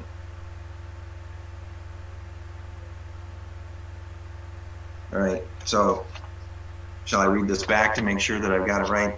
So it would be moved by, support by, that Scio Township award the contract for the construction of a Liberty Road water main to Paymar Enterprises, Inc. in the amount of $2,976,521.30 with a contingency budget of $200,000 between 6 and 7% for unforeseen circumstances, with phase 2 and phase 3 requiring additional approval prior to commencement, and that Scio Township approve the agreement with OHM Advisors for construction and oversight and engineering for phase 1 of the Liberty Road water main project in an amount not to exceed $304,500, subject to review by the township's attorney. I have a question. Yes, Treasurer Palm. Contract amount is $3,184.9 from Paymar. And then we're adding the caveat that before we start 2 and 3, we will come back for giving approval for starting. But you look at page 238, total bid amount is $3,184.9. And we're approving Paymar for the bid amount, correct? No, 31849 is E.T. McKenzie's bid. That was the higher bid. Paymar's total bid is $2,976,521.30, just as we wrote it in the recommendation letter. It's the leftmost of the columns. Correct. Okay. There's too many numbers. We got to make sure we get the right one. Okay. Are there other comments or questions from members of the Board of Trustees? Trustee Jerome. Matt, could you just clarify, so you have a $50,000 delta for Polo Fields easement negotiations, which if you took the full 200,000 and added to 300,000, you're talking about a 16.7% oversight for construction administration. Generally speaking, industry is about, it runs all over the board. You all know that as much as I do, but Can you explain to me why you have that $50,000 built in there for the polo fields? Yeah, and that's conservative. If for some reason, and Will and different folks, Steve, myself, have been working with polo fields for quite some time under 2 different management groups to get an easement through their property. But if for some reason we couldn't secure that, we would have to redesign a portion of that and pop out onto Liberty Road and get the permit secured from the road commission. So really the observation construction CE services wouldn't change so much. It would be to adjust the plans, re-permit them, and then re-quote, sit down with Paymar and get those re-quoted. I don't think that is likely. I think we've made some good progress with folks at the pool fields. I think really with us doing a lot of this trenchlessly, there's really not going to be a whole lot of disturbance. And honestly, if the polo fields does not agree to the easement, then phase 3 is unlikely to happen at all. So the overall total cost of the project, even though our contract to have to redesign some of this would go up, there would be $145,000 savings, and phase 3 wouldn't happen.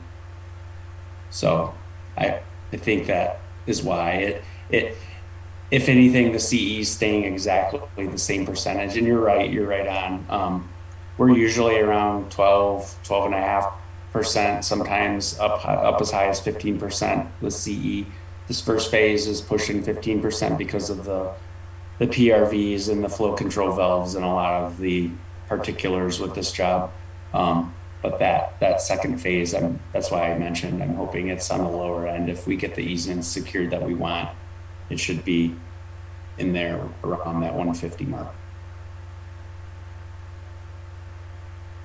there any other comments or questions from members of the Board of Trustees? Are there members of the public who would like to comment? Courtney Christine Smith. Courtney? Actually, Courtney's mother, Linda Smith, 4144 West Liberty Road. Hi, Linda. Good evening. I wanted to thank the board for fitting this in this evening. I know it's been a long one. I just wanted to confirm that the funding for phase 1 of the water main will be paid out of the Scio Township Water Fund. There is not a need to go further looking for funding for this. Are we good to go, or is there another step that still needs to happen? We're good to go with phase 1, for sure. I deeply appreciate your time and your professionalism this evening. Have a good evening. Thank you, Linda. Any other comments? I see none. Back to you, Will. Okay, is someone ready to make the model motion as amended?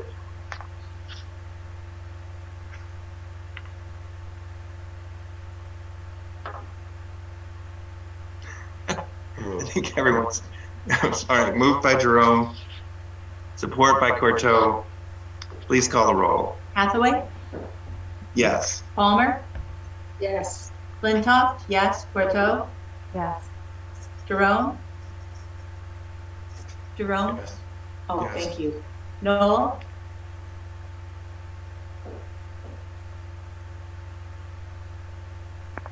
Fading. Yes. Thank you. Motion passes. Thank you all. Thanks, Matt. Thank you, Matt. Thanks, Steve. Okay, this brings us to a discussion only item. This is K6, reevaluating the township road improvement and maintenance. And I don't want to take a lot of time to report. I was going to talk about a little bit about the meeting that was held on the 13th in Delhi Park where the neighbors came together to talk about the East Delhi Railroad SAD. I just want to say that I went to that meeting and I listened carefully to what people had to say, and I've been having conversations and reading communications about that particular project, I guess you could call it. I know people have taken strong positions on this, and there's sort of a narrative of some kind of deceptive behavior by the township. I don't want to spend a lot of time sort of delving into all of that. I don't want to, get into a sort of a defensive position.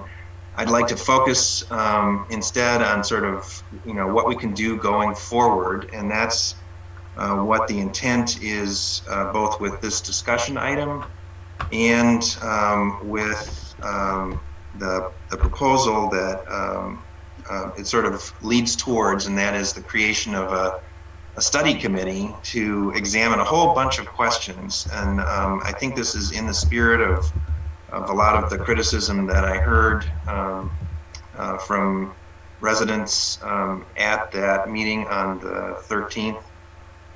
So that's where this is coming from. It's an attempt to respond both to what happened and to what we've heard from a lot of residents in terms of questions or criticisms of the township in terms of how it's handled road maintenance, road improvements. So it's a forward-looking effort, and the memorandum that I spent quite a bit of time on was an attempt to address a whole bunch of issues that have been raised. It's done not to try and deceive, as some people have suggested, but to try and provide information and to be open. I do want to clarify one thing because I think it's actually maybe not clearly stated enough, and that is on page 2 of the memo, page 247 of the packet. There's this addressing the question of the master plan's reference to East Delhi. And I just want to be clear that there is no plan in the master plan for paving East Delhi. That is not something that the township is putting forward. That is not what that table represents in the draft master plan. So if anyone is concerned that that is something that the township is proposing, please be reassured that is not a plan that the township has or is promoting in any way. With that, without dwelling any more on the content of the memo or the proposal for the study committee, I'd like to open it up to discussion, and I'd like to call on Trustee Knol first, if you are ready to go. Yes, I'm ready. So I attended the community meeting also. I want to share some of my observations, thoughts about how we can do things differently. I think we have to look at some of what happened, not gloss over it and just move on. We've got to look at some of the issues that occurred. So I'm going to skip some of what I had written down. I want to try to condense this a bit more. Early on in this meeting, it was apparent that those opposed to the paving were concerned that they had not been included in early meetings. They felt disenfranchised. They did not know what had been discussed earlier. They did not know what the proposed boundaries of the SAD were. They didn't know costs. This meeting was the first time that all of these residents had come together. The meeting was emotional on both sides. Eventually, it became clear that the majority of the residents were opposed to the proposed paving. I didn't speak during the meeting, but I talked to people from both sides after the meeting. I wanted to make it clear to the residents that the Township Board as a whole was unaware that Will and private resident Lou Kidder had conducted a series of meetings with some of the residents. This issue had not been discussed with the Township Board. There had been no direction given by the board to have these meetings. And by conducting these meetings with the pro-paving residents, it potentially gave the appearance that Scio Township sanctioned the proposed paving. This was not the case. And the residents who were opposed to it felt like they had been excluded. Okay, so I feel that the township trustees are charged with providing oversight on township issues. It is my responsibility to state that what occurred here, in my opinion, was inappropriate and it should not happen again. This is not personal, it's a process issue. The process that evolved didn't meet the needs of our residents. Typically, most SADs are resident generated. By the time they get to the township, a majority of the residents are in support. In this situation, by conducting the meetings with only those in favor of the paving early on, a division was caused in the community. And I feel that the township's actions played a role in this. And I want to go to some comments in your memo, Will, just because I think they need to be addressed. Just 3 comments.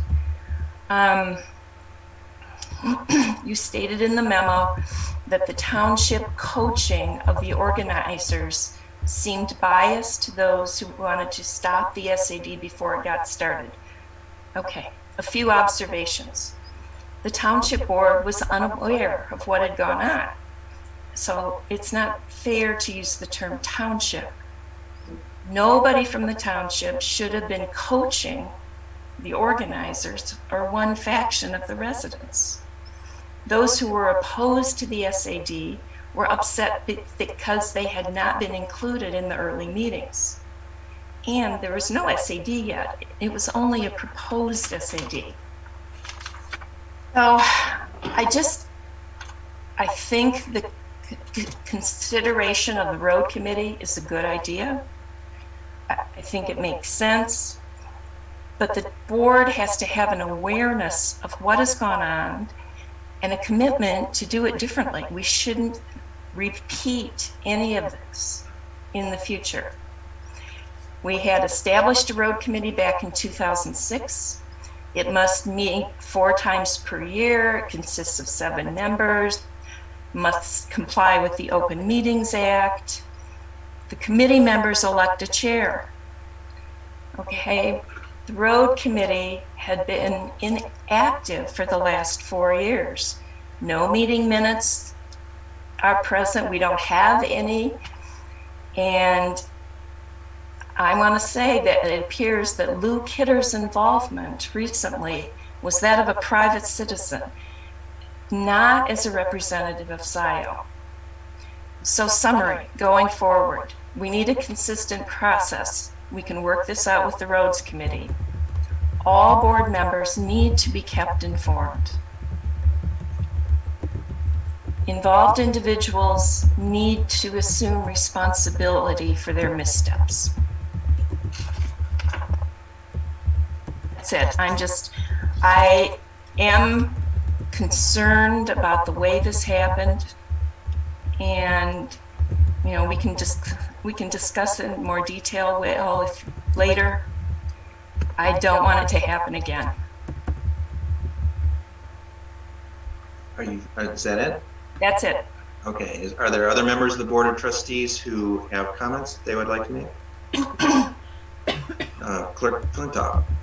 Sure. I had the pleasure of being at the meeting. I wanted to, I think there was maybe about 70 people there. I mostly listened. I chimed in a couple times to kind of separate out, just distracting issues about, do we have a roads committee? Do we not? Can we even have this meeting? so that the community could even, really get into the conversation that seemed very long overdue. So I just want to say on behalf of the township, I feel terrible about the role that we played. I do think that the process, there's a lot to learn. And I'm glad that we have this opportunity now to start talking about what we can do better for the future, because certainly the neighborhood, the personal divisions on this issue, and not there wasn't any malice on anybody's part at the township, any individual's part, but as Kathy said, it was just it was a bad process. So looking at going forward, and I'm looking at some of your next steps, Will. One, I think having a road study committee is an excellent idea. I don't think we're going to figure out quite what the full scope is, but would definitely think, inviting some of the community members from the area, other people who have lessons learned. And I think it's a process problem, but it's also the absence of a clear township policy on roads. The roads SAD is coming up sooner than we know it. We passed that 10-year SAD via board resolution. Personally, where I'm at, I would want that question to go to the voters if we were going to continue funding roads, because it is not by statute a township responsibility. I understand there are gaps, there are problems, there are advantages for the township to contribute, but really want us to look at your first question, Will, and maybe in that road study committee, what is the township's policy on roads? What should our role be? And I think that if we as a township board got clear on that, then form really follows function. We also have some current township roads projects underway.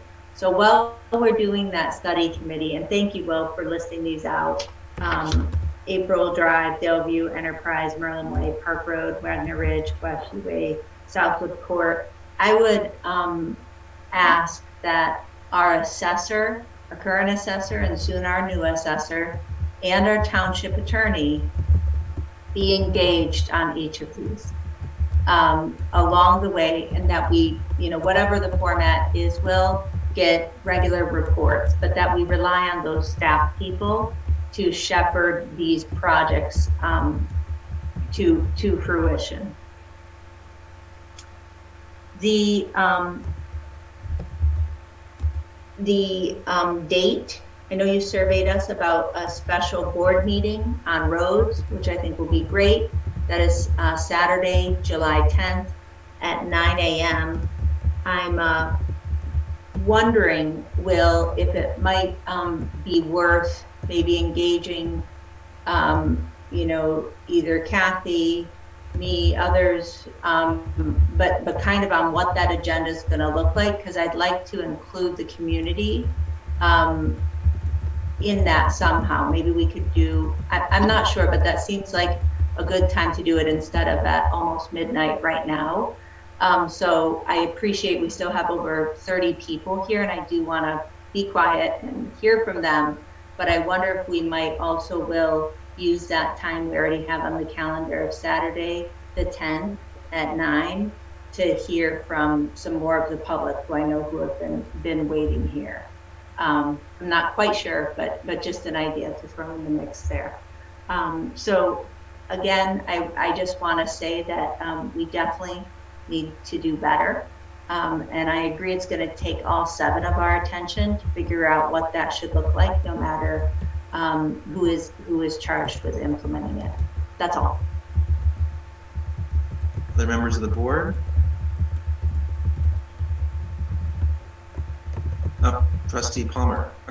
Treasurer Palmer, excuse me. That's okay. They both start with T. Yeah, that's why I don't use titles. I mix them up too much.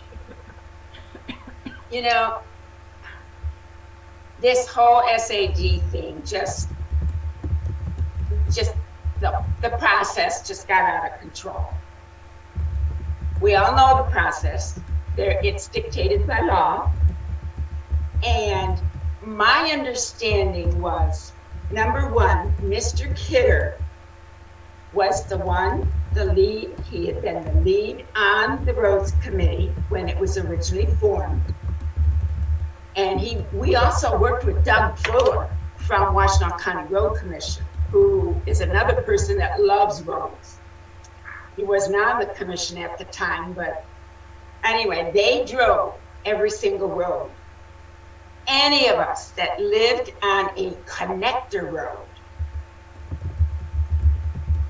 we were lucky we could get to a main road just to conduct our business we needed to do for our family.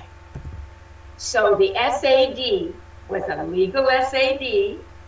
It was done per parcel because nobody would support taxing per taxing value, because a lot of people would have been paying a lot of money, especially our farmers, who hardly use the roads. And when you compare with most of us who live in the more urban part. So it proved to be a very good move that our board made. We accomplished every single connector road. We were able to bring them up so they were better to be driven on. And this list that's in the report, the letter of these roads, these are roads that are now ready for maintenance. And that was also done with this SAD money. We just did not spend every penny as it came in. A plan was developed. And David Reed was very involved in that committee, but that was a charge that was given. We fix the roads, but we don't spend it all. We make a plan and make sure the money's there when, like the crack sealing or whatever the maintenance thing would be needed, it was there to be paid for. That SAD has been one of the best things that Scio Township has done. And it was not an expensive burden put on the property owners of the township. Now that's the history of the SAD. The whole thing with Delhi and Railroad, I wasn't involved in it. I've listened to everything and read everything that, citizens have sent to us. And I agree it can't happen again. But if we follow the process, and they have a right to call and ask us for numbers, which is where we got involved in the beginning. They wanted to know what would it cost. Who are they going to ask if they don't ask us or the road commission? That doesn't mean we were driving the SAD forward. We were giving information. So it's really sad that the emotions of the time, some of the stuff just got all mixed up. Now, I don't want it to happen again either. We've done a lot of SADs and there was never anything like this. And the goal was accomplished when the people said, this is what we're willing to do. They brought the petition in and we followed the steps. So I want that available. If the citizens want it, they have to make the first move, but they have to get information before they can decide yes or no. That doesn't mean that we're getting involved and pushing an SAD. No way. We don't do that. We take care of all the bookwork after it's all approved, but that's just part of what we have to do. So that's my response to a very, very difficult time we had.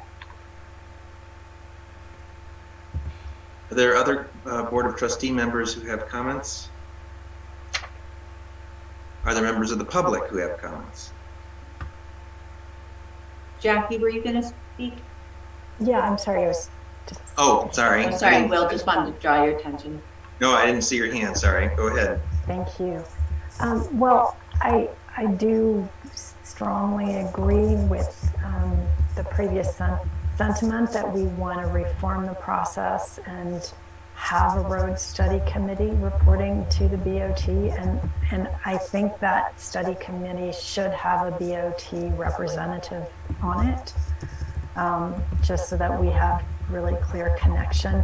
I did want to raise the question actually also of then how that road committee could or should work and interact with the planning commission as well. Perhaps also TAP.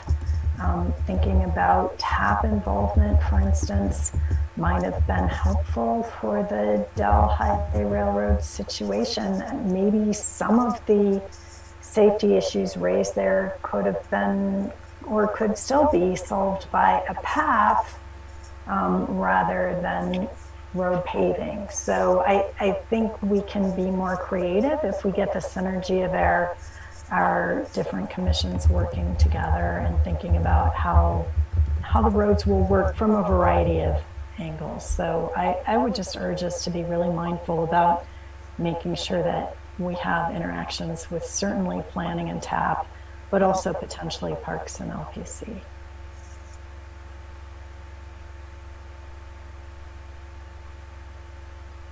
Great.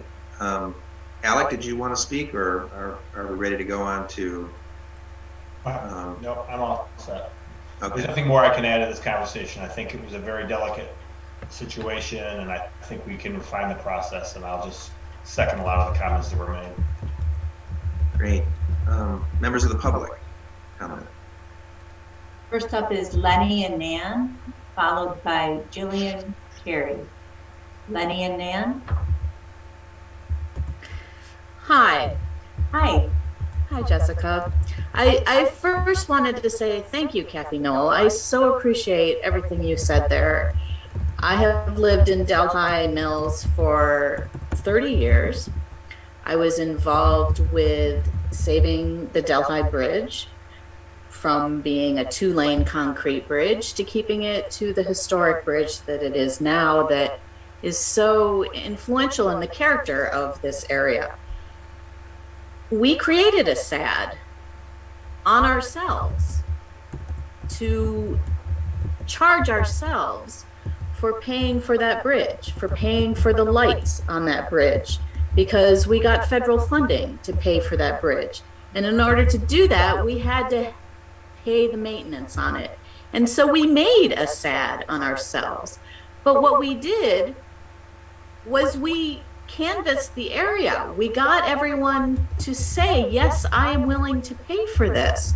That was not what happened here with the paving of Railroad and the paving of East Delhi. There was no canvassing of the area. There was no, what do you think? Do you want to pay for this? Is this something that's important to you? It was 2 years in the making, and then presented like it was almost a done deal because of the township being involved in that. And that's not how a SAD is supposed to work, in my understanding of it. Maybe I'm wrong, but that's my understanding of it, that you're supposed to canvass the area and hear from everyone, and everyone, we were told vote is not the correct word, but everyone gives their opinion and says, yes, I agree. I want to pay for this. This is what I want. That wasn't what happened. So while Treasurer Palmer, you can say that the SAD for the whole township and the roads worked, in this case, the SAD didn't work. That's not how it was done. And I don't appreciate that. Thank you. Thank you. Next up is Jillian Carey, followed by Ian Huber. Jillian? Good evening. Hi. Can you hear me? Yes. Okay, yes. Good. Yeah, so regarding this situation, I've been involved in helping and reading statute and reading through 2.5 years of emails through this FOIA, and the township has been involved. and it has been biased. So I am appalled at some of these things that I have read, and even to the point where the unappointed representative, Jay Houghton, he actually did give a lot of good points, saying, you know, we need to follow statute, you need to get out there and talk with your neighbors and blah, blah, blah. But he also, as a township representative, was promoting moving Scio forward during the politics, during the campaign, which is illegal, by the way. So there's different things here. And the problem with this and the garbage and Miller Grove and every other situation in the township goes back to the foundation that there's no oversight over a few people that are running the township, and the rest of the board either doesn't know or turns a blind eye. So this is one of the reasons, this SAD here, potential SAD, is one of the reasons why we do not want a manager model. We need checks and balances. We need policies, procedures. We need people to check on all of these and make sure it's done properly. If not, it's going to be a shitstorm, excuse my language, just like railroad and everything that's happened there, just like the trash. So please, go back to the drawing board and come up with a shared governance model where there's checks and balances for the well-being of our township. Thank you.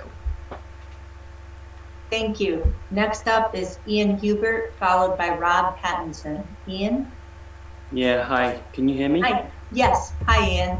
Hey, hi. Hey, thanks for your comments, Trustee Knol and Flinoft. Certainly for coming to the meeting. I really appreciate it. Yeah, I'm the lucky engineer who got to stand up and talk about some of the issues. One of the things I covered was speed on gravel roads. I did a quick survey. I asked everybody in attendance, when you drive onto a gravel road, do you go faster or stay the same speed? And I asked for a show of hands, and I think I got one mistakenly. And I think the majority of the people who raised their hands at my second question was, do you slow down when you hit a gravel road? And the majority of people actually put their hand up. So we keep hearing this concern about safety on these roads. I certainly see speed issues. I live on the hill up on Delhi Road, and I definitely see cars come by too fast. But I actually would argue that gravel roads do slow down traffic as we try and preserve our cars and all those other things. Also, I did a survey of an accident, what has been labeled in the neighborhood as an accident black spot, and that is where Railroad Street intersects with East Delhi as you come down that hill.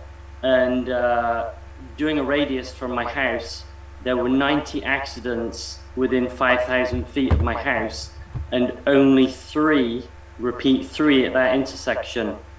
So, you know, I read through a lot of the commentary that you've read through, and I see emails from people who don't even live in our community, which is, you know, really a fallacy. But I also see a lot of statement of facts. Well, you know, I can provide all of this information if anybody wants it. And then one other thing that really disturbs me, and Trustee Palmer, you really need to pay attention here. Lou Kidder, during the meeting, had a counter proposal, having realized that the SAD wasn't going anywhere. And he said, quote, how about if we throw in $1 million to do this project? And I would like an answer to the Board of Trustees. How in the world did he come up with that? There were 70 people who were there that witnessed that. If you want to fix this problem with trust and this community, that's something that needs to get resolved. Thank you. Thank you, Ian. Rob Pattinson. Thank you. I would like to thank Supervisor Hathaway, Clerk Flintoff, and Trustee Knol for attending the meeting. In particular, Supervisor Hathaway, it took a lot of courage to enter the lion's den and it turned out a lot more contentious than I thought it was going to be. I went as a learning experience, and I learned quite a bit. And I would also add that the 4 absent trustees missed a great opportunity to see and hear the people you were elected to represent. This is a community in crisis, and it was a great opportunity to see exactly how deeply this issue has damaged these people. In terms of the SAD and the master plan, I have some questions that, what do the data tables on page 90 and 91 of the master plan represent? There's no text describing what those mean in terms of what do they represent in terms of material and labor. And if it is material and labor, then what type of material, what type of maintenance, what type of project, what do they represent, rather than just an index of roads and allocated funds to them. And how is each SAD paid for? Is it the township-wide SAD? Is it yet to be a SAD in a particular area? And where did this list of SADs come from? Is this a long-established list of maintenance? Is it from previous committees? Where did all of this data come from?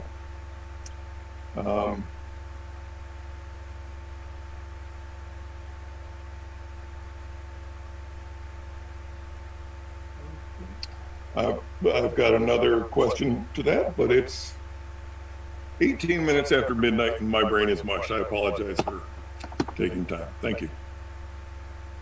Thank you, Rob. Next up is Jonathan Greenberg. Jonathan? Hey, everybody. Can you hear me okay? Yes, hi. Hey, thank you for allotting me this moment to speak after midnight. Trustee Knol, sorry, I'm messing up the titles. Don't use them.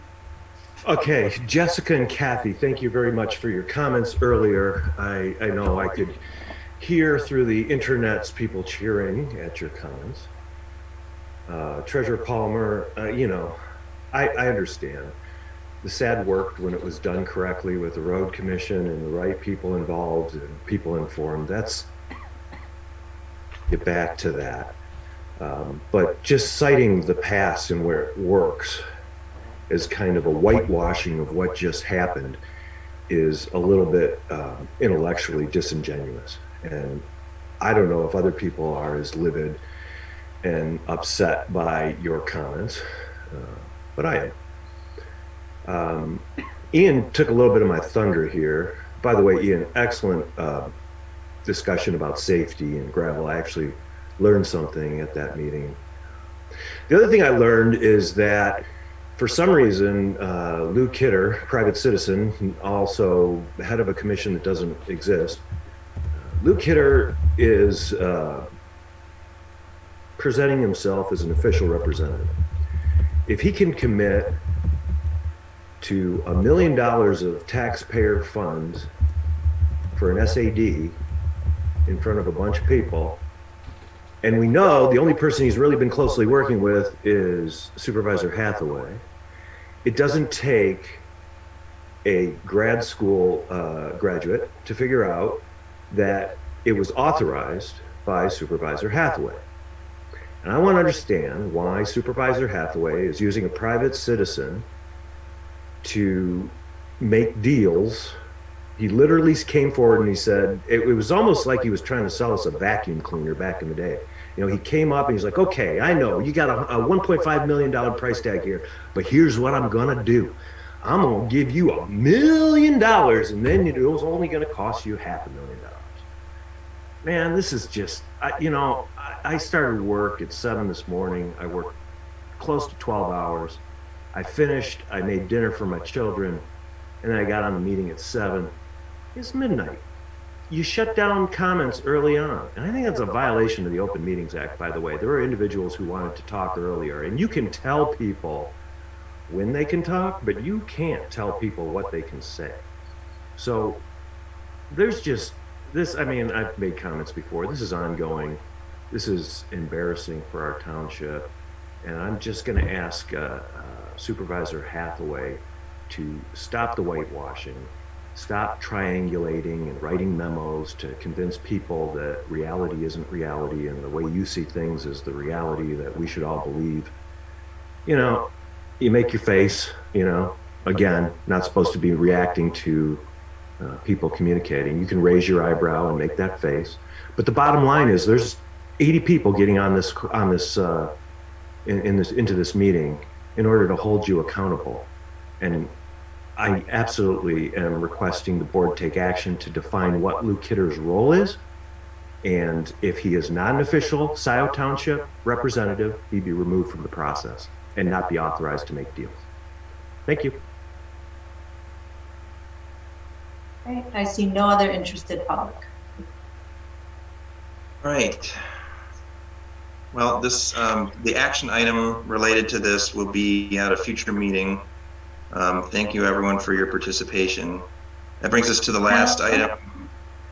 Will, in an effort to just, I mean, a little more clear step going forward, I wonder if we might just state that we'll take that item up at the roads meeting on that Saturday, July 10th.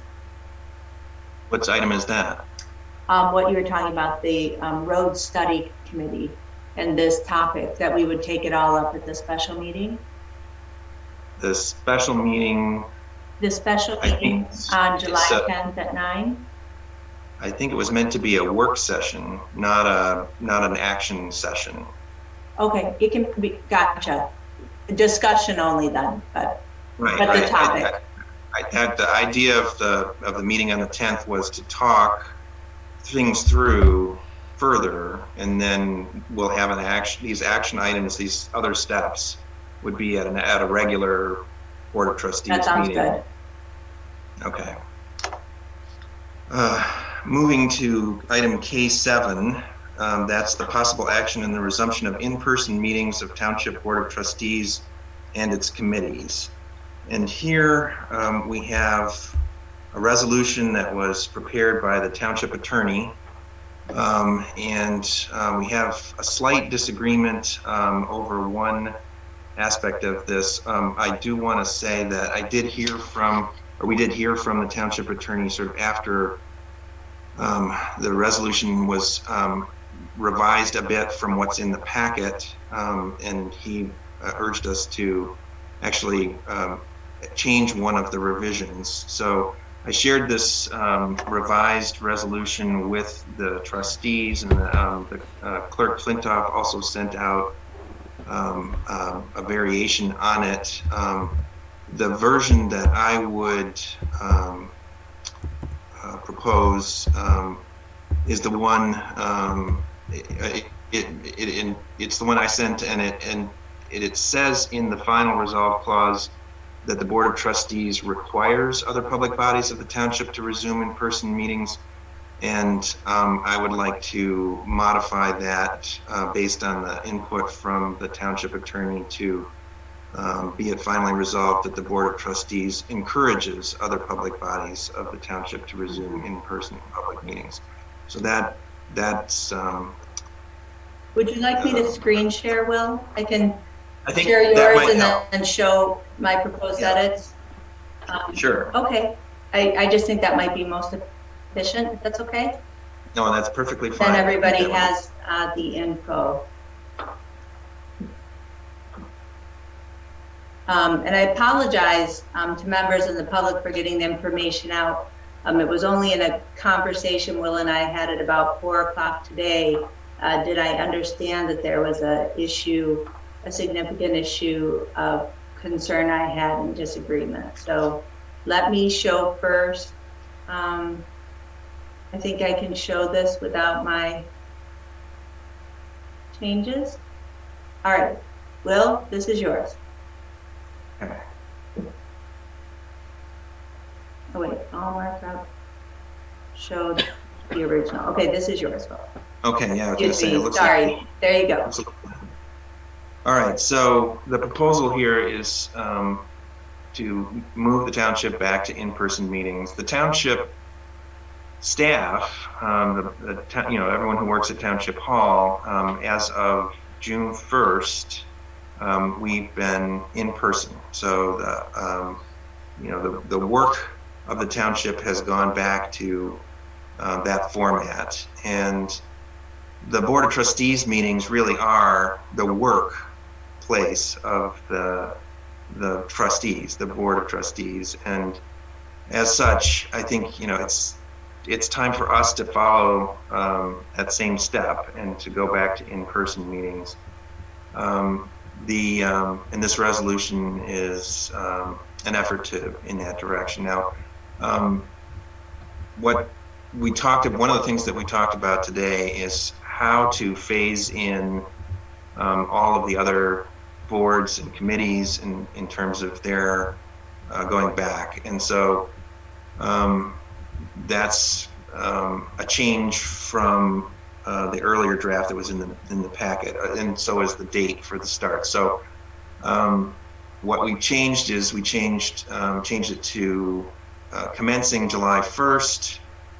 The Board of Trustees would begin meeting in person, and then we would encourage the other boards and committees and commissions to resume in-person public meetings beginning August 1st. Yeah. That gives us a little bit of time to phase that in, to make that transition. I think it's in some ways it's the Board of Trustees. I think is Christy Aiken put it today, is sort of the primary, the big one in the basket to take care of, and so I'd like to move forward with that expeditiously, and in some ways I think that will help us to work through some of the questions, the technical aspects of going back to in-person meetings. The difference in terms of I think the primary difference between the resolution that I'm putting forward here is from the clerk's position is how to involve the public, my position is that these are in-person meetings and that the public's involvement should, like the Board of Trustees, be in person. However, we do have technology that we installed that gives us the option of broadcasting the meeting, something that the township has not had in the past. And so what's anticipated in this resolution is that we would broadcast the meeting so that people could watch, if they chose, from home or from wherever, and that way they could stay informed. They could know what the Board of Trustees was talking about, who was saying what the votes were, and so on in real time. However, in order to participate, like the members of the Board of Trustees, members of the public would need to be present in person at the meeting. So that's the primary difference between the two models, or the two resolutions. May I go? Sure. So yeah, I think so. I want to make a couple corrections to how the law works, because my main concern is fairness between we elected officials and the public. And let me just show the markup. Forgive me. Here we go. All right. So this was a resolution. It was drafted by Fink at the supervisors. Jim Fink, our attorney. See Attorney Fink. He doesn't even get a first name or a title with me at this hour. This was just clarifying township meetings. And it wasn't until 4 p.m. today that I realized that there was a really significant difference. I didn't understand in this, which I'm generally supportive of course, was that the Will had the desire to change how we do public comment, that we would no longer have the option for virtual public comment as we have now. And so I want to make sure that members understand just what frankly, a real bad move it would be because of how the law works here. So here we are. We know that, in-person meetings are feasible for some township residents. Everybody's got different vaccination statuses, different risk profiles. We're not out of the woods. Everybody's different. I don't care to have to ask everybody or require that they file an ADA request. I think it's their business. Whereas in February 2021, Will, this was mostly from your background memo on it, that we knew it wouldn't be safe for everybody to attend public meetings for a long time. And that one thing we learned through the pandemic is that remote participation in meetings can have some benefits that promotes transparent decision-making and encourage public participation. Maybe there's a snowy night, maybe there's something going on. Even the costs to the township with OHM and Carlisle Wortman, considerations like that. And so for that reason, we invested $25,000 to allow for effective hybrid meetings and or in-person meetings with remote participation.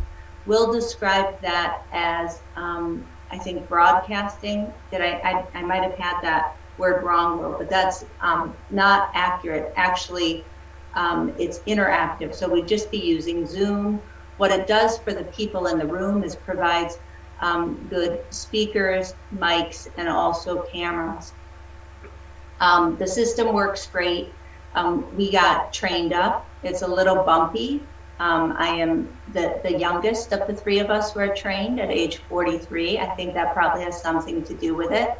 But we are going to dig in and give ourselves some simple 3-step instructions to be able to use that. But the technology is there, and we're ready to go. It's just as easy as using Zoom, as we've all become so accustomed to. Now, the Open Meetings Act.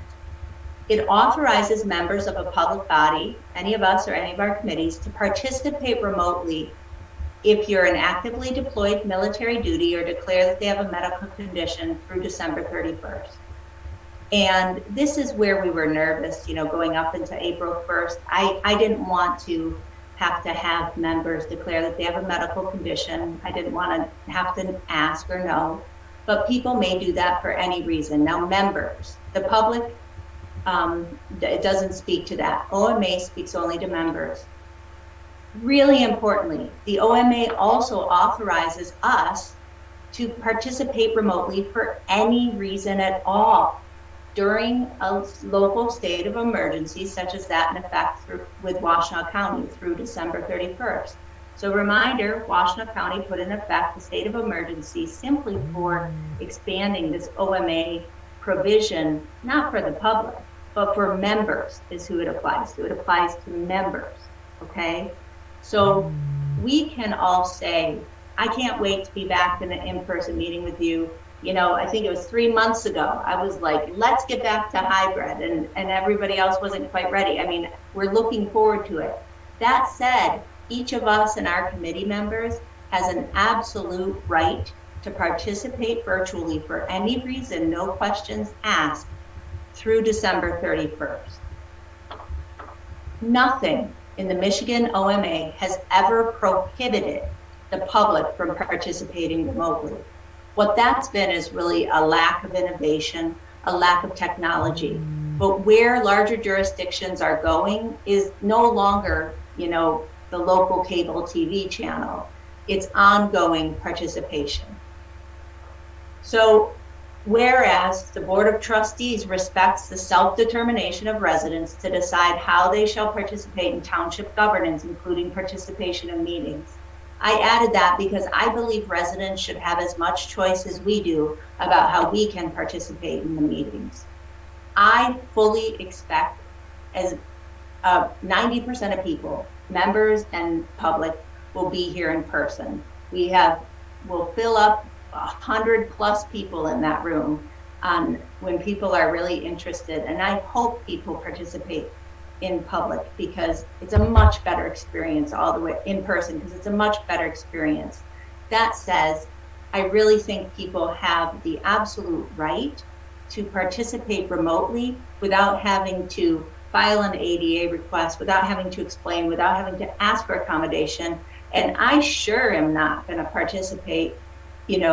I sure don't want to have the option for me to participate virtually when a resident doesn't have the option to participate virtually. And so that's the unfairness that I'm so deeply concerned about and what I want to change.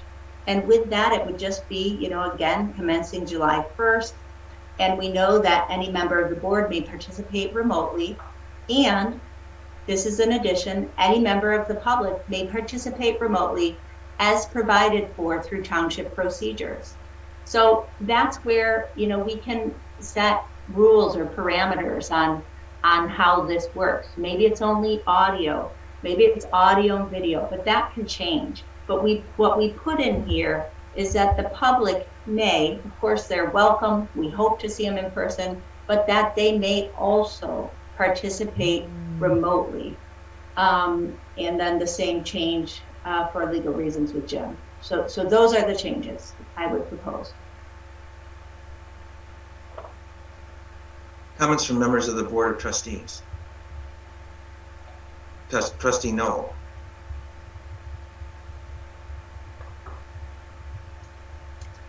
You are muted, Kathy.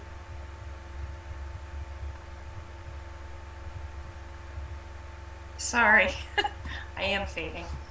So will you inform me about this yesterday? And I've had time to think about it. First of all, let me say, I talked to some other elected officials today to find out what they are doing. I talked to an Ann Arbor City Council member.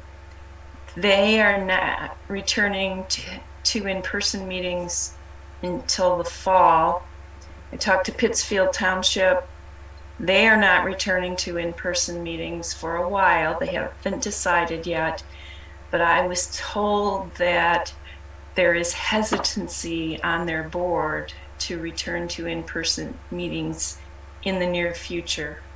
I talked to Sue Shank, chair of the county commission, and she said that the county plans to keep the current emergency order in place until it is set to expire in December.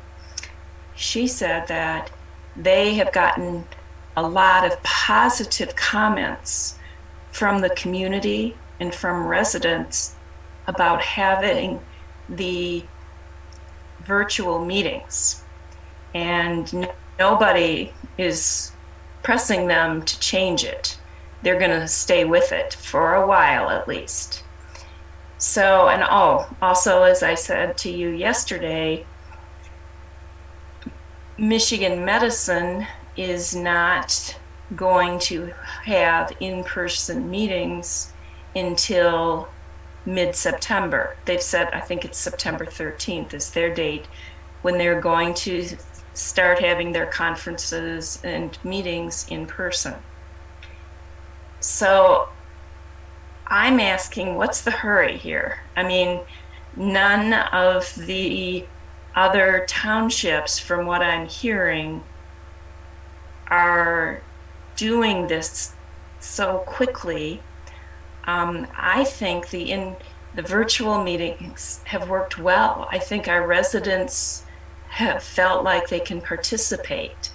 I would like to promote that. I think that's a good thing. I also want to say there's this issue of the Delta variant that is emerging in areas. Michigan has it. We've had over 25 cases, and they're going to spread more, we don't really know where that's going to go. There's no hurry to return to in-person meetings, I don't think. I think we could do fine returning in the fall, but let's see how things go over the summer. And if we are going to do this, I think everyone should have the option of the hybrid option, Zoom meetings, and that the public should be able to participate by the Zoom meeting. So Kathy, just to clarify, all the members do have the option to participate remotely under state law. No, but I think the public should too. Oh, yes. Are there other members of the Board of Trustees who have comments?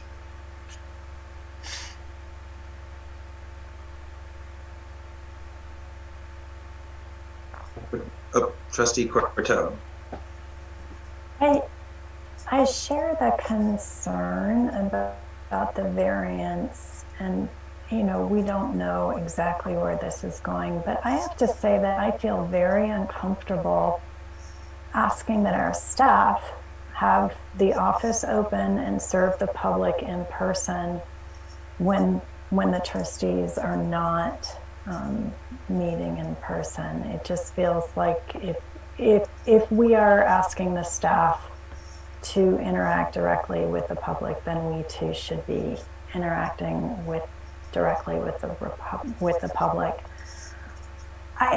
I do hear and understand wanting open involvement. I guess my view though is if we start meeting in person, we're going to be going back to the practices that we had before. And I hear that now we have new technology and we can do a new thing. I guess I feel like, well, this board has never met in public before, or in person before. Let's get ourselves started and figure out, how our in-person meeting process works, and then we can add the remote participation as that feels doable. I do want to emphasize that I am always happy to hear from the public, and I think we had, our packet had 150 pages maybe of communication from the public. So I don't think we're in any way excluding the public if we're not immediately allowing remote participation. So I guess my inclination would be, let's take it a step at a time. I do feel like if we're expecting staff to meet, we should also meet. And I think it's reasonable to start with what the process was before and work toward what that process will eventually become. Well, I want to just respond to a couple points there, Jackie. I've been working here in person the whole time. And I just want to acknowledge about half of our staff have been the whole time as well. The June 1st requirement, I agree with you. And I would love to meet in person with all of you. But the truth is, Jackie, all of us are not going to meet in person until at least January 1st. Because through December 31st, all of us and all of the committee members have the under state law, have the option, and it will be exercised, to meet virtually. And when Donna and I talked about this, I don't know when it was, Donna, a couple months ago, we were saying, wouldn't it be so nice to be back all in person? And you and I were talking, Donna, about what works best, all in person, all virtual, or hybrid with some members virtual and some members in person. Ideally, we're all in person, but Jackie, that's not going to happen until January 1st. Yes, could I interject just a second? Please. Alec is missing from the meeting. He needs to be let back in. Oh, excuse me.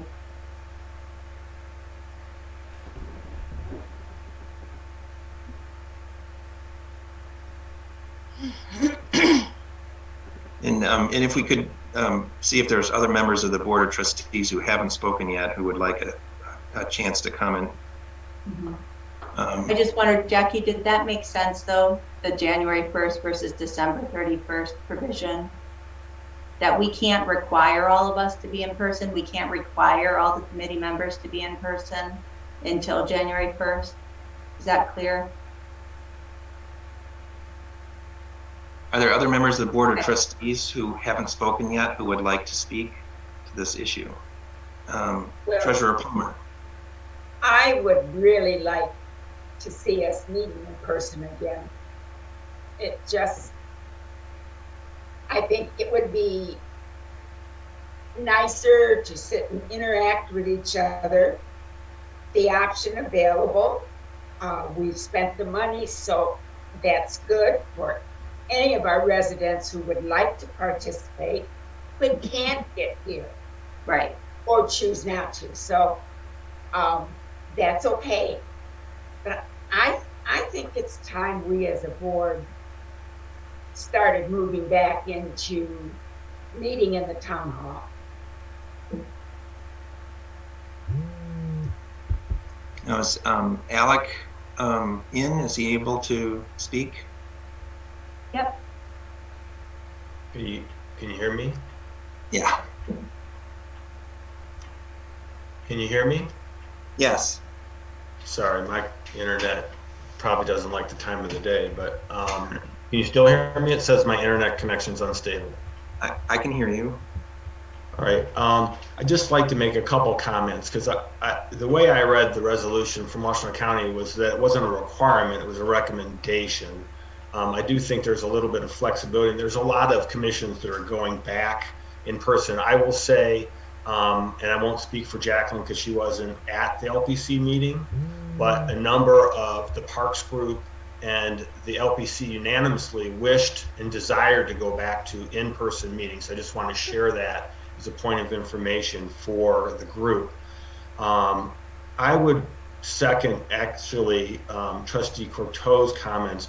Part of the reason that I would like to go back to in-person meetings is that the dynamics of the relationships between the trustees and the public, I think, is enhanced by face-to-face communications. I do think there is advantages to being able to include people via the Zoom. However, I think there are also many disadvantages in terms of the means and the ways of communication and the effectiveness of it in the Zoom format. And so I think that I would be a proponent of going back in person, getting that model running, and then, as I say, overlaying some of the other requirements. I don't think anyone wants to preclude people from being part of a township meeting. I would, emphasize as well, though, that, we're always available by email, calls, stop-ins. So there's many ways to communicate with the township, and we provide all of them to the township. So I would like to reiterate my desire to go back to in-person meetings as soon as would be possible. I think it would provide for a more healthy dynamic as we work through some of these very contentious issues, which I think are difficult to convey and express, especially over a meeting until essentially 1 a.m. And I just want to share those thoughts. Okay. Clerk Flintoff? Sure. I agree. I desire to have in-person meetings. I think it's healthier. I think they're shorter. I think they're more productive. All of the above. What I object to in Will's proposal is preventing the public who have paid $25,000, who pay for our Zoom subscription, that's all it is, to not be able to join remotely when we are joining remotely. It is an unnecessary reduction in the way that they can participate. I hope they all show up in person, but am I going to ask, what am I going to do? And honestly, Jim Fink, my question as clerk posted on the top of every agenda is if you need an accommodation, okay? Because we've got it, for any reason, members of this board may join remotely through December 31st. Or they may say, Jess, I have a medical condition. I need to join remotely.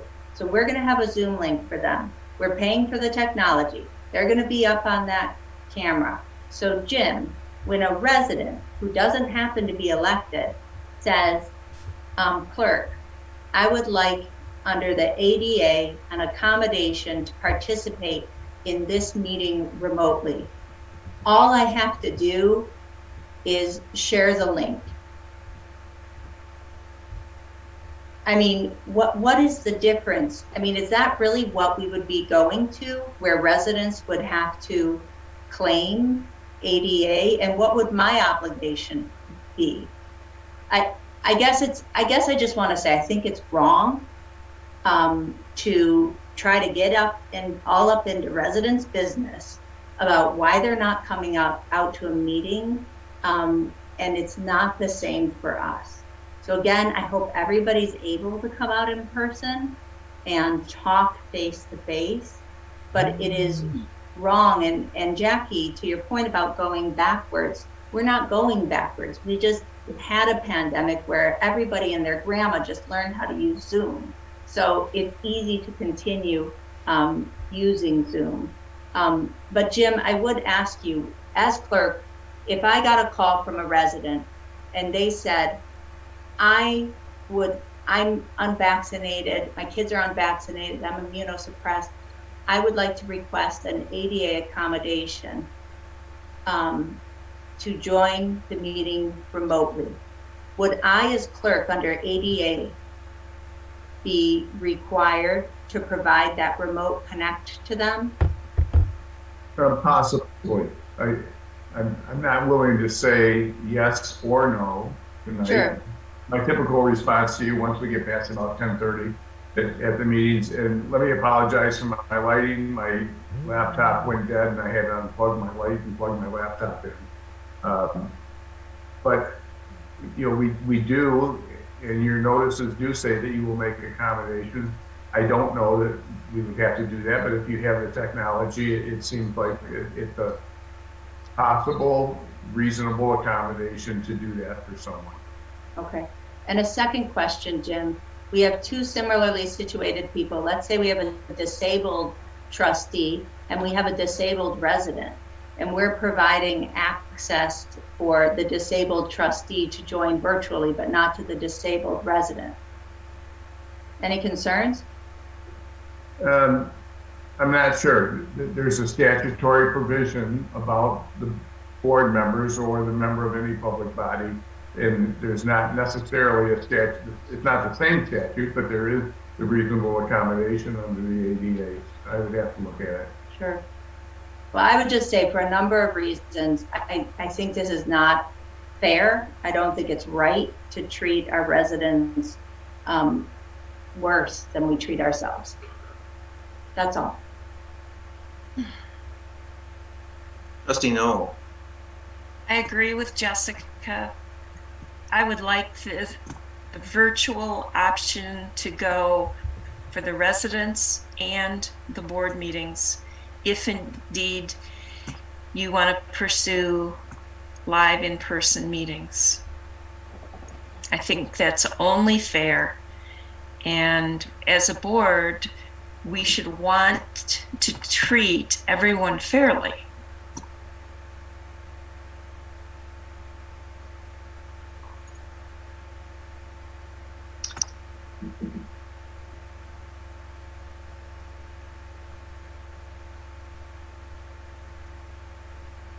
Well, it sounds like we have some disagreement here about that particular issue.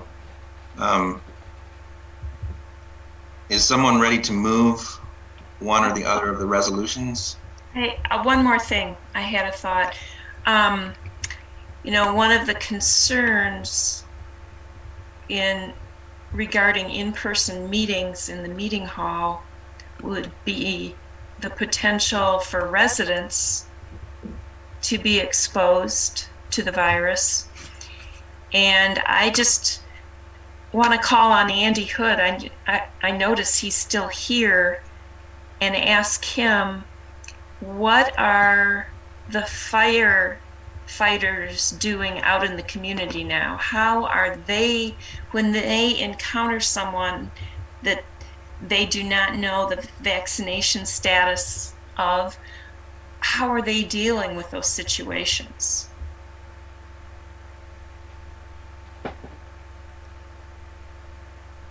He's coming in here. Okay. Hi there. I think I got your question. It was about what are firefighters doing out in the field? Mm-hmm.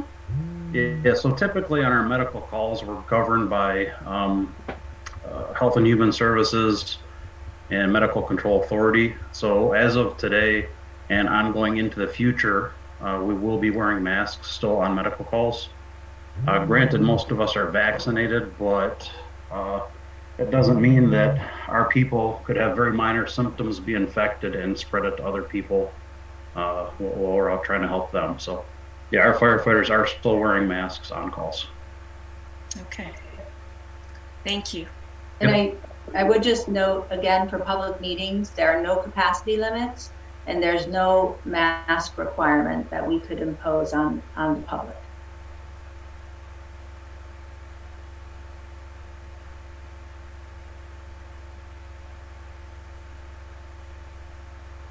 Trustee Jerome. Well, obviously, I think there's some differing opinions, and I think maybe some of it comes under the context of participate. I do feel that everyone can zoom in from whatever locale they're in, but I would like to move the motion as proposed by Supervisor Hathaway.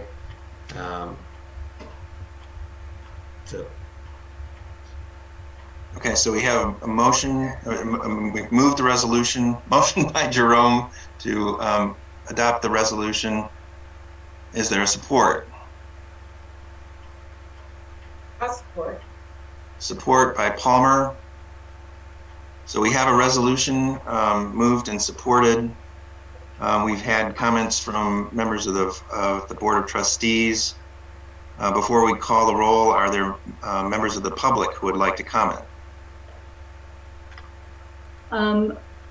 Yes, there are. David Reed, followed by Jonathan Greenberg. David?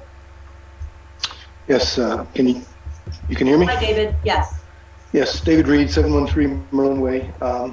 I think the effect of this particular motion by silencing folks who don't feel safe in appearing in large groups, you have basically taken away their right to participate and to comment in person. Now, granted, we can send letters and we can send phone calls and we can send texts, but there is currently we have the ability to participate in person, and by moving this or by accepting this motion as stands, you have taken that right away. And there are a significant number of people who cannot safely attend a large group. And as Kathy pointed out, there is the variant, the Delta variant, which no one really knows what is happening. And yesterday there were only 93 new cases, but that I think was the number that we had in the beginning of March of last year, of 2020. And we all know what happened in April and May. So when the disease spreads, and I guess the question is two questions. What's the hurry? Why do you feel it has to be done now? And what's the harm in allowing residents to participate? What's the harm? The technology is there. You guys are all used to having people talk remotely. What's the harm? Why take away that right from a significant number of the residents? Those people who you're supposed to represent and who paid for that equipment and who paid for your salaries. Why are you taking away our voice? Thank you. Thank you. Jonathan Greenberg, followed by Melanie. Jonathan? I thank you, and thank you for the comments you just made. Thank you, Kathy and Jessica. Oh man, every time Will says we are disagreeing or whatever, we know what's coming. again, I can only ask the same questions. First of all, what's the rush? Why are we in such a hurry to do this? Why is it thrown in? Why did Jessica see it at the last minute? Why is it the last thing on a very long night's worth of issues? Why is it that this action would take away more transparency and public participation in the act of our government? Do you really expect people to come and sit on those chairs, or maybe stand, from 7 o'clock till 1 something in the morning? Think about it. This is a clear move to limit public participation I've been asking for transparency. Thank you. This is the most transparent move I've seen made yet. You don't like our comments, you don't want opposition, and so you shut it down. And Courteau can say, oh, well, let's take one step at a time. No, this is one step backwards. You want to take one step backwards to a time where we don't use technology that most people have been using for the last decade. Oh, it's this new thing. Maybe it's new to you. Maybe it's new to some of the people on the board, but this is just a way of life for many of us. And so I don't really, care about what the board does, but if you're interested in transparency and if you're interested in public participation, you'll continue to fund and ensure the public can participate and provide comments through Zoom or whatever technology is current. Thank you. Next up is Melanie, followed by Pam Boyd. Melanie? I'm sorry, let's try that again. Melanie? Yeah, hi, I'm here. Hi, Melanie. Are you there? Yep. Oh, hold on. Hello? Hi, Melanie, we can hear you. Hi. Yes. Well, I'm in opposition. I think that the Honey Creek path should be removed from the draft master plan. That was my whole thing. I distributed those flyers because I think it's crap, because it's going to go through my parents' property. So this is not an issue on the agenda. But I mean, Jesus Christ, excuse my language, waiting until 1 a.m. to actually say, hello, remove that. You've not spoken to any neighbors. I went around to many neighbors and no one knew that this was even on well, some of them did, but not all. So I would say, please remove that from the draft master plan. It does not belong there. You've not spoken to anyone, you've not given anyone any information about it, and it's 1 o'clock in the morning. Like, remove it. Any response? Thank you, Melanie. Hello? Yes, thank you, Melanie. We heard you. Thank you. Yes, I would love, thank you, bye. Okay. Next up is Pam Boyd, followed by Lenny and Nan. Pam? Hi. So I've been a proponent of the Zoom, and I talked about it with the previous board. I think that you should go forward as you plan to go forward with the hybrid design. We have all learned how to do the Zoom, and it's working. I don't think that you should interrupt that in the process of coming back into in-person meetings. I think both should happen at the same time. Thank you. Thank you, Pam. Next up is Lenny and Nan, followed by Rob Pattinson. Lenny and Nan?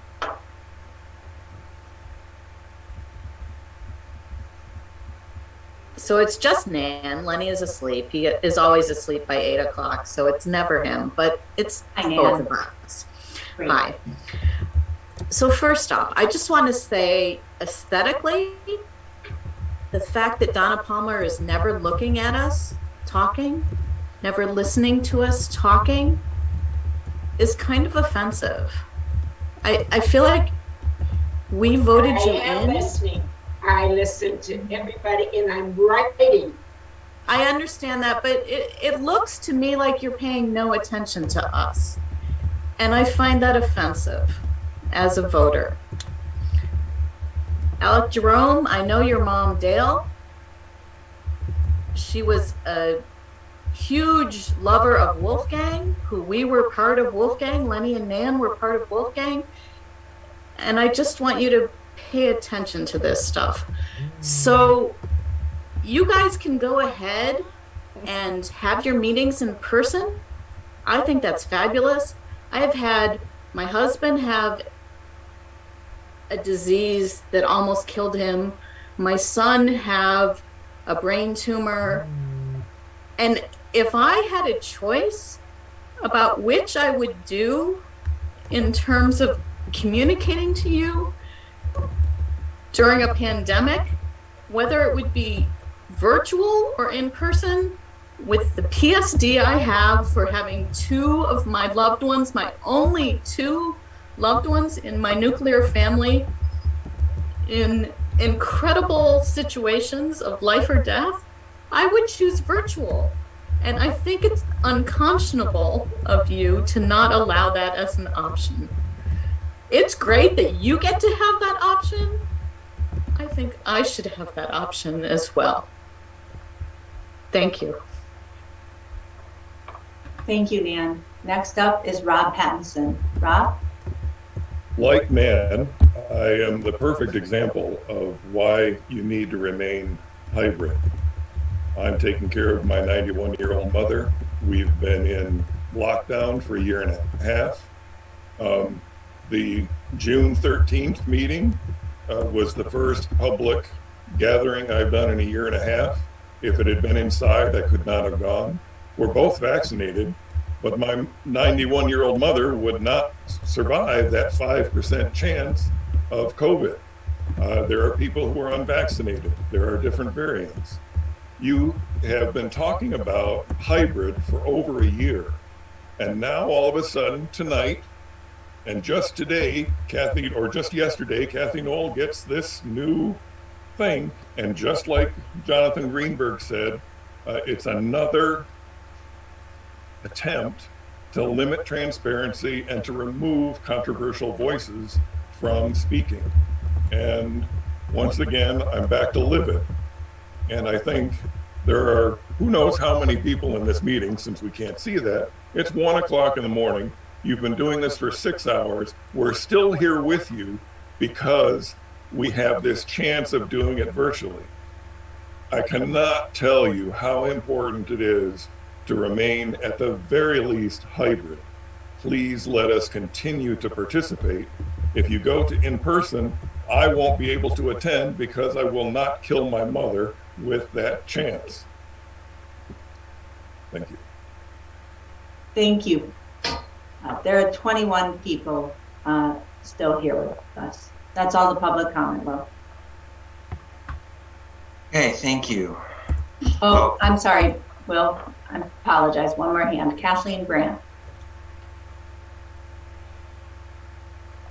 And this is still on the motion on the table. Kathleen Brandt. Yes, this is Kathleen Brandt, 2534 Roseland Drive, Ann Arbor. Yeah, I'm still here because of the lack of transparency. Okay, so if I understand the dialogue between Jessica and the attorney, we can still ask for accommodation. And there is a large group of people that do not trust the process that's going on, that continues to go on. And if we need to ask for accommodation, we will still be watching this remotely. So the fact that you think you can do a proposal or a motion that says the public isn't allowed to do that, the way I understand it, yes, absolutely we can. And I think you're going to get similar numbers of people remote because we take this pandemic, this virus seriously. The CDC has just said that the Delta virus is doubling every week. Okay, so we're all going to ask for accommodations. We're still going to do it. So pass your motion. We're not going away. Thanks for your time. Thank you, Kathleen. And that's all. Somebody's made a comment, Will, about paying for the public. I just want to be clear for board members, all of the same costs, all of the same technology is being used between Will's motion and my motion. There's no difference in cost or technology. If that's all the public comment, members of the Board of Trustees have already commented. Please call the roll. Excuse me, Hathaway? Yes. Palmer? Yes. Flintoff? No. Courteau? No. Jerome? What? Jerome? I'm sorry, I couldn't hear you, Alec. Sorry. Yes. Knol? No. Motion fails 3-3. I would like to make a motion for the resolution I presented to resume in-person meetings for the board starting July 1st, and to resolve that just as any member of the board may participate remotely as authorized by the Michigan Open Meetings Act, that any member of the public may participate remotely as provided for through township procedure. That's my motion. I'll support.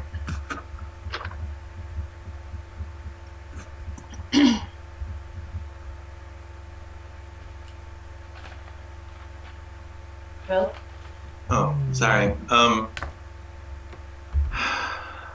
there comments?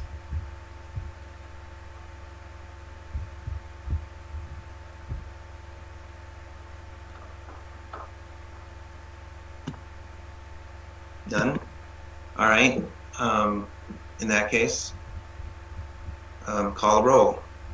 Or did you want to take public comment on the motion? Well, it seems like it's the same motion. I mean, it's the same issue, and we've already had comment. So I don't know that we have to have comment on every motion on the same issue. That's fine. Yeah, it's something we'll work out in rules of order. I just wanted to ask since it had been on the motion before. Okay.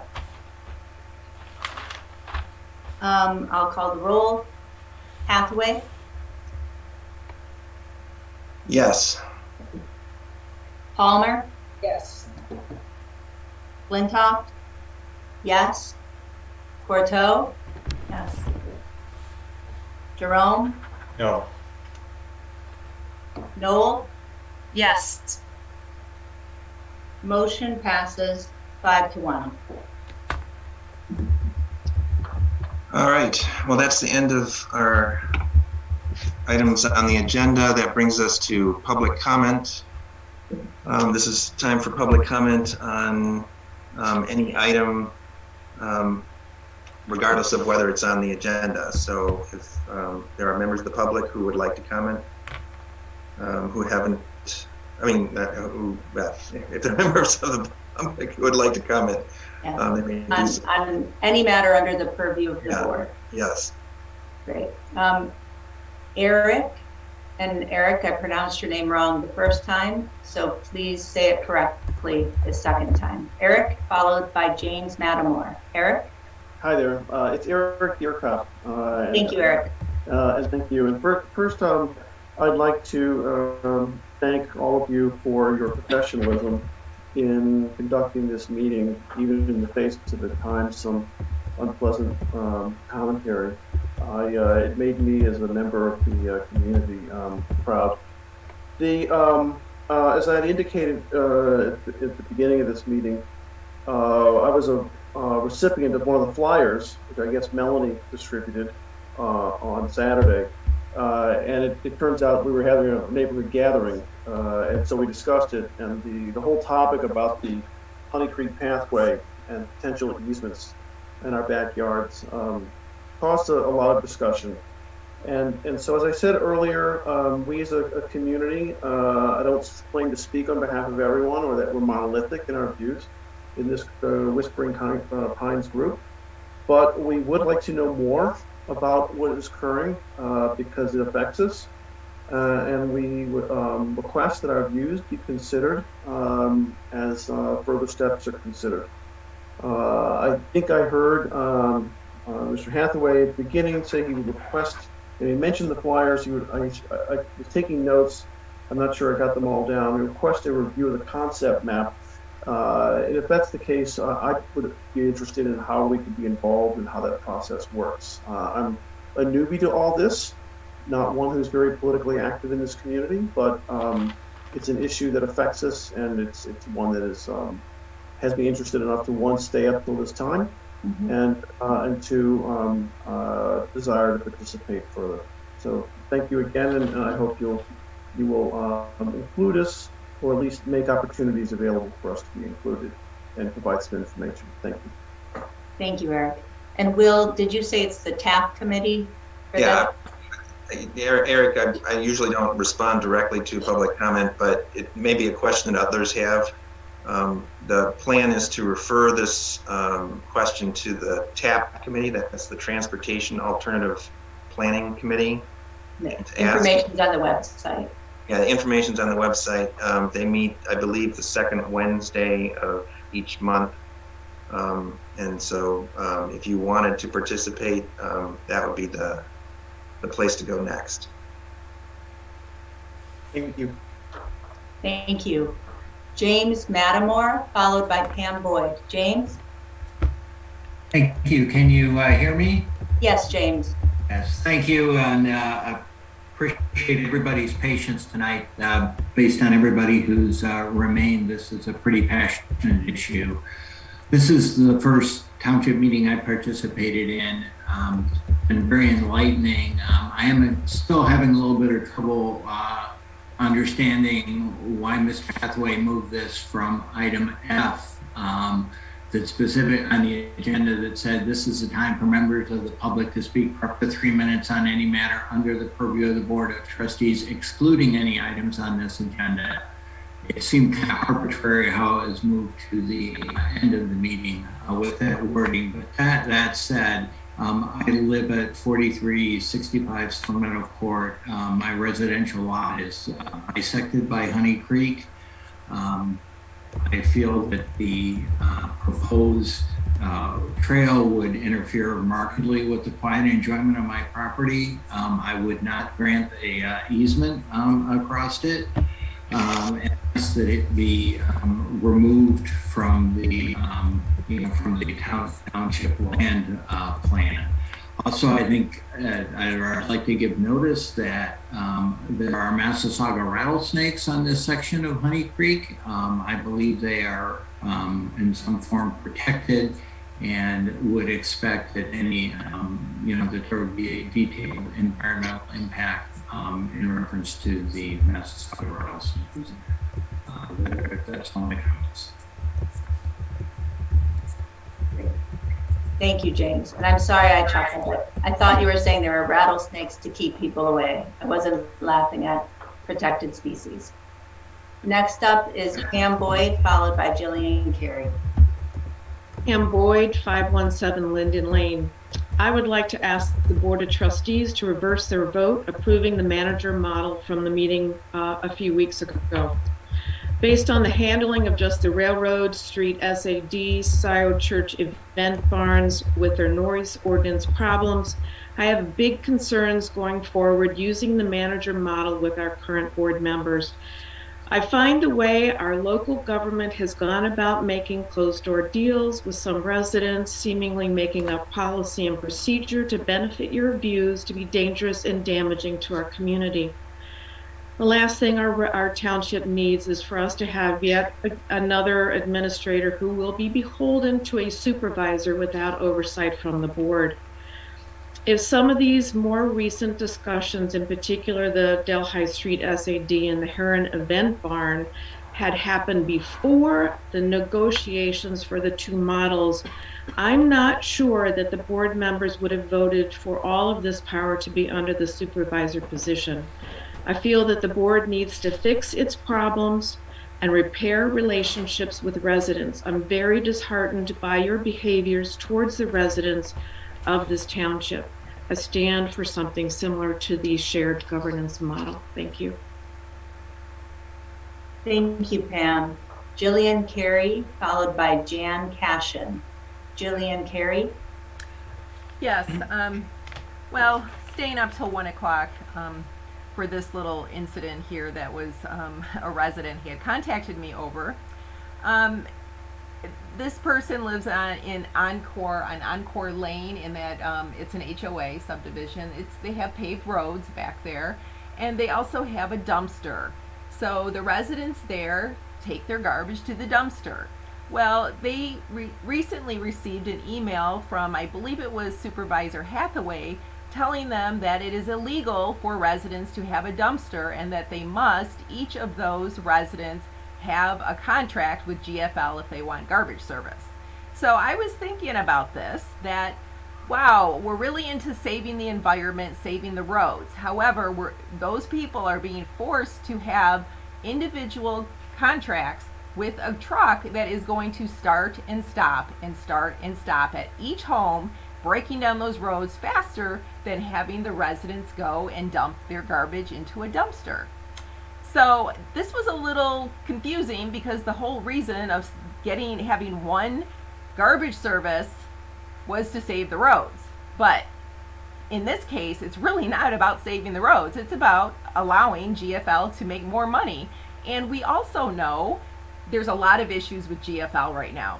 And in the contract, it does state about what happens if the recycling is dumped in with the trash. You need to read the contract. It's right there. It's not fair to residents to be paying extra money for recycling when it's just going into a landfill. So that's it. I'm glad I stayed up to, voice this. I wish it was in the beginning when more residents could hear it. Thank you. Thank you, Jillian. Next up is Jan Cashin, followed by Jan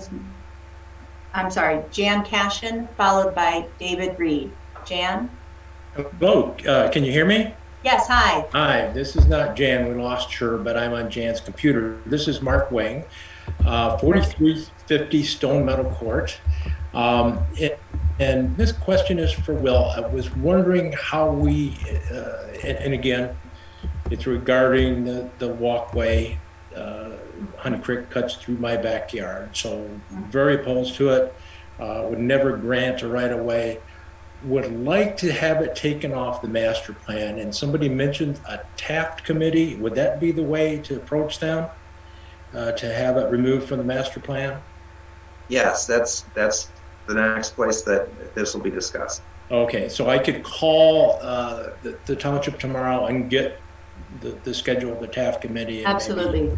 And meet with second Wednesday of every month. Second Wednesday of every month, okay. And I just wanted to comment, there are some people in the township and maybe you remember we had a conversation that have approached you, the 8 houses that we have, the homeowners association on our 8 homes on Stone Meadow Court, which is just off West Delhi Road between Dexter and Auburn and Miller, voted in favor to have West Delhi paved. And I don't know if you remember, Will, we approached you on that at one point. So there are people that are very displeased with the road conditions in our township, would like to find a way forward to try and get these roads paved. And paving the roads will help all of our property values, feel it's safer. So I'm very pleased that we're going to have some type of committee going forward. So I'd like to find out about that committee and how I might be able to make comments to it. So thank you very much. You're all saints tonight. I've heard all the comments. I can't imagine you're deserving of them. So thank you very much. Thanks very much, Mark. David Reed. I feel like I'm back in school studying for a final. It's almost 1:30. I just wanted to thank Jessica for the alterations to what I consider to be a very mean-spirited, short-sighted memo or motion regarding the change in the status of the township board meetings. And thank you for your no vote. Thank you, Kathy, for your no vote. And thank you, Jackie, for your no vote. I appreciate that. And if anybody wants to, breakfast is on me at the truck stop. Take care. Thanks, David. Last up is Rob Pattinson. Rob? Finally, got some questions raised during the meeting. Number one, what is the official start date for the 63-day review, so we know what the end date is, so we know how much time we have to review the master plan? I haven't had a chance to get through the entire thing, but there are a lot of issues and a lot of community organization that needs to be done. So we need to know when our final date is. The written reports from trustees, Courteau and Jerome are missing from the agenda packet. Or in the 255 pages, I didn't find them, but I went through it a few times. I did not see them.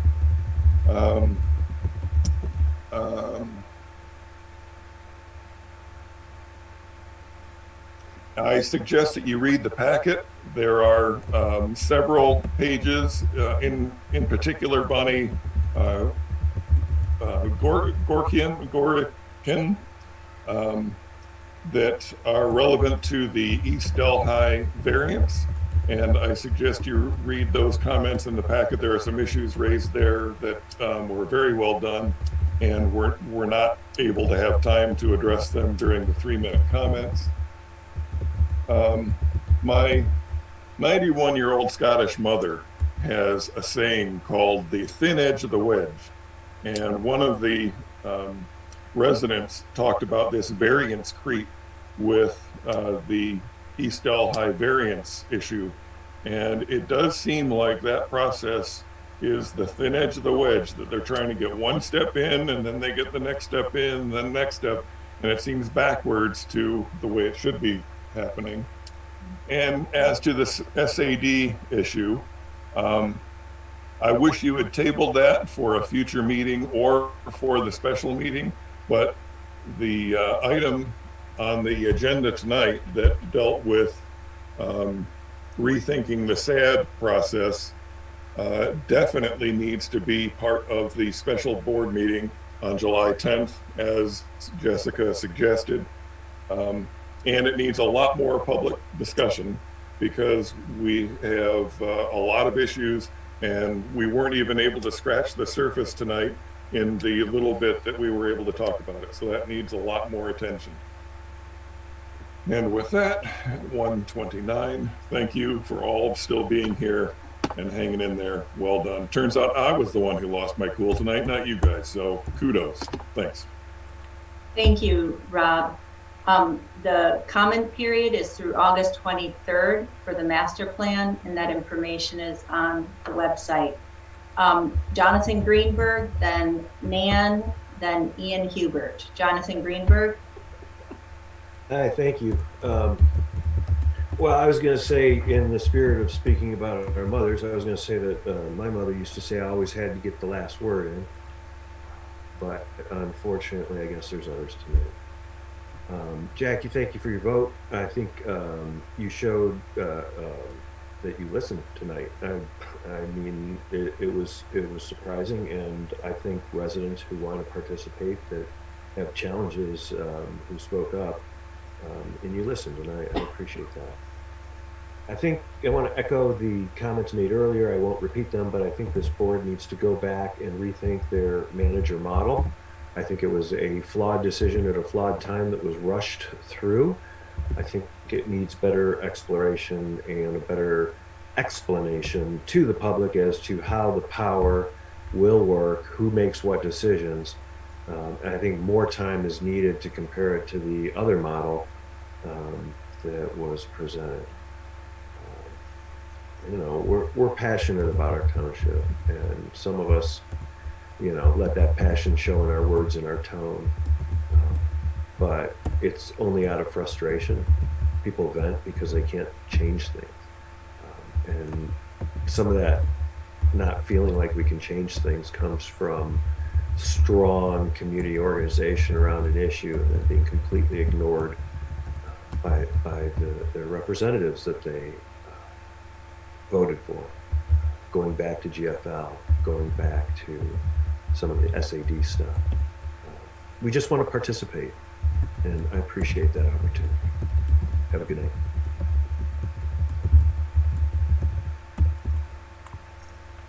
All right, Nan, followed by Ian.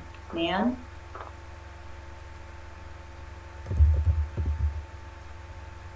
Hi, thank you for listening to me again. Sure.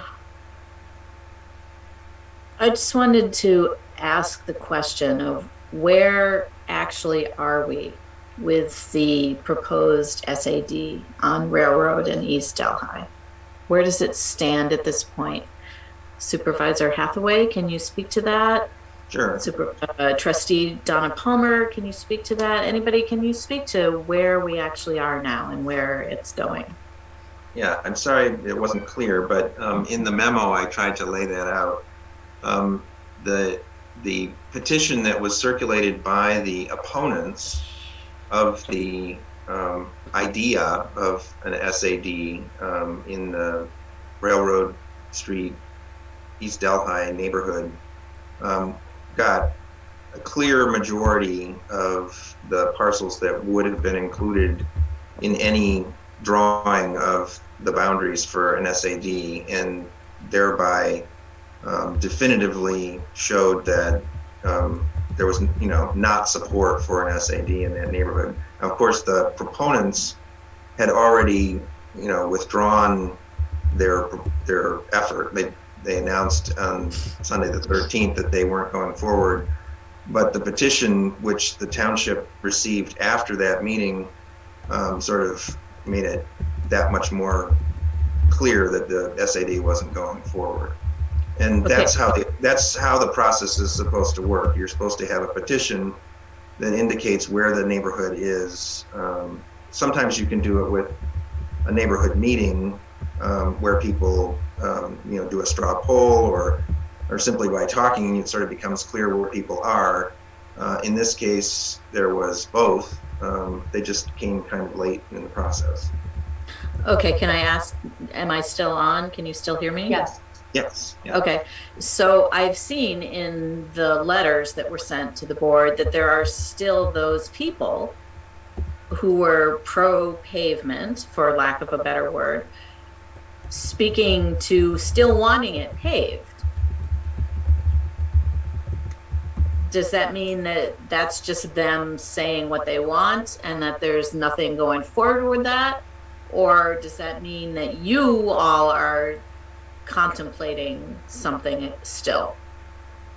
No, I understand how if you know, really wanted to have the road paved, that you might still want that, but there's no way that an SAD is going to go forward under the circumstances.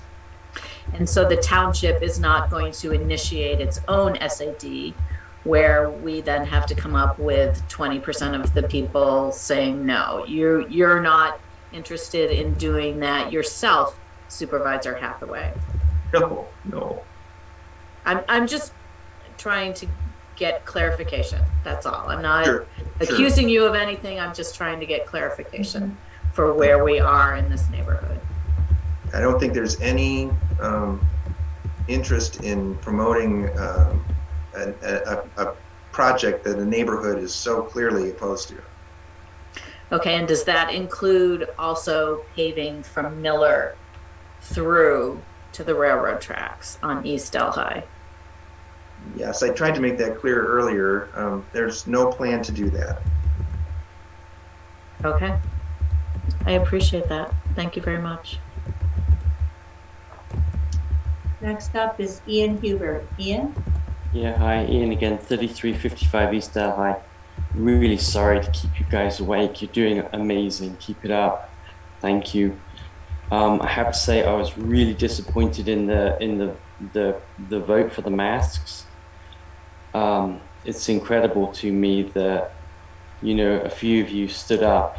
You know, the fact that people have people at home who can't attend public meetings and you would vote to deny them that right seems the very opposite of an open democracy. So Jessica, Kathy, and Jackie, thank you so much for standing up for that.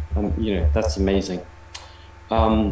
With regards to the survey of the East Delhi neighborhood, it was actually 84% of people who we could get in touch with who actually didn't want the railroad sad. So just to put some numbers, because I rather tend to like data. And then the final thing, if you're driving home, drive home safely. Remember what I said in the public comments, engineers hate speed, it's dangerous, and just know that if you're on a blessed gravel road, you will be going slower anyway. So thank you and have a safe drive home. Thank you, Ian. Next up is Bonnie Goration. Bonnie? Thanks. I just wanted to raise a process question, and maybe you all can think about how we could do this better. But as we've been working on our variance issue for, I guess, since we first found out about it, since March.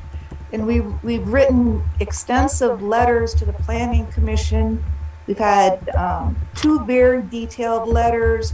We've had other more briefer emails. So put that all into the Planning Commission, and then we got a result from them. But then it's like we had to repaper the file again and file everything again with the Board of Trustees. So we sent in all the old letters, and then we papered it on top with additional letters and concerns. And it's just like, why is it that the Planning Commission can't like transfer the file to the Board of Trustees so that we don't have to keep, you know, repapering the file? It's just like, we don't know that you all are even reading those letters. And then it makes it very difficult because, you know, we only have 3 minutes and we can't get through all the issues, even though we have a ton of people talking. So we feel like the letter correspondence really gets all the issues out. We can cite our sources. We can do it more professionally. So I'm just like wondering about the process here and whether or not you could just take our letters at whatever, you know, at the lower levels, at the Planning Commission or whatever, just transfer the file to the trustees so we don't have to keep doing that. It's a really good insight. I think there's some work we can do there. Okay, thank you. I see no other interested public. Will? Is there a motion to adjourn? No one wants to adjourn?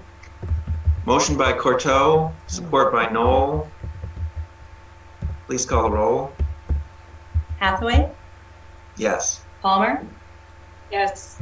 Flintoff? Yes. Courteau? Yes. Jerome? Yes. Knol? Yes. Motion passes. Meeting adjourned. 1:38. Good night. Good night, everybody.